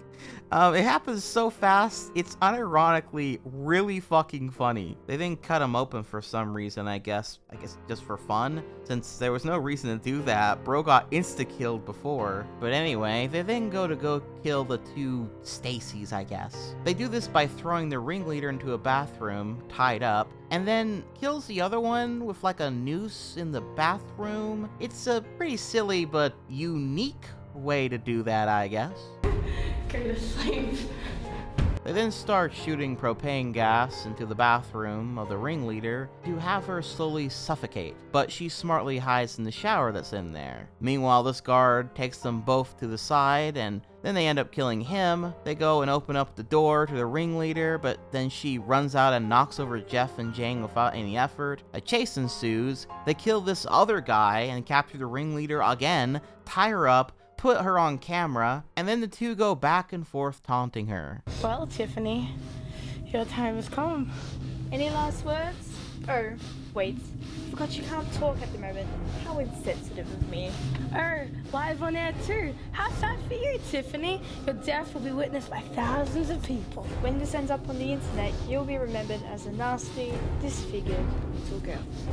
Would you like to know the exact manner of your death? Spoiler alert. You don't make it. However, somehow their captive manages to escape again, and this time gets Jeff where the knife is at his neck. For some reason, doesn't instantly kill him right then and there, and then Jeff says this. None of us are gonna make it out anyway, not even your pathetic little friend over there. Do you really think I'd let you do this to me and get away with it? I wanted to watch you murder your best friends and live with the guilt. Finally, I knew you'd beg me to end your life. But you did this to me. We're even now. What? Why would he reveal this now with the knife to his neck? Wouldn't it make more sense for him to try to manipulate Jane into helping him and then reveal this? Huh? Oh, whatever.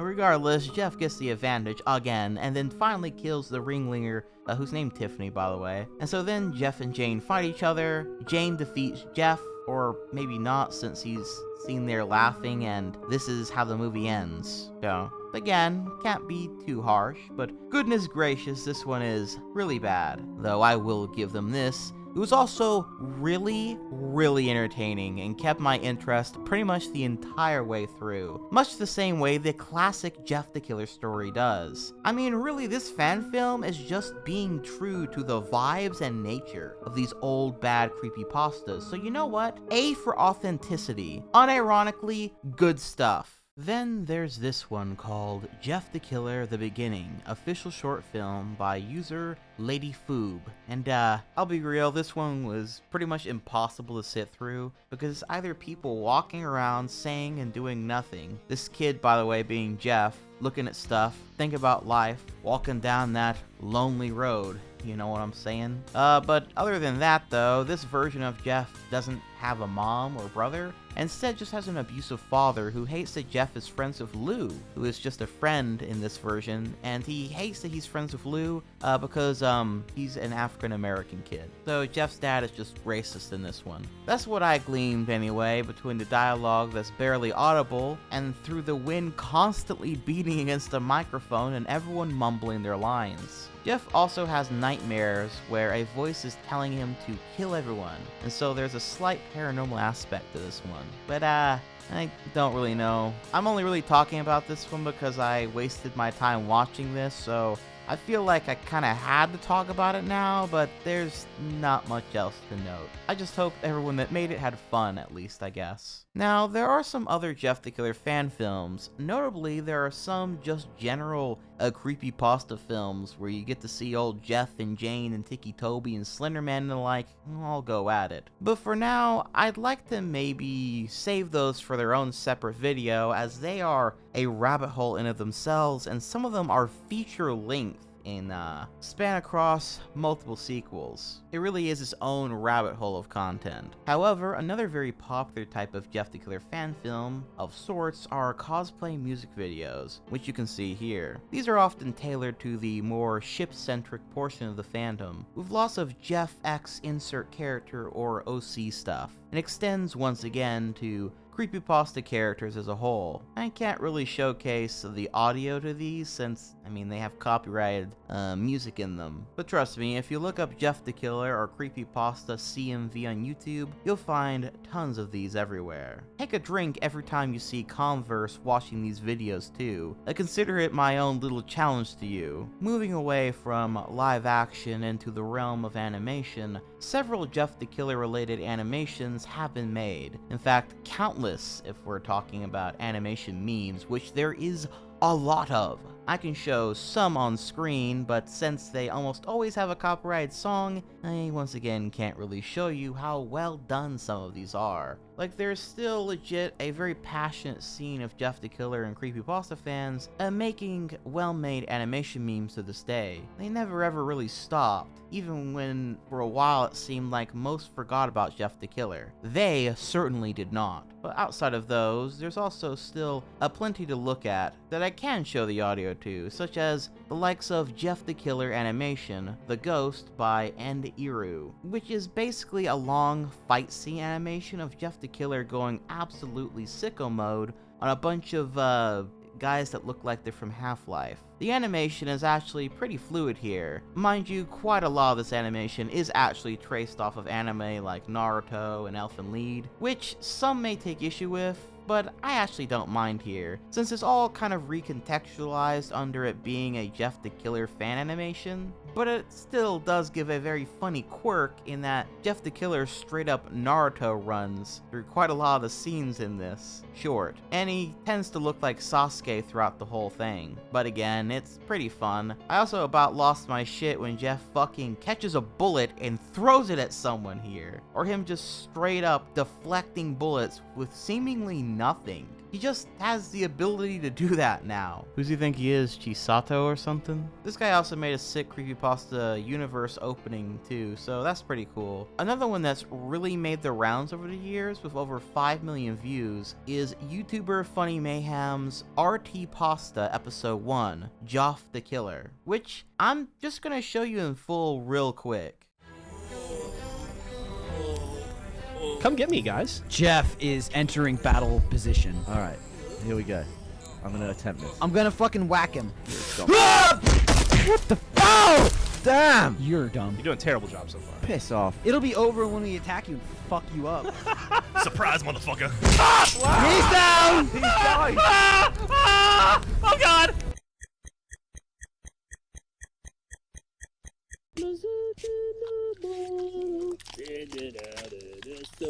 Oh, hey, what's up, baby? Ah, fuck! What? Fuck, what happened to me? It's beautiful in its asymmetry. Mommy, it would be sad if you broke your nose. What? Take it out! I found a shiz, bitch! Oh, God! Daddy! I'm white as dicks, dude. Dude, I knew you were trouble when you walked in. How about you go to hell and fuck yourself?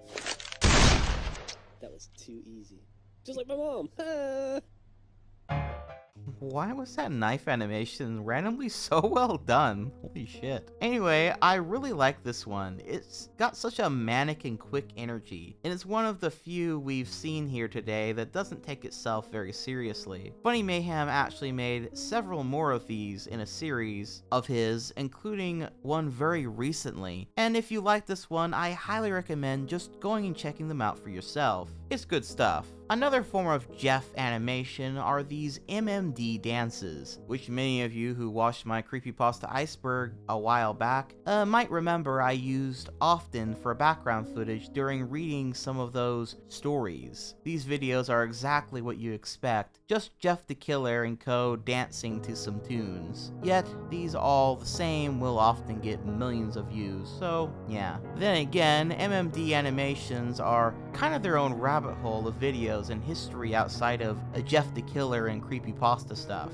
There's also this one animation by YouTuber Frizen made 10 years ago in 2014, which shows the story of Jeff the Killer, but to the song I'm With You by Avril Lavigne. I cannot tell you how much I wish I could show you this with the music, because this one just hits that perfect note of taking itself super seriously, being emotional, but also just being a super silly animation. It's perfect. Hits just right. On the other side of the spectrum, we have these animations by Toonstep Studio, which are usually these, not to be too mean, but kind of Elsa-Gate looking animations, where Jeff the Killer fights all sorts of characters. Like this one where Jeff fights all the PS2 era Grand Theft Auto protagonists and proceeds to easily kill them all. Or this one where Jeff fights Michael Myers, Leatherface, and Jason Voorhees, and again, beats them all. This one's just fucking ridiculous. This skinny, emo-looking ass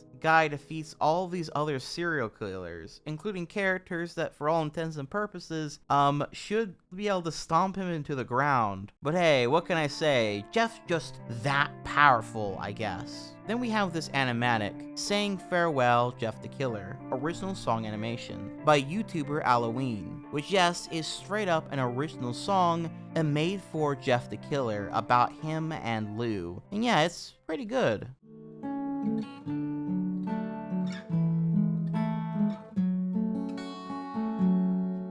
Saying farewell, all the time we spent together. You will hear the stories we tell, all the faces, all the sharing memories. From the start, the smile slowly fading. Why be the same as you see? Am I still the brother you believe? Can you see the human under my skin? Am I still the monster I free?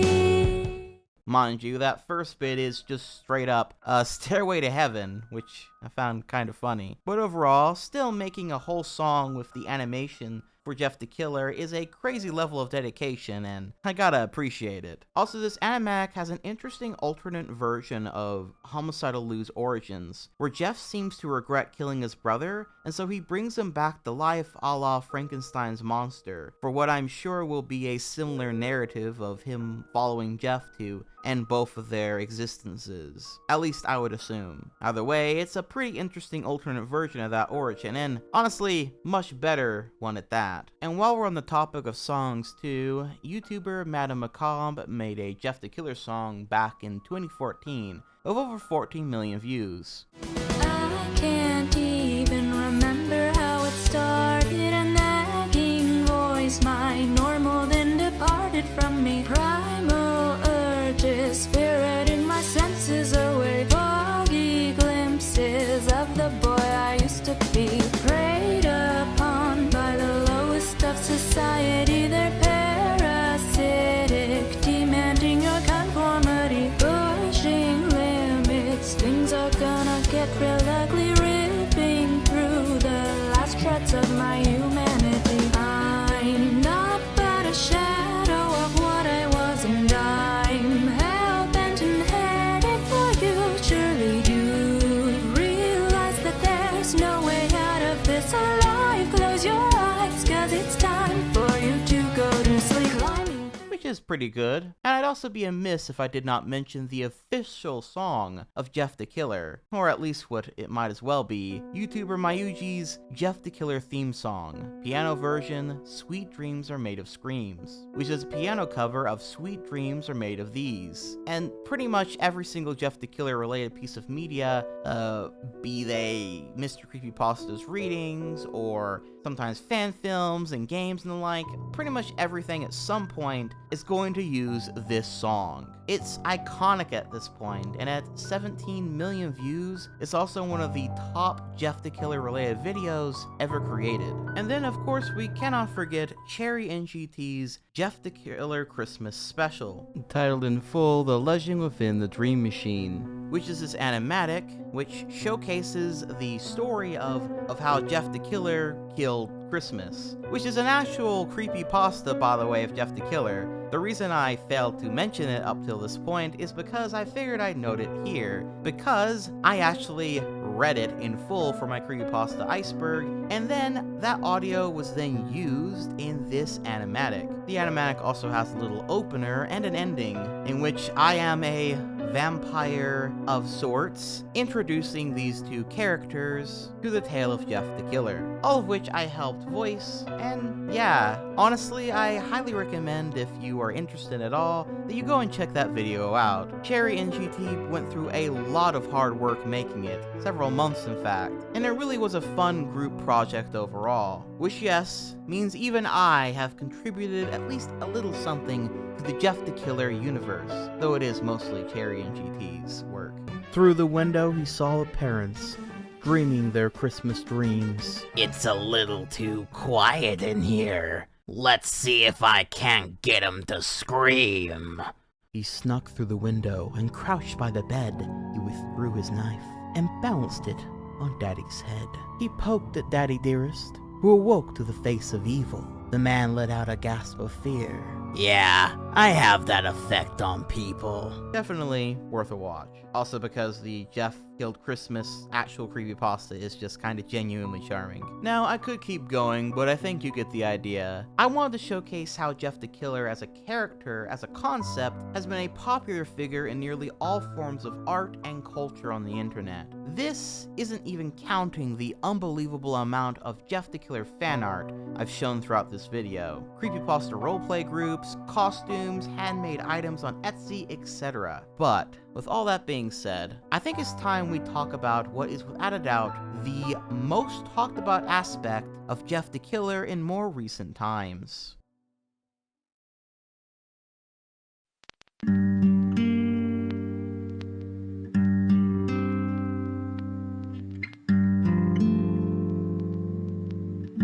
So, in more recent times, the most popular discussion taking place around Jeff the Killer is the origins of the iconic image. We of course know that the Jeff image is a photoshopped edit of another image, but the thing is, we still don't know what that original unedited image looks like, or who the person in it actually is. There is an older version, like a less edited version available, which you can see here, but we've never seen the true original. This has led to a lot of searching, false leads, promising leads, new information coming out, and the search coming so close to being solved that many people feel like we are right on the cusp of discovering this internet mystery. There's even a bounty of over $11,000 for the person who finds the image first, which of course has motivated even more people to go looking. Now, I'm gonna be real with you, if you want a comprehensive look into the search of this image,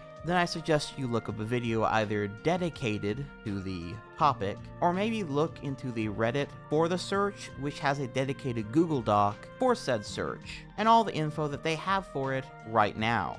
But some important details worth noting are, while many, like Suzer, the original creator and the character of Jeff the Killer, claimed to have created the image back in the day, he was just straight up lying. And the same goes for many early rumors and the like about the image. But what has been confirmed is the earliest dates of this image that we are aware of were shared around on the Japanese side of the web all the way back in 2005. As noted before, this is where the earlier version of the Jeff the Killer image first originated from, it would seem, where you can see the image a bit more properly before some of those more signature traits are added. Notably here, you can actually see the eyes look to be a Photoshop from a Mr. Potato Head doll, because, well, the shape of the person's head, I suppose. Then the later, more popular variant came about after, with the first known sites to host these images being from anonymous users posted to FileMan NLE Japan, and another being shared on image board and forum sites such as Gazoo05, CHBox, Gamushera.net, and 2chan. Then, as the Lost Media Wiki notes, it was spread by this table of events into the West and into what we know it as today. Quote, posted in November 2007, in a YouTube video entitled NNN, featured the later edit around the 4th minute and 11-second mark. Then in August of 2008, an internet user named Killer Jeff posted the image on the Newgrounds forums. In the post, he stated it was a picture of himself. In October 2008, Killer Jeff uploaded a video presentation of a creepypasta based on the character. The video gained popularity beyond 700,000 views over time and got deleted due to copyright claims. Then in 2011, a story made by Killer Jeff's brother, GameFuel TV, was submitted to the Creepypasta Wiki, unquote. Note, I don't know where they're getting this was the brother of Killer Jeff. I think that might be a mistake on the Lost Media Wiki's part, unless there's some information I'm unaware where a GameFuel TV said that he was the brother of Killer Jeff or Suzer. But as far as I'm aware, this is not the case. But anyway, outside of that, like I said, there are some leads, but I'm gonna be real with you folks, you aren't gonna see anything new in that department from me here today. I'm not planning on looking for the lost long image that thousands of others are looking for, but I do wish them luck and hope that they find it sometime soon. But there is a rather interesting aspect of Jeff the Killer that seems to never be brought up, notably with these images originating from Japanese image boards being confirmed. See, while everyone is quick to point out Jeff the Killer feeling like a Joker ripoff, notably the 2008 version of the Joker with the scars in his mouth, and you will pretty universally hear that Jeff the Killer is a Joker ripoff, the thing is, we now have confirmation that Jeff the Killer, or at least his visage, came before that version of the Joker ever existed. So, some people have some apologies to make around here. That's all I'm saying. But all that being said, this smile, it does remind me of something else. Something I've never seen anyone compare Jeff the Killer to, that being the Japanese urban legend of Kuchisake Onna, or the slit-mouthed woman, which according to the Wikipedia article on the topic, notes, quote, Kuchisake Onna is a malevolent figure in Japanese urban legends and folklore, described as the malicious spirit or onryo of a woman. She partially covers her face with a mask or other item and carries a pair of scissors, a knife, or some other sharp object. She is most often described as a tall woman of about 175 to 180 centimeters. However, some people believe that she is up to 8 feet tall, having long, straight black hair, white hands, pale skin, and otherwise being considered beautiful, except for her scar. She has been described as a contemporary yokai. According to popular legend, she asks potential victims if they think she is beautiful. If they respond with no, she will either kill them with her long medical scissors on the spot, or wait until nightfall and murder them in their sleep. If they say yes, she will reveal that the corners of her mouth are slit from ear to ear, and she will then repeat her question. If the individual responds with no, she will kill them with their weapon. And if they say yes, hesitantly, she will cut the corners of their mouth in such a way that resembles her own disfigurement. Methods that can be used to survive the encounter with Kuchisaki Onna include answering her question by describing her appearance as average. The Kuchisaki Onna legend has been described as dating back to the 17th to 19th centuries, during Japan's Edo period. The story experienced a resurgence of awareness in the 1970s Japan, when several newspapers and magazines reported on the legend, and rumors surrounding it spread throughout the country, leading to young children being accompanied by groups of adults while walking home from school,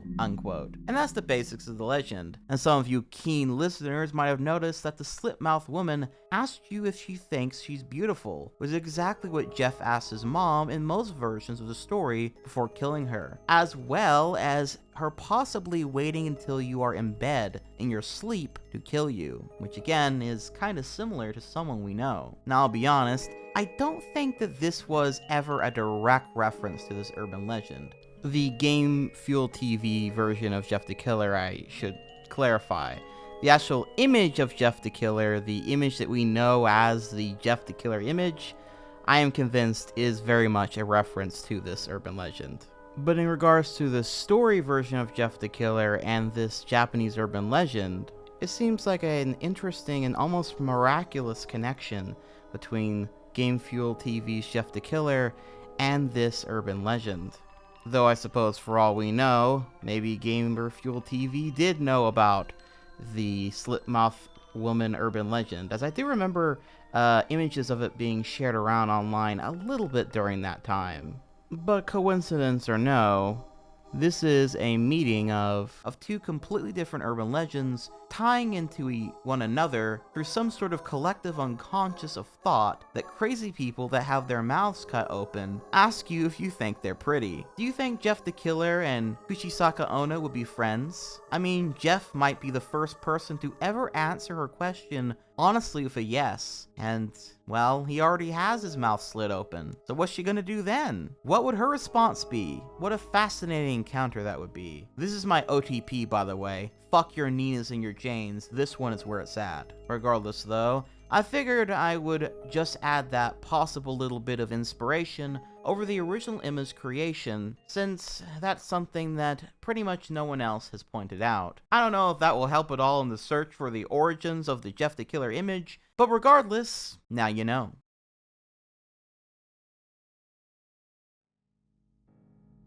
So we've looked at how Jeff the Killer has inspired so many, how he became the internet's OC, how he's been interpreted, changed, and thrown about, and how even his very visage inspires some of the most dedicated of users online to find the face that started it all. And while this has all been fun and interesting and creative, there is one elephant in the room. A darker aspect of Jeff the Killer, and indeed all of these The Killer stories as a whole, that I don't often see people talk about. Probably because it's a bit uncomfortable and hard to really parse through. And that is the revenge power fantasy all these stories have, and how they sadly connect with reality. Jeff the Killer, past the horror elements, past the cringe, past the good stuff, is a story about a teenager who gets bullied and eventually lashes out, hurts himself, before then hurting everyone else around him. No matter the version or how extreme the bullying or abuse, Jeff is almost always a character that is getting revenge. And when looking at the sequels, this leads to many seeing him as the underdog, in spite of his terrible actions, someone worth rooting for.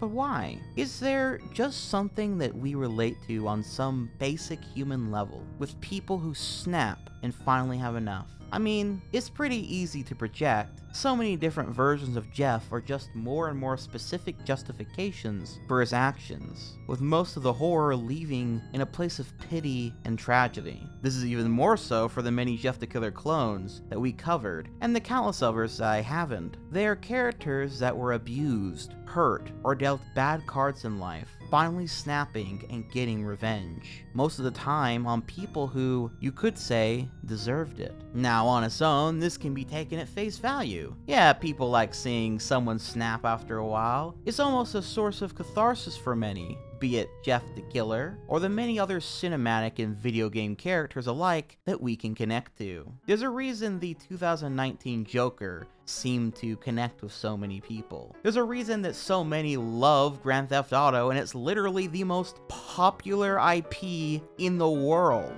where the main driving force outside of the story and the graphics and everything is giving you a sandbox to literally just hurt people, commit crimes, that sort of thing. There's nothing wrong with feeling a connection to someone who does bad things in fiction, or even playing out these things in a video game like that, especially if you can appreciate the tragedy and the escapism of it all. Hell, as we have seen here today, it doesn't even need to be written well for it to connect with somebody. And so many do connect with Jeff the Killer. And hey, nothing wrong with that necessarily, even if he is a crazed killer, especially when you really look at how unrealistic Jeff the Killer is. I mean, no matter which version of Jeff the Killer we're looking at, it's always a cartoon version of reality, but with emotions that come from real places. It's a story about a teenager who is living in a situation where he is being oppressed by authority figures, and taking back his freedom in a sense. He's done with being bullied. He's done with being paraded around by his parents. He's done being a victim. Even his own scars come to be a symbol of his own free will,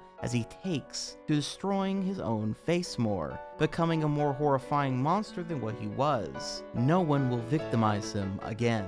And the same really goes for most of the Jeff clones too. It's a power fantasy, and I think in that regard, it's a healthy one, especially if it helps some push through hard feelings or times in a sense. Sure, maybe it's a bad guy you're rooting for, but it's all just fiction, you know? And while everyone goes through their own hard times with their own personal stuff, I think there is something a little universal about these stories. Remember how most of them were made by teenagers? Well, you know what all teens have in common? They are kids, forced to be more mature and take on more responsibilities, but without the same freedoms that adults have. It's an awkward space of time where you're emotional and the pressures are building in all directions. And that's why I think writing is a wonderful tool for getting those feelings out, and why they feel and seem so cringy when reading them. Hell, especially to the creators who wrote them and look back at them as adults now, because at the end of the day, all these stories were just being honest, at least emotionally speaking. It was cringe, but it was also free. Truly, honestly free. So even those who never wrote a killer OC story could still enjoy the core essence, the feeling that Jeff the Killer and others of his ilk was getting at, even beyond the horror and the concepts. And there's nothing wrong with any of that. I mean, which is more healthy, obsessing over Jeff the Killer or Jeffrey Dahmer? Yeah, that's the weird thing too. A lot of people tend to obsess over real-life murderers, killers in reality too. There is a reason that true crime is such a popular genre, why movies, documentary series are made about people who at the end of the day are terrible pieces of shit who kill people. And that's because we are fascinated by the darkness in others' actions. And that is only natural. Hell, a lot of that stuff I find fascinating too, but there are definitely some of us that maybe are fascinated by it too much, you could say. When you're watching a video, for example, of Jeff the Killer, it can feel about as real or on the same level in your brain as watching a video about Ted Bundy. One's a fictional character and one's a real-life person that did real-life crimes. But we're all so far separated from the crimes and the people that sometimes I think it can feel like the same thing. They're all just horror stories in a sense. Almost fiction to the brain. Well, that's really a topic for another time. I suppose what I'm getting at is there is nothing wrong with enjoying these sorts of characters in the realm of fiction, and it's probably better than looking into the real horrors of mankind, since that is more than plentiful. This was also the case even before Jeff the Killer, by the way. Remember earlier on when I noted how Jeff and so many other of his ilk seem to take major inspiration from Johnny the Homicidal Maniac? Well, I say that because that too is an even earlier example of a character that again was a homicidal maniac, in the name, a crazy guy who so many loved, and also resulted in, just like Jeff the Killer, a ton of fan fiction, fan art, fan animations, fan films, you name it. Jeff the Killer continues to persist as one of the internet's OCs, shaped and molded by so many, his visage coming from Japanese people making fun of someone's appearance, and combining that with a Japanese urban legend. His story being taken from a goofy ass video from early YouTube,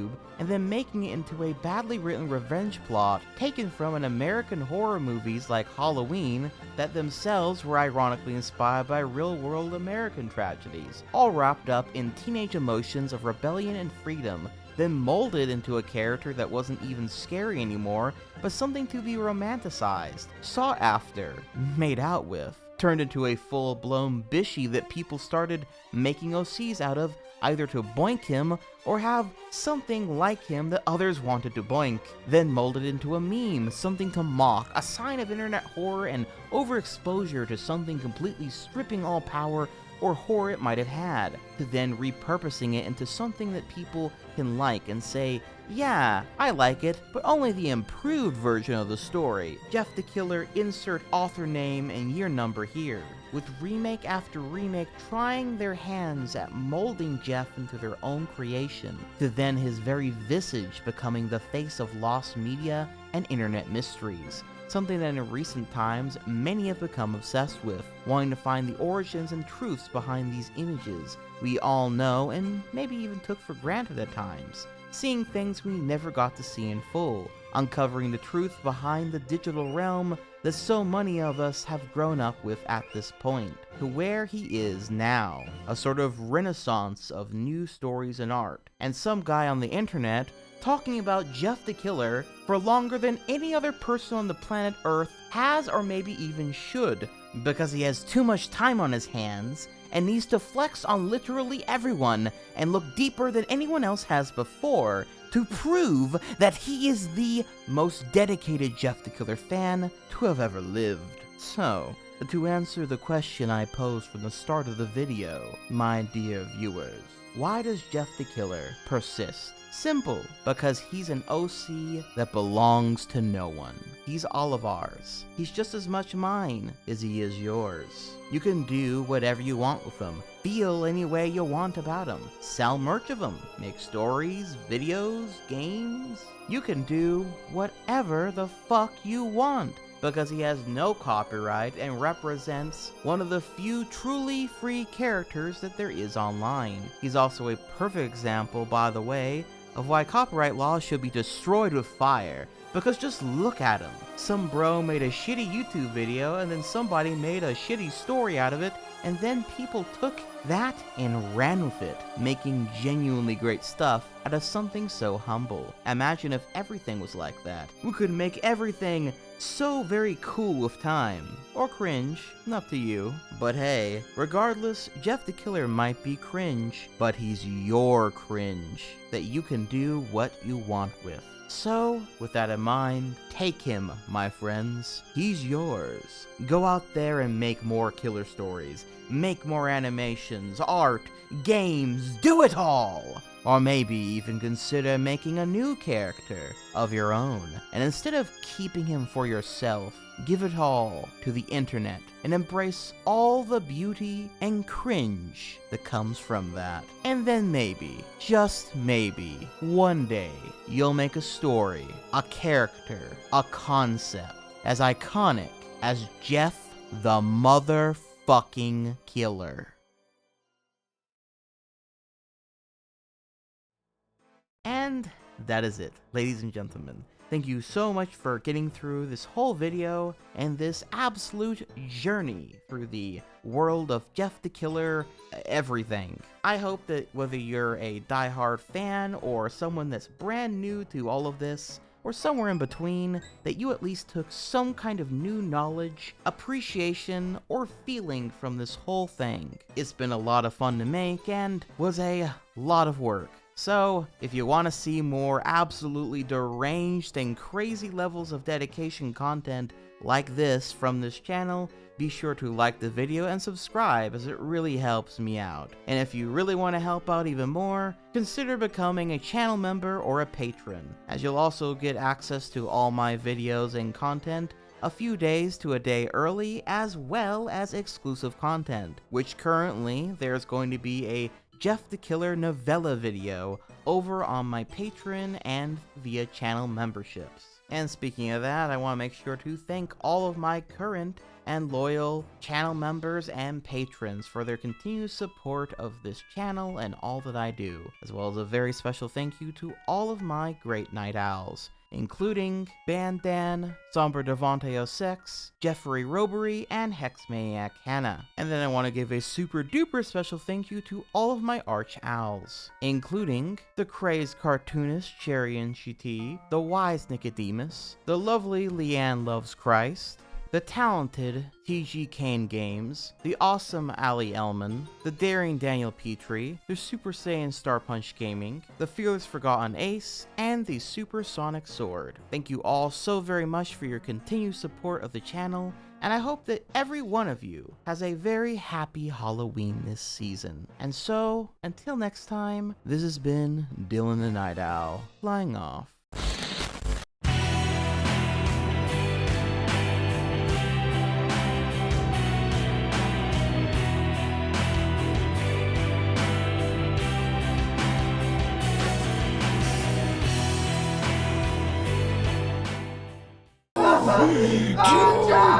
Soy